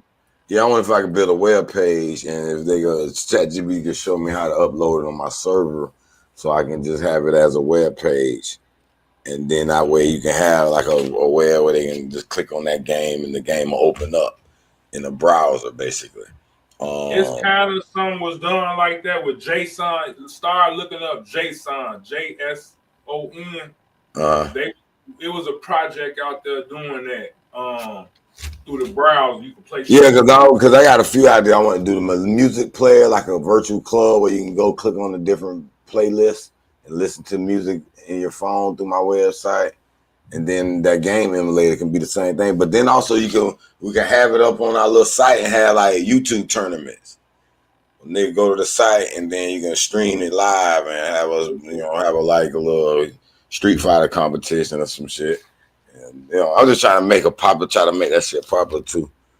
And sell shit from your website, like little and shit. Or motherfuckers use their coins to bet on it.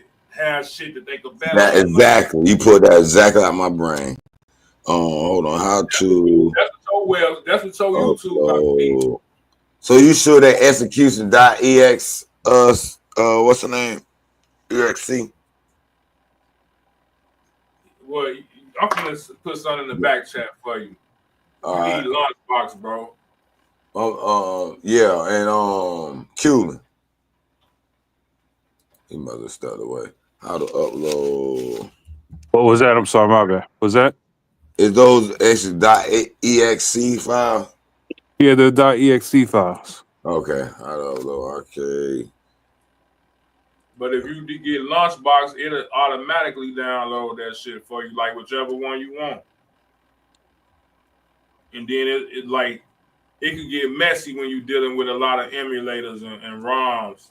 You want to keep that shit organized, and that'll kind of help you if you're gonna build your life. What size terabytes you got? How many terabytes you holding over there, Hero? On what, my computer? Yeah. To be honest with you, this shit is like 1 terabyte, but it's a little cheap ass laptop. Really, I ain't got no real. As long as it's a terabyte, you could do a little something. You know, you can get you a little library. Now, what I was gonna do is I was gonna permanently connect this 14 terabyte what's the name to my thing, because I was gonna expand the memory and have it like a backup drive, but I don't know if I'm gonna do that with that, because that bit. Just have a drive you save all your media to, like your important media, like ROMs and videos, and you know what I'm saying? Because that shit bad. Like you storing media, that shit bad. I done lost so many hard drives and so many. I used to make beats back in the day. Whole fucking sound library stuck on a fucking hard. I still got it. Because I'm waiting on the technology to exist where I can get that information off that shit. You could still take it out. I mean, do you know how to open up a hard drive? So it's a HDD, right? It's the old. Yeah. So there's a cord that you could connect. You got to buy from Amazon or something like that, where you could literally open up the cover, extract it out, and you could pull your information. It's a HDD extender cable, something like that. Yeah. Okay. So and then your beats are not lost. It's just you gotta be very careful with it. But it's you could extract it. Because I thought the same. Because I have this old computer, back like 2007. I was like, shit, I can't get into it because the motherboard was burned up and all that stuff. But I removed the HDD, the internal hard drive, and then I just connected it, and I was able to get all the information.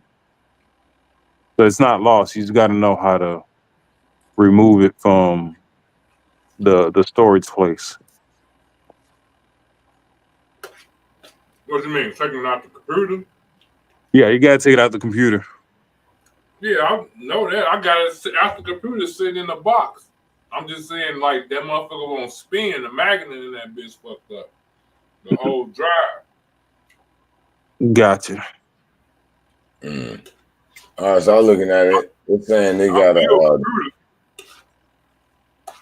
websites ain't gonna run no execution files because of the security issues. But they gotta download it, Hero. They gotta download it and run it. Yeah. I got you. But I wonder if because they say you can write it in JavaScript. I'll pull up. Give me 1 second. So you can convert the execution into JavaScript, and then you can do it and run in the browser. As long as they got the file on their computer and you got the file on your computer, it's different programs that will allow y'all to interact with each other through code and shit. Yeah, that's how FightCade works. It's another one, Ikemen. That's like a different type of Street Fighter. It's called Mugen.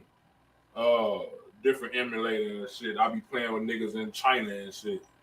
Yeah. On the real, playing their ass in Street Fighter. Yeah. See, we gotta figure out a way to set up our own little shit, boy. We'll have something. Mm-hmm. And niggas could bet on it. That's what I see that becoming your channel though, Hero, because I know you in the sports and shit and like betting. Like if you we're talking about that on the basketball little thing, creating the we're gonna do peer-to-peer betting, but I wasn't able to find how to legally do it. I know how to do it. It's just I don't know how to avoid the legal ways. Like I was thinking of making a coin and doing, holding and staking it, and when we do it, when you bet with somebody, but that's still gambling. So, you know how they do it? The meme coins, they have them hooked up like through Solana and shit, and then Solana is hooked up through Ethereum. Like it's like chains. So like Yeah, but it's still illegal. It's still illegal. It'd be illegal to bet on meme coins, though. You think? Yeah, it is. Yep. I tried every which way. You remember we tried every which way. Using it as a currency in your metaverse. You got a metaverse with YouTube channel, which is whatever your app is. That's your metaverse. That's like your video game. And they got currency in every other video game. Like that's your currency for your game, for your platform. Yeah. It's the metaverse now, baby. Like it's new. Like it's the wild, wild west. It's the gold rush again. Yeah. The metaverse is the gold rush again. Maybe they ain't gambling if we're saying our currency is earned through matches. Yes. Earned through victory in matches. We're gonna pay you 100 hero coins. You feel me? Like if you win in this rap battle. You don't win money. Yeah. But how you cash out though? Huh? The coin gonna be worth something when you trade it. They go to your app, they go to basketball. They gotta go to basketball and you could use it to get merch off basketball. It may be shit they need. It may be some t-shirt, it may be some clothes, it may be some raw ass giveaway. Nah, bro, I need some cash. I want cash. Fuck the fuck the clothes. I need the cash. But what I'm saying is, remember we was gonna try to list our coin and have our coin listed.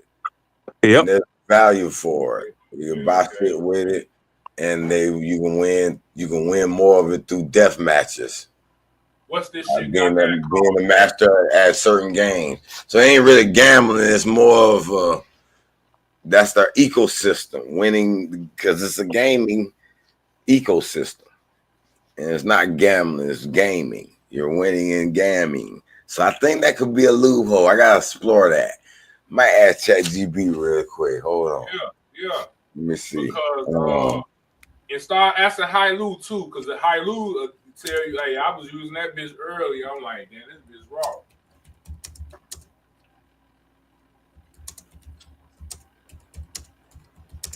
And Hailu can search the internet.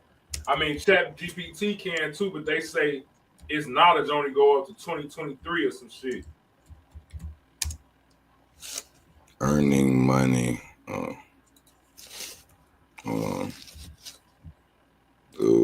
If we create a crypto, so this is what I'm trying to ask it so far. If we create a crypto meme coin to be used on our gaming app and website platforms, hold on. You gotta say peer-to-peer betting. You have to put peer-to-peer. We're not peer-to-peer betting. Yes, you kind of are peer-to-peer betting. No, we're not. They're competing in a game, and the victories earn coin through our ecosystem. Got it. So we're not using that verbiage and that term. We're not gambling. These are legal gaming matches that they earn these. I'm just asking it right now. So if we create a crypto meme coin to be used on our game app and website, earning money / meme coin through wins. You gotta take the money out. I want to see the money in it though. I want to see, and then if it say something, I say, well, I want to see because I want to see how close we are to the gray line for real. If we create a crypto meme coin to be used on our game app and website, earning money, meme coin through wins, through gaming matches. Can these meme coins be listed and not be considered gambling? That's how I'm gonna ask it. Let me see.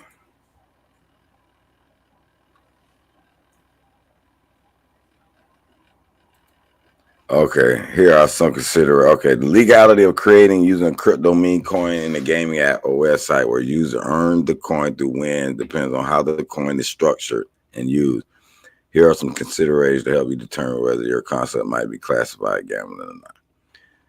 Definition of gambling. Oh, he gonna give us the generalization here. We probably gonna have to beat it up a bit. Gambling generally involves consideration. Players pay or risk something of value, money or cryptocurrency to participate. Chance. Outcomes are determined by chance or probability by skill or partially by skill and chance. Players receive something of value as a reward for winning. If all three elements of brand you're at may be classified gambling, subject it to legal regulations. Earning versus betting. If users earn the mean going straight based on in-game achievement, skill-based game, it is less likely to be classified gambling. However, if users have to pay to participate, especially with real money or crypto, and the rewards are based on chance, it could trigger gambling laws. If the coin be converted to fiat currency or traded for monetary value on a crypto exchange, regulators may scrutinize it further. Utility of the meme coin. How the coin is used is critical. Non-monetary utility. The meme coin can only be used within your platform to buy in-game items, access premium features, or pretend turn. It is less likely to be considered gambling. Tradable for real money. If the coin can be traded on exchange or reality, it could be considered a form of monetary reward, increasing the likelihood of gambling. Classification or other violent regulation. Compliance with laws, focus on skill-based gameplay. To avoid gambling classification and comply with legal requirements, focus on skill-based gameplay. Emphasize skill rather than chance in determining winners. Avoid entry fee. Do not require players to pay to participate in game. Do not require players to pay to participate in game.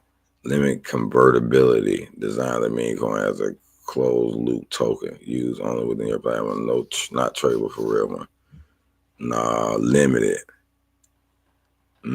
Avoid prize pool. If the prize pool is funded by player contribution, it may increase the likelihood of being classified gambling. Token regulation. Your meme coin might also be subject to critical and security regulation. Utility token. The coin has a specific utility person in game assets or is less likely to be classified as security. Security token. The coin is marketed as an investment or as speculative value. It may fall under security law, requiring registration with regulatory bodies. International deal. Laws vary widely. How to proceed safely. To stay compliant, consult legal expert work with a blockchain auditor. Ensure your tokenomics and use case align with legal and standard disclosed term clearly. Provide clear terms of use for your app and the coin. Implement KYC. That's what we were talking about. The AML method. If your coin is tradable, ensure known your customer and anti-money laundering processes are in play. Examples of similar model, play to earn games, Axie Infinity. These platforms let users earn critical to do skill-based games, but however, they often require extensive compliance measures. So they've been messing with them, but they got some people out here doing it now. Gaming platform with tokens, Roblox. Tokens are used in-game and cannot be traded with real money. Code loop games, avoiding game gambling and security concern. But some kind of way, Roblox converting that shit is making it. I don't know how they making it though. I don't know. You want to share your screen? Yeah. Okay, hold on. All right, that's you. Yeah. Now I'm gonna ask Halio, whatever it say. Can I use meme coin on my platform? Users will win the coin in skill-based games. I will back the coin with a fraction of Solana so it can trade on crypto markets. Winners can use the coin to buy merch from our platform or cash in with us for Solana. Is this legal? Let me ask. Creating and using a meme coin on your platform involves several legal regulatory considerations. Here are some key points to consider. Securities regulations. If the meme coin is considered a security by a regulatory body such as U.S. Security, you may need to comply with. Okay. No, it's not. Depending on the jurisdiction, you may need to implement. Okay. But it's a meme coin, so they ain't got to do none of that shit. You need to send consumer, you need to ensure that platform. Yeah, I mean, it's a game. If you back the meme coin with a fraction of Solana, you need to ensure transparency and compliance with any regulations related to stable coins or to assist back tokens. Yeah, ours is a back token. An asset back token. Yeah. I got you. I think there's a way around it, man. I think you'll probably get a little heat, but they can't just throw you under the bus unless you crash their people money. But that's, and you lose some money. You lose these people money, then they might want to, yeah. There's nothing they can do though. It's people that's been doing that to people, and them pump and dumps. That's what that is, and groups of people doing it together. They pumping and dumping shit. They'll create a coin, pump that bitch, get a lot of people to buy into that bitch, and a small percentage getting rich at the top and selling before everybody else do. And it said, huh? I say we go for it. But here go an asset-backed token. It's a type of cryptocurrency or digital token that is backed by a physical financial asset. This means that the value of the token is directly linked to the value of the underlying asset, providing a level of stability and security that is often not present in other type of cryptocurrency. Okay. So Solana is backed by gold. But that's what a lot of them meme coins is backed off of. And then we just have to pick a meme coin and back it off that meme coin, like a back of a back, like type shit. Back of the back, huh? An asset back token. A back token of an asset back token, like. And that's what a lot of them meme coins, they going off Solana. Like deck screen. I don't know if you can see that. Let me see this. Yeah. Shut this tab instead. Yeah. Yeah, do that. I be just looking at this shit. I don't know how to trade on it, but I'm gonna learn. And niggas be creating their own meme coins. Like a lot, like with that S right there, that means it's Solana. But like, I think I got my screen set to that because a lot of that shit be scams. Like Post Chain. I don't know what Post Chain is, but a lot of people backing their shit off that.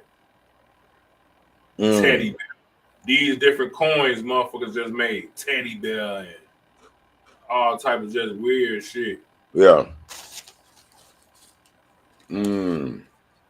See, my idea was to say, make so many of these YouTube bucks, right?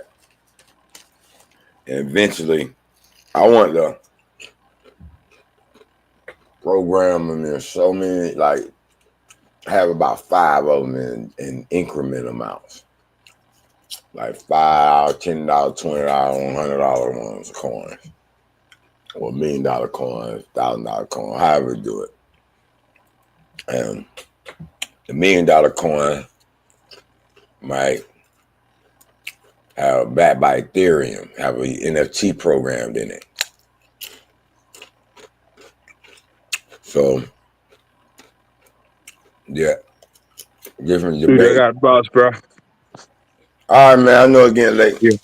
Yeah. Yo. All right, bro. Yeah. What I'm gonna say? Yeah, make this YouTube, because I think if we can get the YouTube popular, they'll want the coin just because, you know. Yeah, it's popular, and that's what's gonna make it go up. And people will be buying it just to bid on the different rappers or whatever you got showing that night. You may have one night motherfuckers rap battling. You may have one night y'all watching the game. Yeah. One night motherfucker playing 2K against each other. Yeah. Motherfucker betting on that. I mean, no, I bet we ain't gonna call it betting. You feel me? Yeah. It gotta be some like motherfucker just waging like whatever. It could be betting because it ain't real money. It's a fucking coin, like in the game. Yeah. This the fucking metaverse, man. Motherfuckers don't even know it. They already in the shit.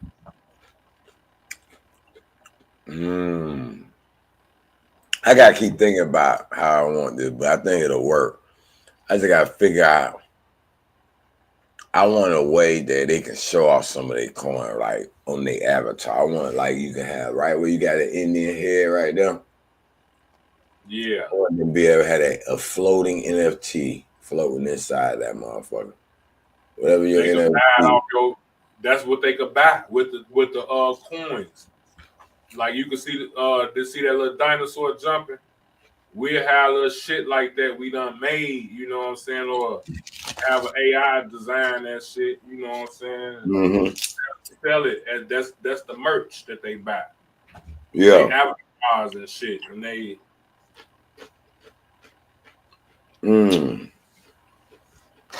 Or make those NFTs that you can buy for $5, or you can buy them with 1,000 such and such coin. Different emojis and shit like that, like that they could buy with the shit. That's another way we can probably secretly make it valuable. It's backed by Solana, so which means is like when they say, for instance, we gonna have like your company, whatever your channel is, you gonna have a trust set up that's gonna have the Solana in there, a trust account. So as motherfuckers buy the Solana, and this is not financial advice, we just brainstorming. Yeah. I know you got shit. As they buy into the shit, your Solana gonna go up.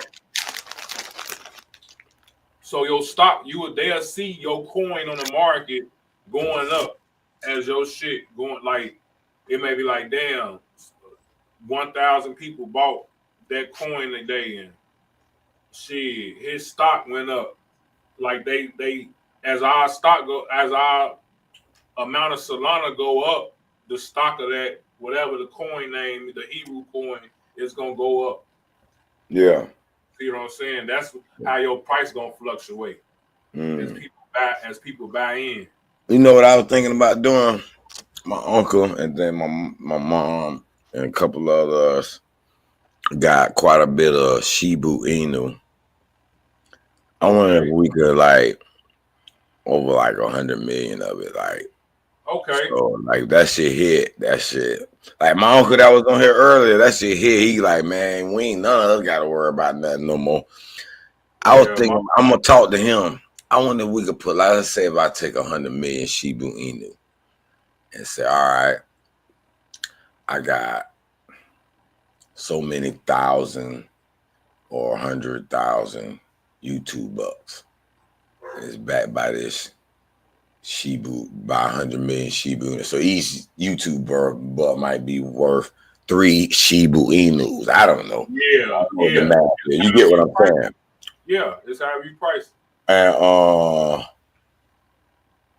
how I act, start like that. I gotta think about that. I think it'll work, but it's a lot to think about right now.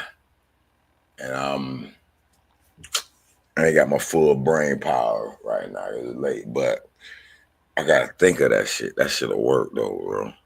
And if you can still see my screen, see these motherfucking coins like where it say the 66,000, like the Dog X, they backed by $66,000 worth of Solana. Yeah. 91%. They've been trading 151K worth of value, so that's how much money done flowed through that shit. Okay, so a lot of them I was thinking about, they was like, when they make a coin too, they could take money in from people, and they could use that initial money as the backing. That's what I'm saying. Like, as people buy into your shit, it's gonna make your price of Shiba Inu go up because you're gonna buy more. You ain't gonna take that money and just keep it. You're gonna take that money and just put it right back into the trust, and it's gonna buy more Shiba Inu. That's what it's gonna do. It's gonna make the stock of your shit go up because now it's worth this much Shiba Inu. Right now, it was worth at $3. It was worth 3 Shiba Inus. Now, as motherfucker buy more, and your volume, like your shit go up, the price of it could go up. Mm-hmm. The value of it, like over time, like that's how that shit works. So we basically need a goddamn block. We need somebody to create this code to write the contract of the coin. You gotta write a contract and something else I can't think of right off the top of my head. Yeah, something you create a coin. Yeah, there's a few things you gotta write. The contract and the blockchain. Yeah. Where that money stored at. Yep. You're gonna have an account. And that's linked to a trust. Shit. Yeah, but it's gonna be his own entity. Yeah, but when the one thing I was thinking about when you're first creating it, that's what I was thinking. You gotta have a computer that already that can hold a node. Oh yeah, a server. It gotta be housed on the server. Your coin.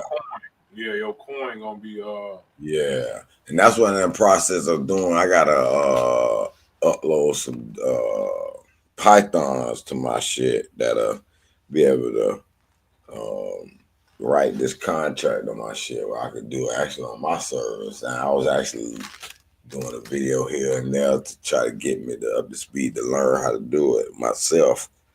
I ain't gonna lie, I'm not a computer coder, so I'm gonna either get some motherfucker on Fever to do it, or if I can figure it out, I'm gonna try to figure it out though. But I'm writing a bunch of short stories and books right now, so depending on how much time I got, but I still want to do this shit because I think it can go and be one of them damn shits where them boys engineer hundreds of millions of dollars and shit type shit. Because the YouTube boss, that'll be good. If you got people on YouTube can buy, just like the button they got the little chat buttons. I want to get that shit to where you can share it on the little, you know how they got the little super chats and shit when your channel monetized.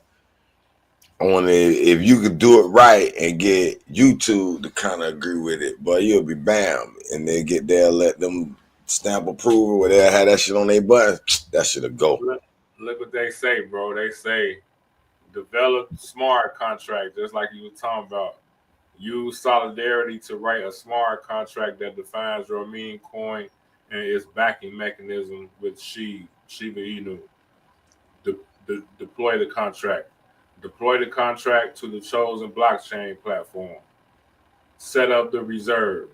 Transfer Shiba Inu to the reserve wallet and ensure it's securely stored. Mint the coins. Mint your meme coin based on the backing ratio and distribute them as planned. Launch and promote. Launch the coin on exchanges and promote it through various channels. And then it say your volatility. Cryptocurrencies are highly volatile. Ensure you have a strategy to manage the risks associated with price fluctuations. Security. Protect your smart contracts and reserve wallets from hacks and exploits. So that means we got to have wherever we store the server with our initial contracts and shit. Yeah. And where we hosting them and shit from, that shit got to be secure. Yeah. Motherfuckers don't hack it. Yeah.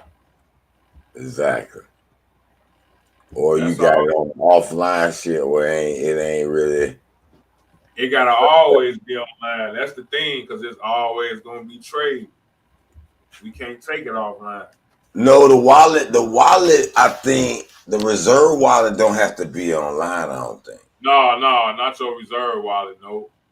I think they'll know the address of it. It'll have the same address. Yeah, but we can right? I'm thinking, I'm not 100% certain of that, I think, but I'm gonna look into that. I think it always gotta be. Ask it real quick. Does your reserve currency wallet have to be online at all times, or can it be on an offline cold storage wallet?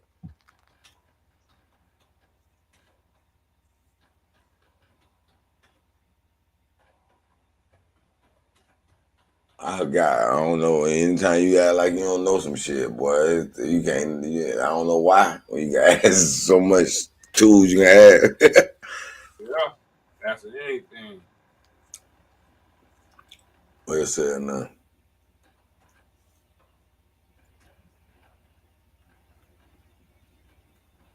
It say when creating a meme coin backed by another cryptocurrency like Shiba Inu, this process involves several components, some of which need to be online continuously, which others can be managed differently.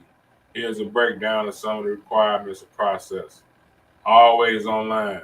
The smart contract. Always online. The smart contract that defines your meme coin and its backing mechanism must be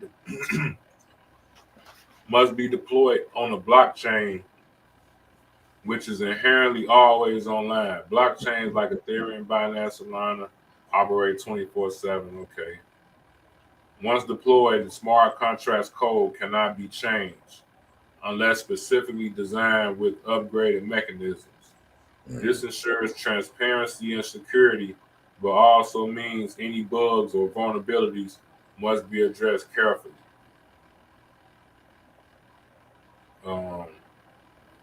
And then it said a reserve wallet, security and accessibility.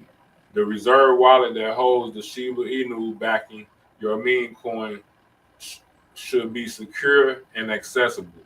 While it doesn't need to be online in traditional sense, it must be connected to the internet to facilitate transactions, such as minting and or redeeming coins. Yeah, when we create new coins and shit. Cold versus hot wallets. Hot wallet, connected to the internet and used for frequent transactions. This is necessarily for the backing mechanism to function smooth. And then it's a cold wallet, kept offline and used for long-term storage of funds. This can be used for additional security, but you would need a process to transfer funds to the hot wallet as needed. Exactly. Yeah. So we're gonna need a hot wallet. You know what I'm saying? Because you're gonna be if this be something you trade, you feel me, that you want people to free trade, you know, crypto. It's gonna have to be a hot wallet. And cold wallet, that's just I don't know. Yeah, that's with a massive amount. So it'd be like, it depends on how massive your trading is. They probably like saying, all right, so if you got $1 billion and you only need 100 million a day, you can transfer 100 million and leave your other 900 million offline. You know what I'm saying? Exactly. That's how it. But I still want to know, like,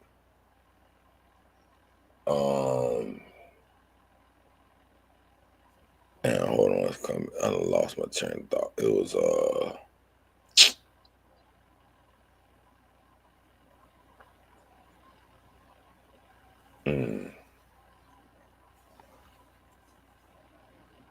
I lost my train of thought.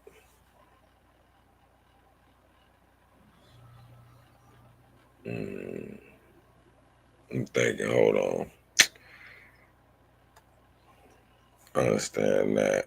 Okay, so I know what I was gonna ask. I wanted to, so I wanted to, okay. Initially, when we spend all these coins, are we charging for them or are we just giving them out? That's why I ain't know. Maybe the beginning you could like say, like you said, you got 1 million Shiba Inu. So that's what you kicking it off with. You're gonna have 1 million Shiba Inus in your what they call it. Okay, so basically that's how you can kind of determine. You can't charge some real money for this shit. Let me see. Yeah, I mean, yeah, they gonna have to buy, or what it is, you ain't gonna, so you can stay out the way. You ain't gonna be receiving no real money. They gotta buy the shit from you in Shiba Inu. Like they could buy YouTube coins in Shiba Inu. Oh, that's one way. Yeah. I think you should be able to, but to keep it where, ask ChatGPT this. When people come up with their own new meme coin, what's are some of the top methods people are getting these coins? Or are they paying for them, or are they giving away free? Because I've heard of both ways. I'm not sure which route we should go. I agree with you saying, like, people could use some Shiba Inu to get some because it's backed by Shiba Inu. But then it costs money to get Shiba Inu too, so you should be able to get money. They gotta pay cash to Shiba Inu. But we're gonna be selling it on the your stuff gonna be deployed on blockchain and all the damn crypto. Once we create a contract, yeah. Once we create a contract, they can just buy it straight off of there, and that's what it's a true blockchain platform. Most meme coins are built on Ethereum. Okay, we building ours on Shiba Inu. Offer lower transaction fees, and that's where you get paid. Like, you actually make money. So, lower transaction fees times compared to Ethereum, known for its high. Develop and deploy a smart contract that defines your meme coins. We got that. Go all the way down. You gotta hit that arrow, I think. Click that arrow. It's way past that. You wade all the way down.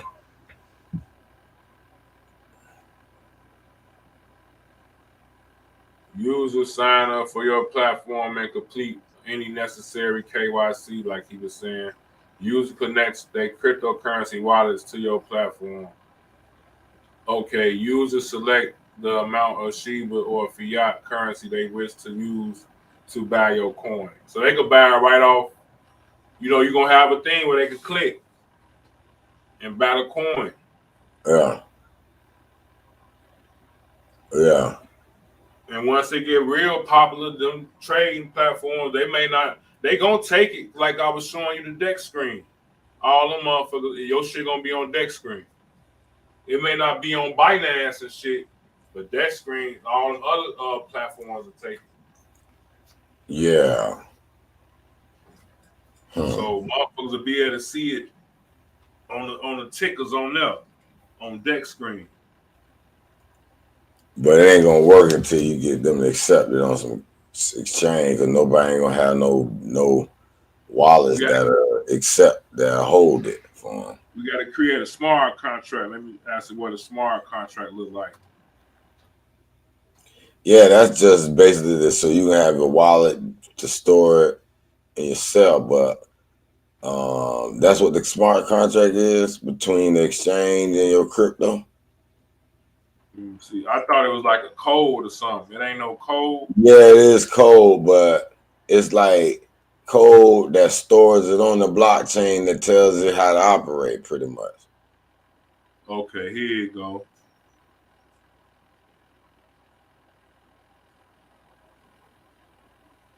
So what you asked it real quick, Wise?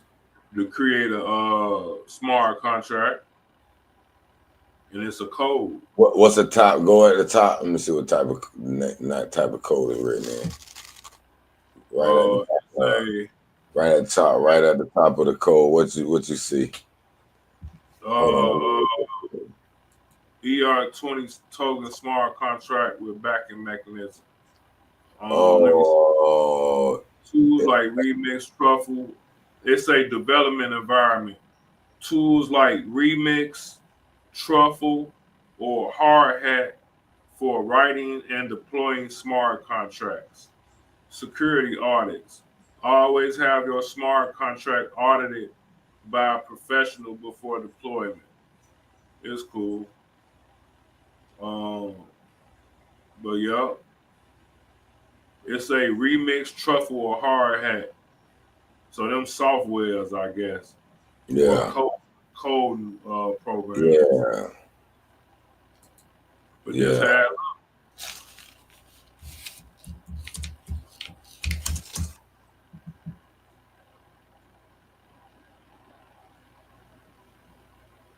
Yeah, She it's hard.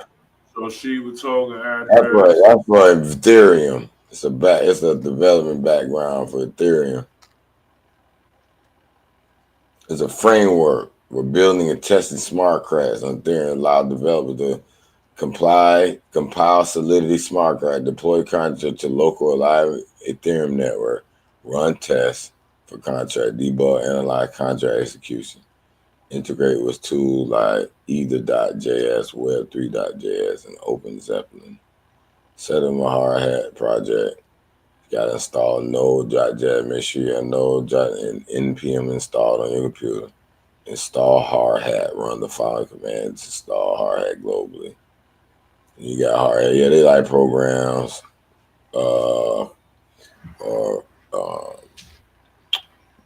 That pretty much read this shit. Initialize hard hat, but run the following command and the following prompts.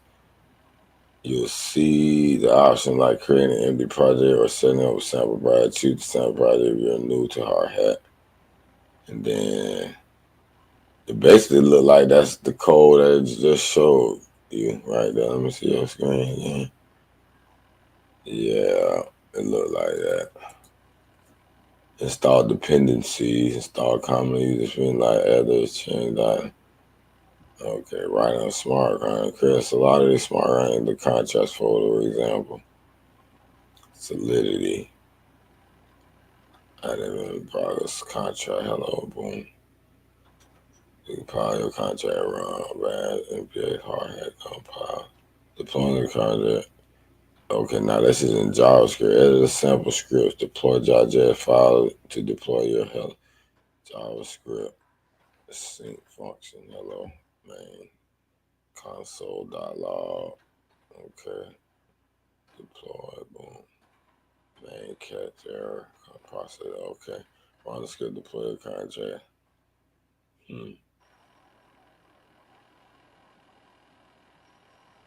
Running a local Ethereum there. Start a local Ethereum blockchain using hard hat.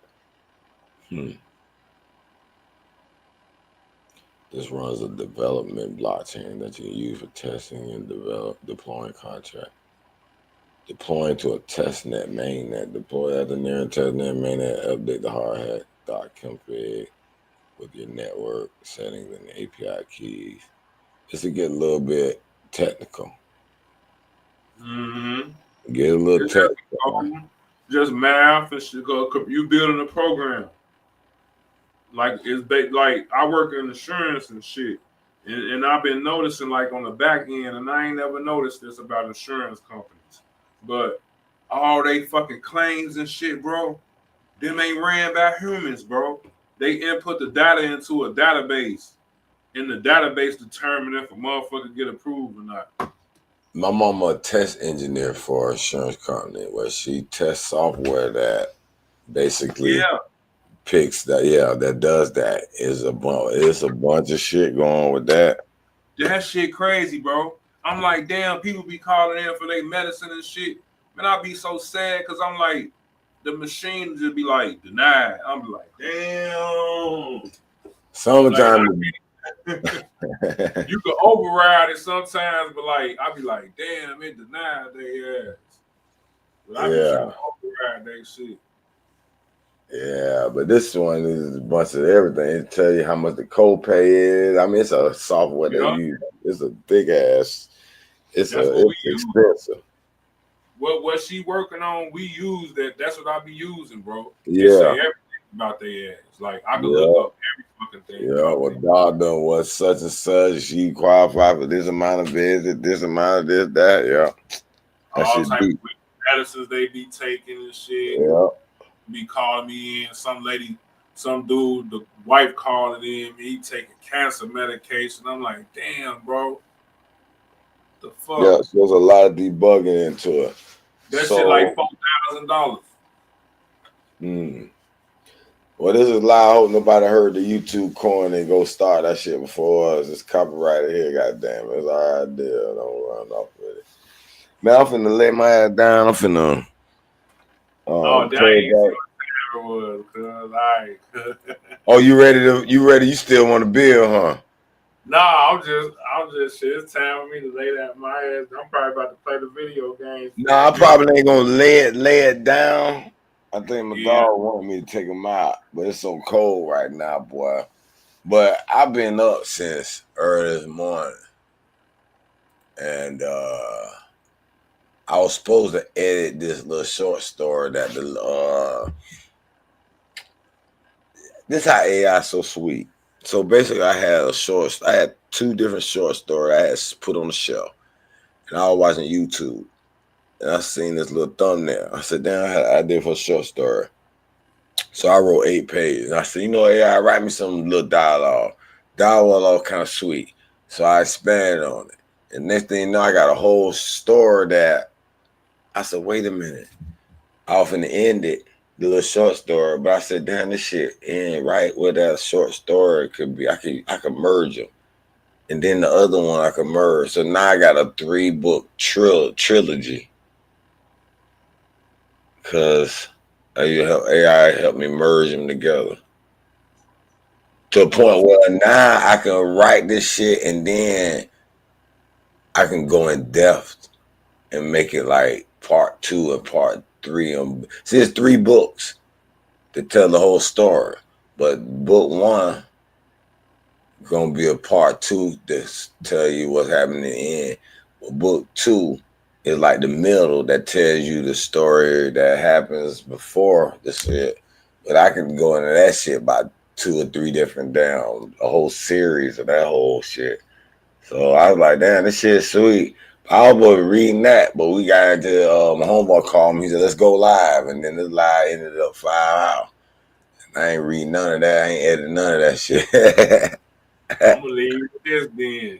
Put that motherfucker in a narrator and then get text prompts off that motherfucker to get visualizations that you could put into the That's what I'm doing now. That's what I'm doing now. I was supposed to do that, making little images for it that go in and make a little nice little video. And then I was gonna do the little voiceover myself. I know AI can do them, like I can do some ones where I let AI, but some of them I want to do myself. A lot of people they love my voice. I think I act out a little better than AI. And to be honest with you, some people getting tired of AI. Like the original, like the story, the voice, it's starting to be, you could tell. Like when I saw how AI write a story, they good. But certain details they just don't really do unless you make it do it. You know what I'm saying? And I don't think people are being in depth with it. And they'll be lazy and let the old easy, like you said, if you talk to it a little easy, it'll give you an easy story. But you give it some depth shit, then it'll get better. But I think it's gonna be a point where people gonna be wanting some original shit and they're gonna miss it. It's gonna become more valuable. Yeah, they gonna be like, oh, this is, you could tell that somebody really wrote this. This ain't AI, because they could tell with images and shit. Nah, you know what I'm saying? And it's gonna be so plain. You know how human, we're gonna get tired of the same flavor. It's nice and exciting now, AI, woo, woo, woo. And then everybody gonna be like, damn, I wish I could see original drawing. I wish I could That's see our great grandkids gonna be. Our great grandkids. Exactly. That's why all my books that I write, because I'm working on about a bunch of them. I handwrite them motherfuckers. And I said, they ain't gonna be able to read my shit. Be telling them like, nigga, I used to eat real hamburgers. Your ass eating lab grown meat. Damn. Oh shit. It's gonna be like that. What? I hope it'll never come a time. I hope the earth replenish itself. Robots gonna be in the nursing homes and shit, taking care of motherfuckers. Damn. Robots and shit, nurses and shit. That's what we were starting to talk about earlier, the universal income and the golden age Trump were talking about. How would that work without no income? And then everybody get it. How would we make money? Would the money be useless like Star Trek? Money is no longer valuable. Can I tell you this though? Why you think he getting all these and I hate to be just like race based with it, but like a lot of these crypto groups is these younger white guys. He need to get them to a higher upper class. Like he need majority of them to be millionaires, and they becoming that off the Bitcoin and off, you know. And if that's not working, he gonna come directly to you and give you the money, like he doing in North Carolina, where them people went through that.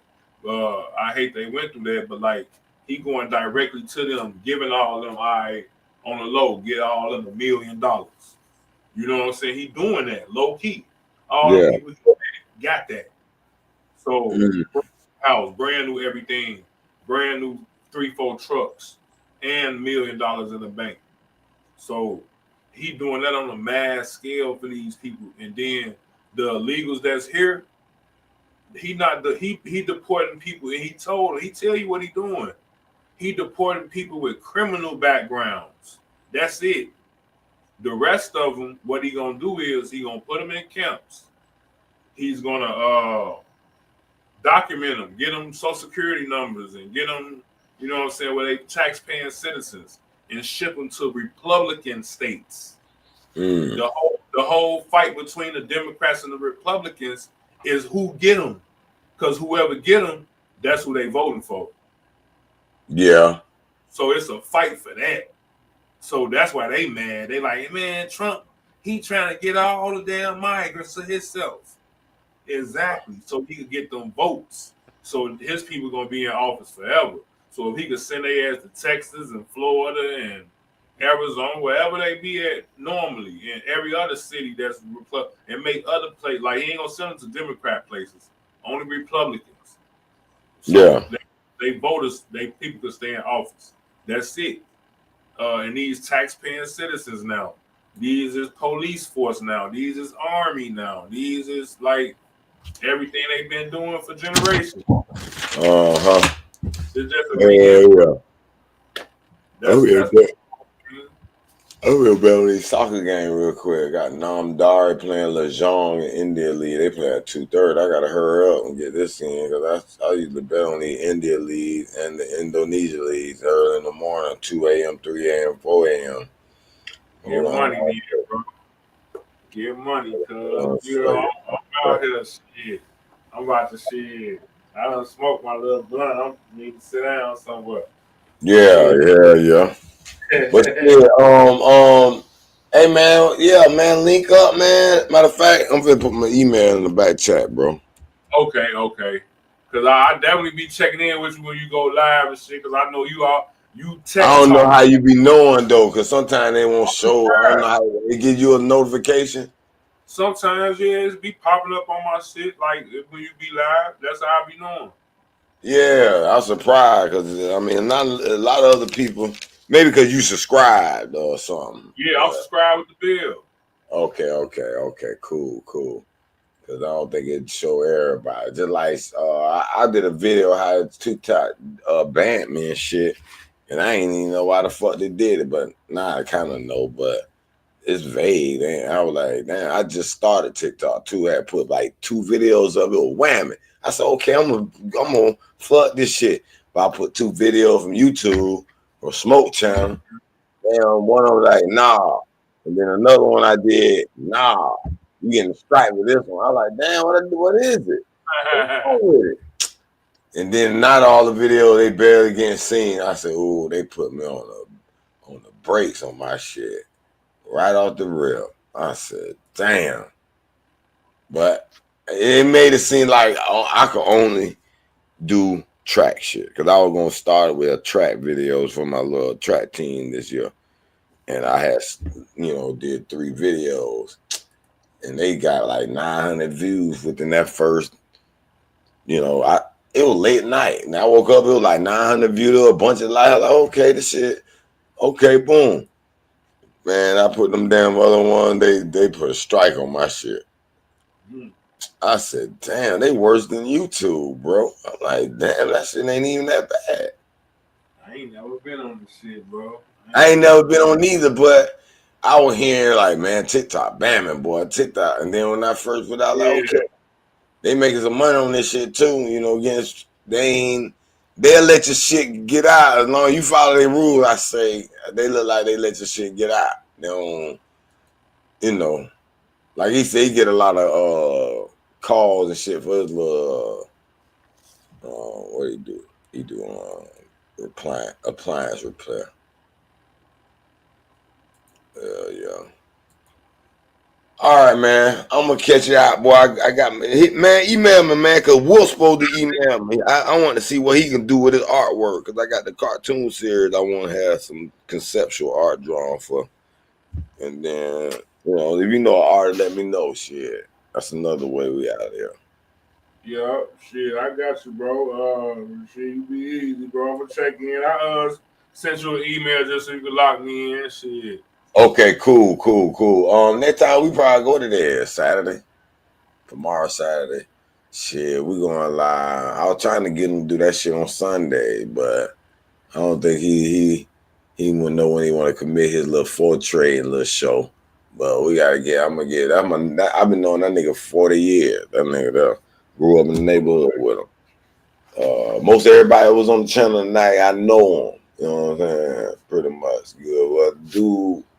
Q McCain, I met him through the sports channel, though. I don't know him personally, but I know him long enough that we both Miami Hurricane fans. We've been in that sports channel genre and debating in that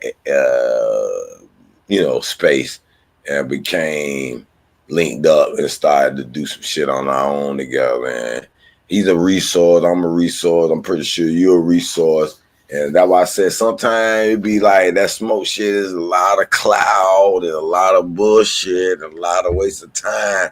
But eventually one or two niggas will pull themselves away and work and really do some shit, make some shit happen. You know what I'm saying? So that's what I'm hoping that we can eventually do. It's gonna always be like that. So you might not see me too much on them channels. I'll be like, man, I'm wasting my time with these niggas a little bit, cause I don't want to say I got frustrated, but the last time I was like, this really is a waste of time. I said, because for me, I got too much shit I could be doing. Yeah. Then arguing with a nigga that's just want to argue, because not because he really feel like I'm wrong about some information, but more so he want to, I don't know. It's more second job. It's a show. Yeah, I can roast you in a moment. Yeah, that's not really no information. Now I like a bit bait, and you out information. You got out scholar me. That's cool. I like those debates, but then they don't be about that. It be about I want to roast you, and if I find a way to roast you, that's what it's gonna be about. And that's all right to have a roast session here and there too, but it's to the point where I'm like, boy, some of that time could be building on your own build. You got shit that's on the verge of making some real good money. So do you want to waste your motherfucking time over here? Or do you want to get done with some of the shit and build some of the other shit you trying to build? You know what I'm saying? So, and then I love brothers over there. It's gladiators over there, but like that's fine. I love them, but yeah, we gotta like tighten up. I hear you though. But listen though, no, something else different, dog. Let me tell you why. I just got in this I've been at the channel, but I just got in the Bay Area, right? In those particular areas, they're not supporting. Like I know it's Q Butter channel and let's say Smoke channel. Use those two examples. You done been on both of them, right? Mm-hmm. Okay. Them the least amount of donating channels from like the community that be in there that give to this host that I've ever seen in any genre that I've been on YouTube.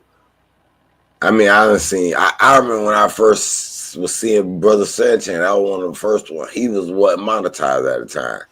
He wasn't getting no money but I last went into the channel and I seen he was monetized, and I seen him make about down there $1,000 within the first 30 minutes.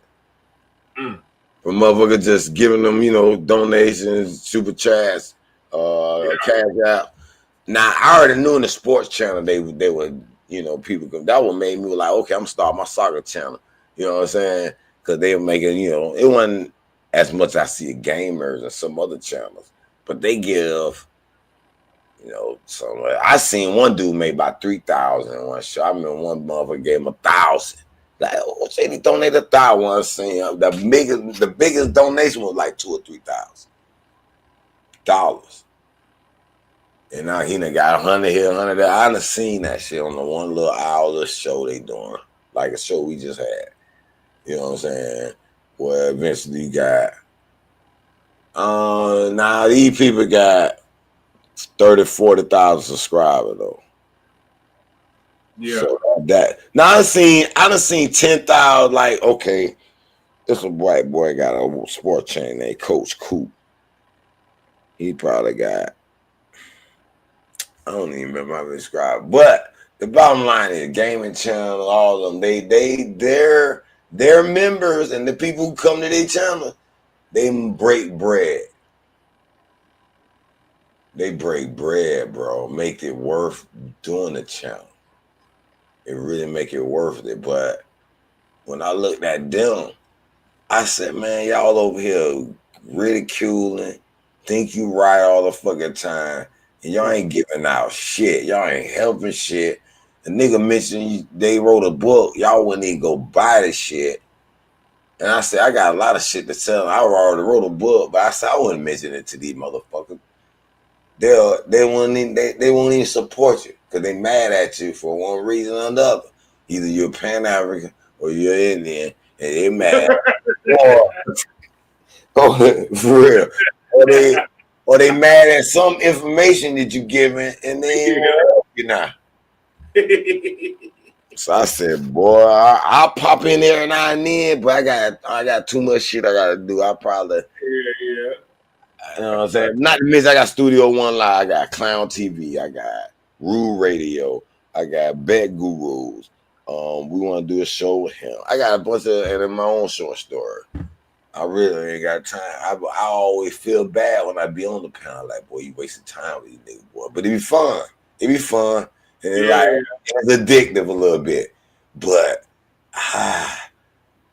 like a reality TV show, kind of like. Yeah, I mean, it's fun. I ain't gonna lie, but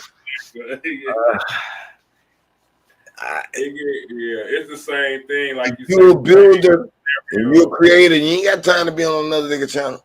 Let's just say that. Smoke ain't got time to be on another nigga channel. He got to run his channel. Yeah. Think about that. It's the doers and there's a bunch of followers. And I'm not one of those followers. I ain't never been one of them, boy. I'll be one of the ones that do some shit. Now I'm gonna go and follow along, do a little bit, but I'm gonna be going. I got to do my own shit, boy, because you ain't got time to be in that shit too long and be doing your own shit. I realize now. But all right, man, I appreciate you hanging out, man. I know we're gonna keep. Matter of fact, how about me and you got, because I want somebody to do this show I got called Beat ChatGPT Up. Okay. And I basically, because I had this idea with me and the dude one day, and I did a video where I asked ChatGPT about racism. Was there such thing as racism? They tried to say no. And I said, well, damn, based on your argument you giving me, it really is a racism. And then he said, well, that's kind of true. And then we went into the depth, and I went to beating ChatGPT ass up to like, yeah, you're correct. It is race based on those little small little DNA, such and such, and blah, blah, blah. And I said, you got to beat ChatGPT up because it's kind of biased. And it'll tell you eventually why it's trying to be biased if you beat it out of it. So I say we're gonna have us a little beat ChatGPT where we ask the question, and whatever that respond, we beat his ass up with it from whatever question you want. You know what I'm saying? So that, because my homeboy like, man, that was funny because I was talking to ChatGPT like it was a person. You know what I'm saying? Because the shit was answering shit that had me kind of, passionate. I was like, wait a minute, ChatGPT, you just said this. Well, then how in the hell is this if it's this and it's this? And and I back that bitch up. You know what I'm saying? So that shit be fun. I ain't gonna lie. But we can do that whenever cause you the Chat GBT man. That's your favorite. When you like to do a show like that, shit, we can do that shit. We gonna make it happen. Any day for real, shit. No, it's a good day for you. Ain't no any day for you. Everybody busy. That's a Monday. I just think about that on the sleep over there with the weekend. That time we chat about that shit, man. You'll run that beat Chat TBT ass. A lot of people want to come to that because they're gonna get some answers. That's some shit gonna come out of it. Because if you look at my little, like before I go, I'm gonna show you my little build I done had with Chat GBT on certain topics, just the topic line on them.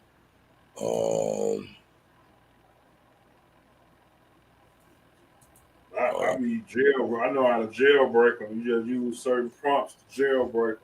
Yeah, okay. Deed of trust that we were talking about the trust. We were talking about English language origins when England became England. U.S. citizen and debt. Trail versus Rogue Amerigo Vespucci, the name origin. That's why I broke down where America probably was the original word. Chat GBT backed it up.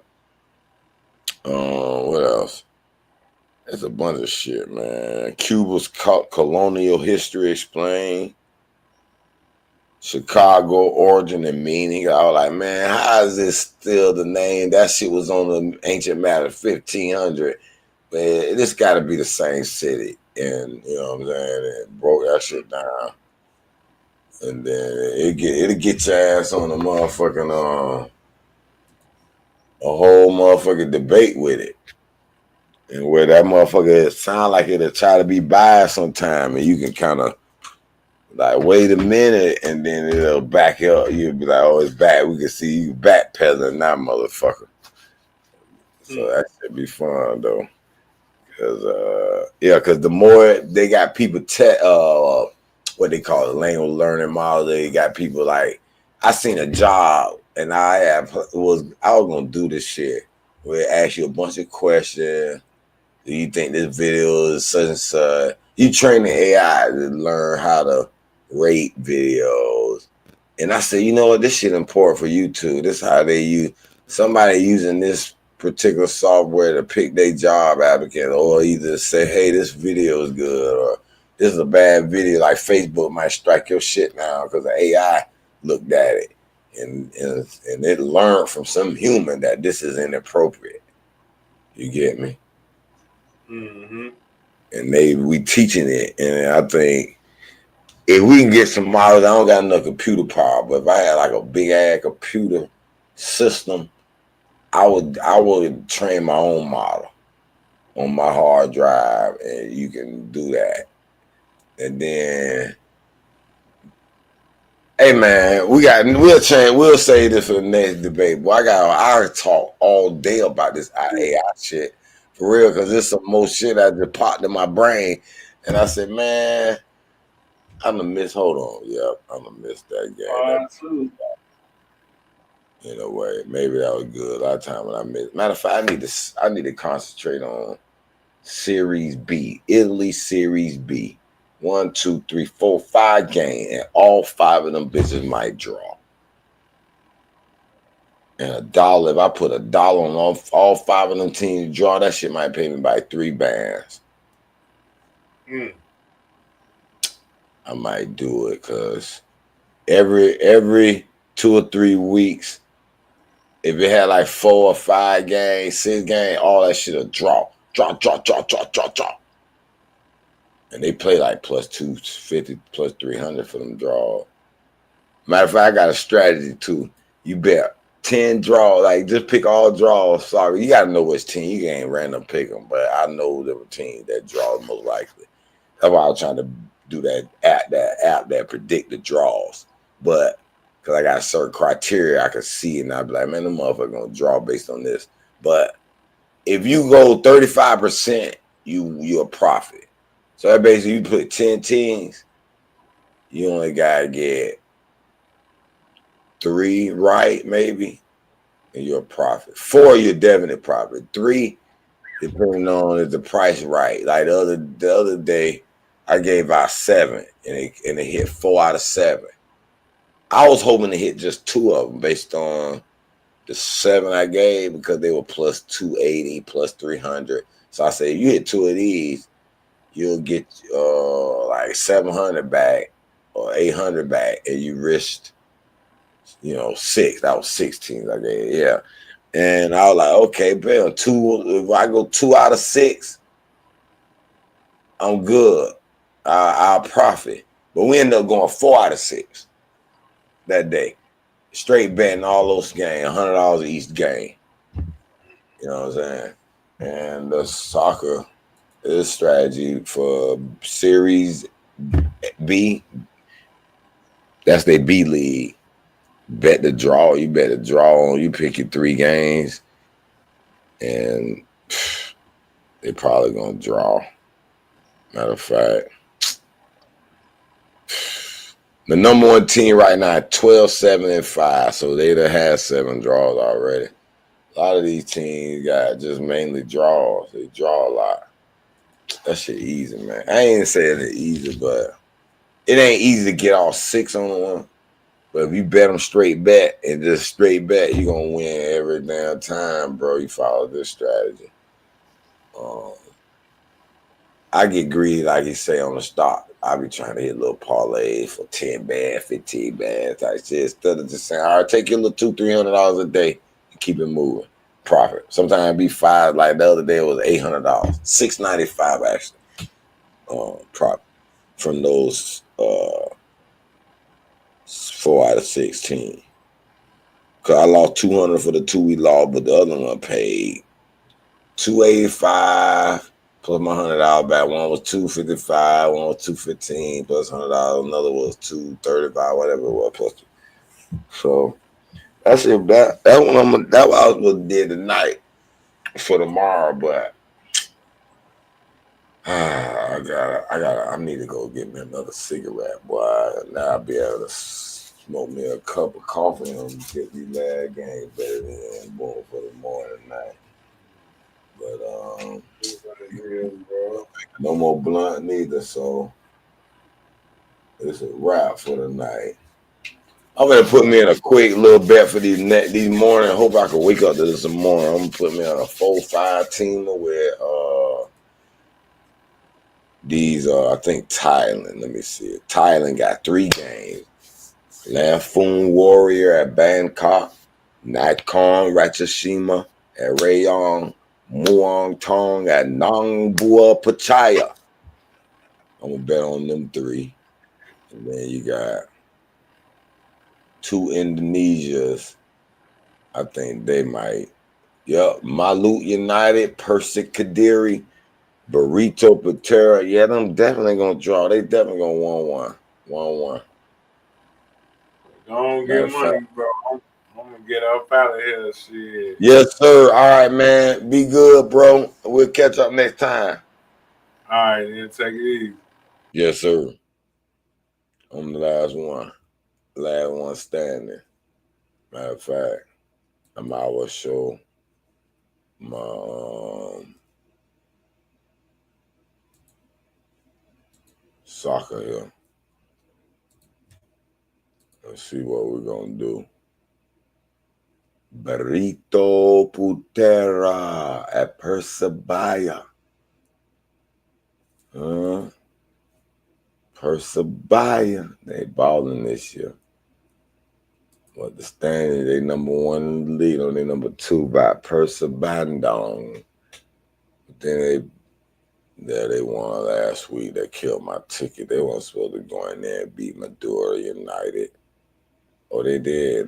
They should have, because they at the bottom. They not finna beat Persebaya. Persebaya. But Persebaya done lost 2 straight on the road. 2-0 to Bali and 3-1. And Burrito Patero. They can't win. They cannot win, man. I gotta give it to Persebaya.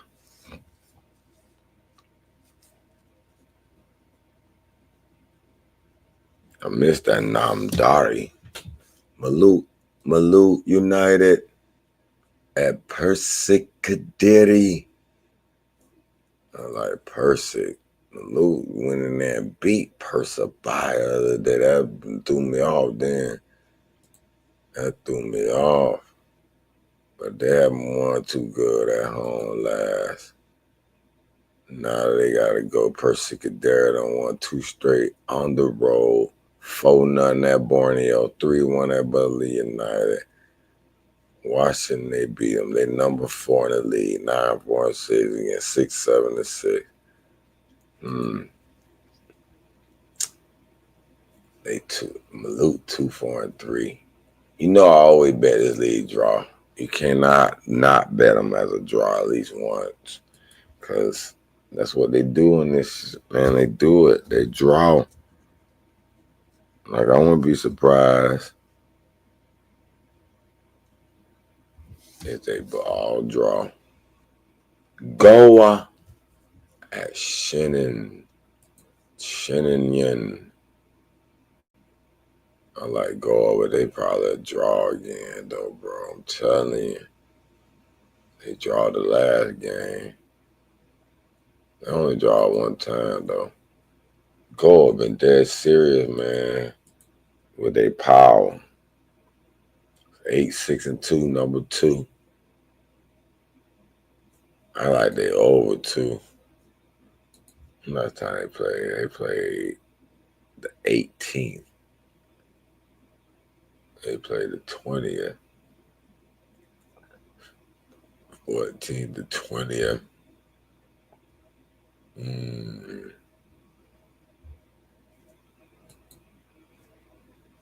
Goes 4-2-2 at home.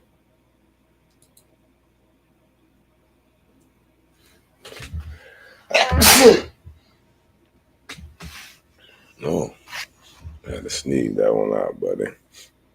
All right. Man, this could be a draw. You know, it was just as much as a draw as a win. But I do like Goa to possibly win this one. But I do gonna try them as a draw. What else? We gotta look at these.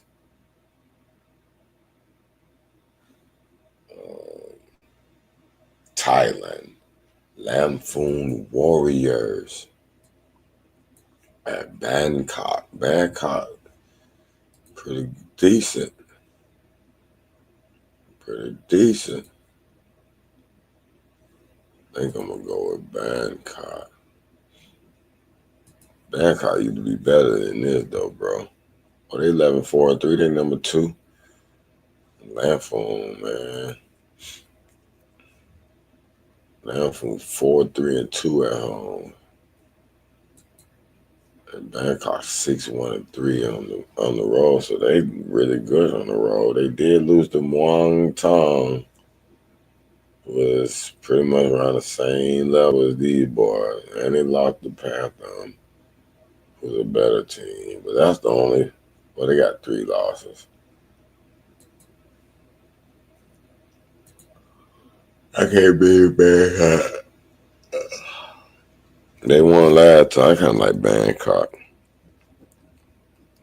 I could see a draw.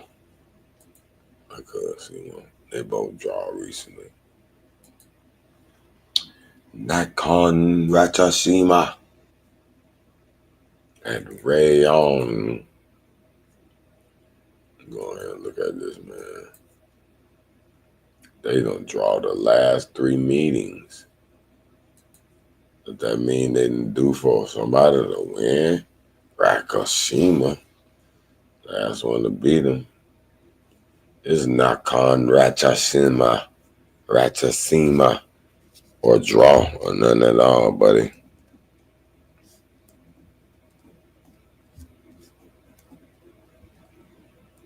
Ratchasima and Muang Thong and Nong Bua Pachaya. Long Tone. They've been drawing most of the time, but Mark Tone, a terror at home. Beat somebody 3-1, 2-1, 1-0, 4-0.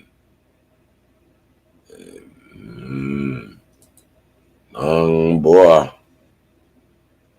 Long time beat him twice and draw one. No, boy, ain't doing too good, man. No, boy.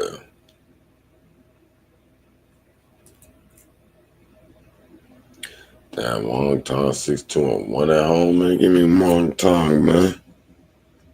Long Tong. Yeah, man. Got to. Should I look at this Silver Sport and K-City Sport and Alanya Sport at Basaksehir, Bola Sport and Jinsular Berligi Sport, Yini Malati Sport, Malatia Sport, Malatia Sport, Eric Sport. Okay, that's Turkey. Konas Quay Nomads.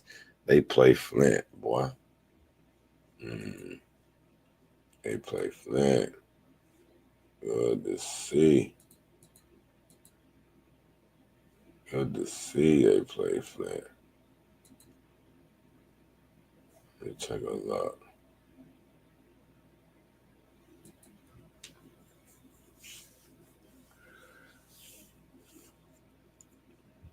I think it's it. Yeah, man, we're going to close it on that, man. Join us neighbor time on the Right You're Wrong podcast. I'm Heru the Guru, Studio One Live, signing out.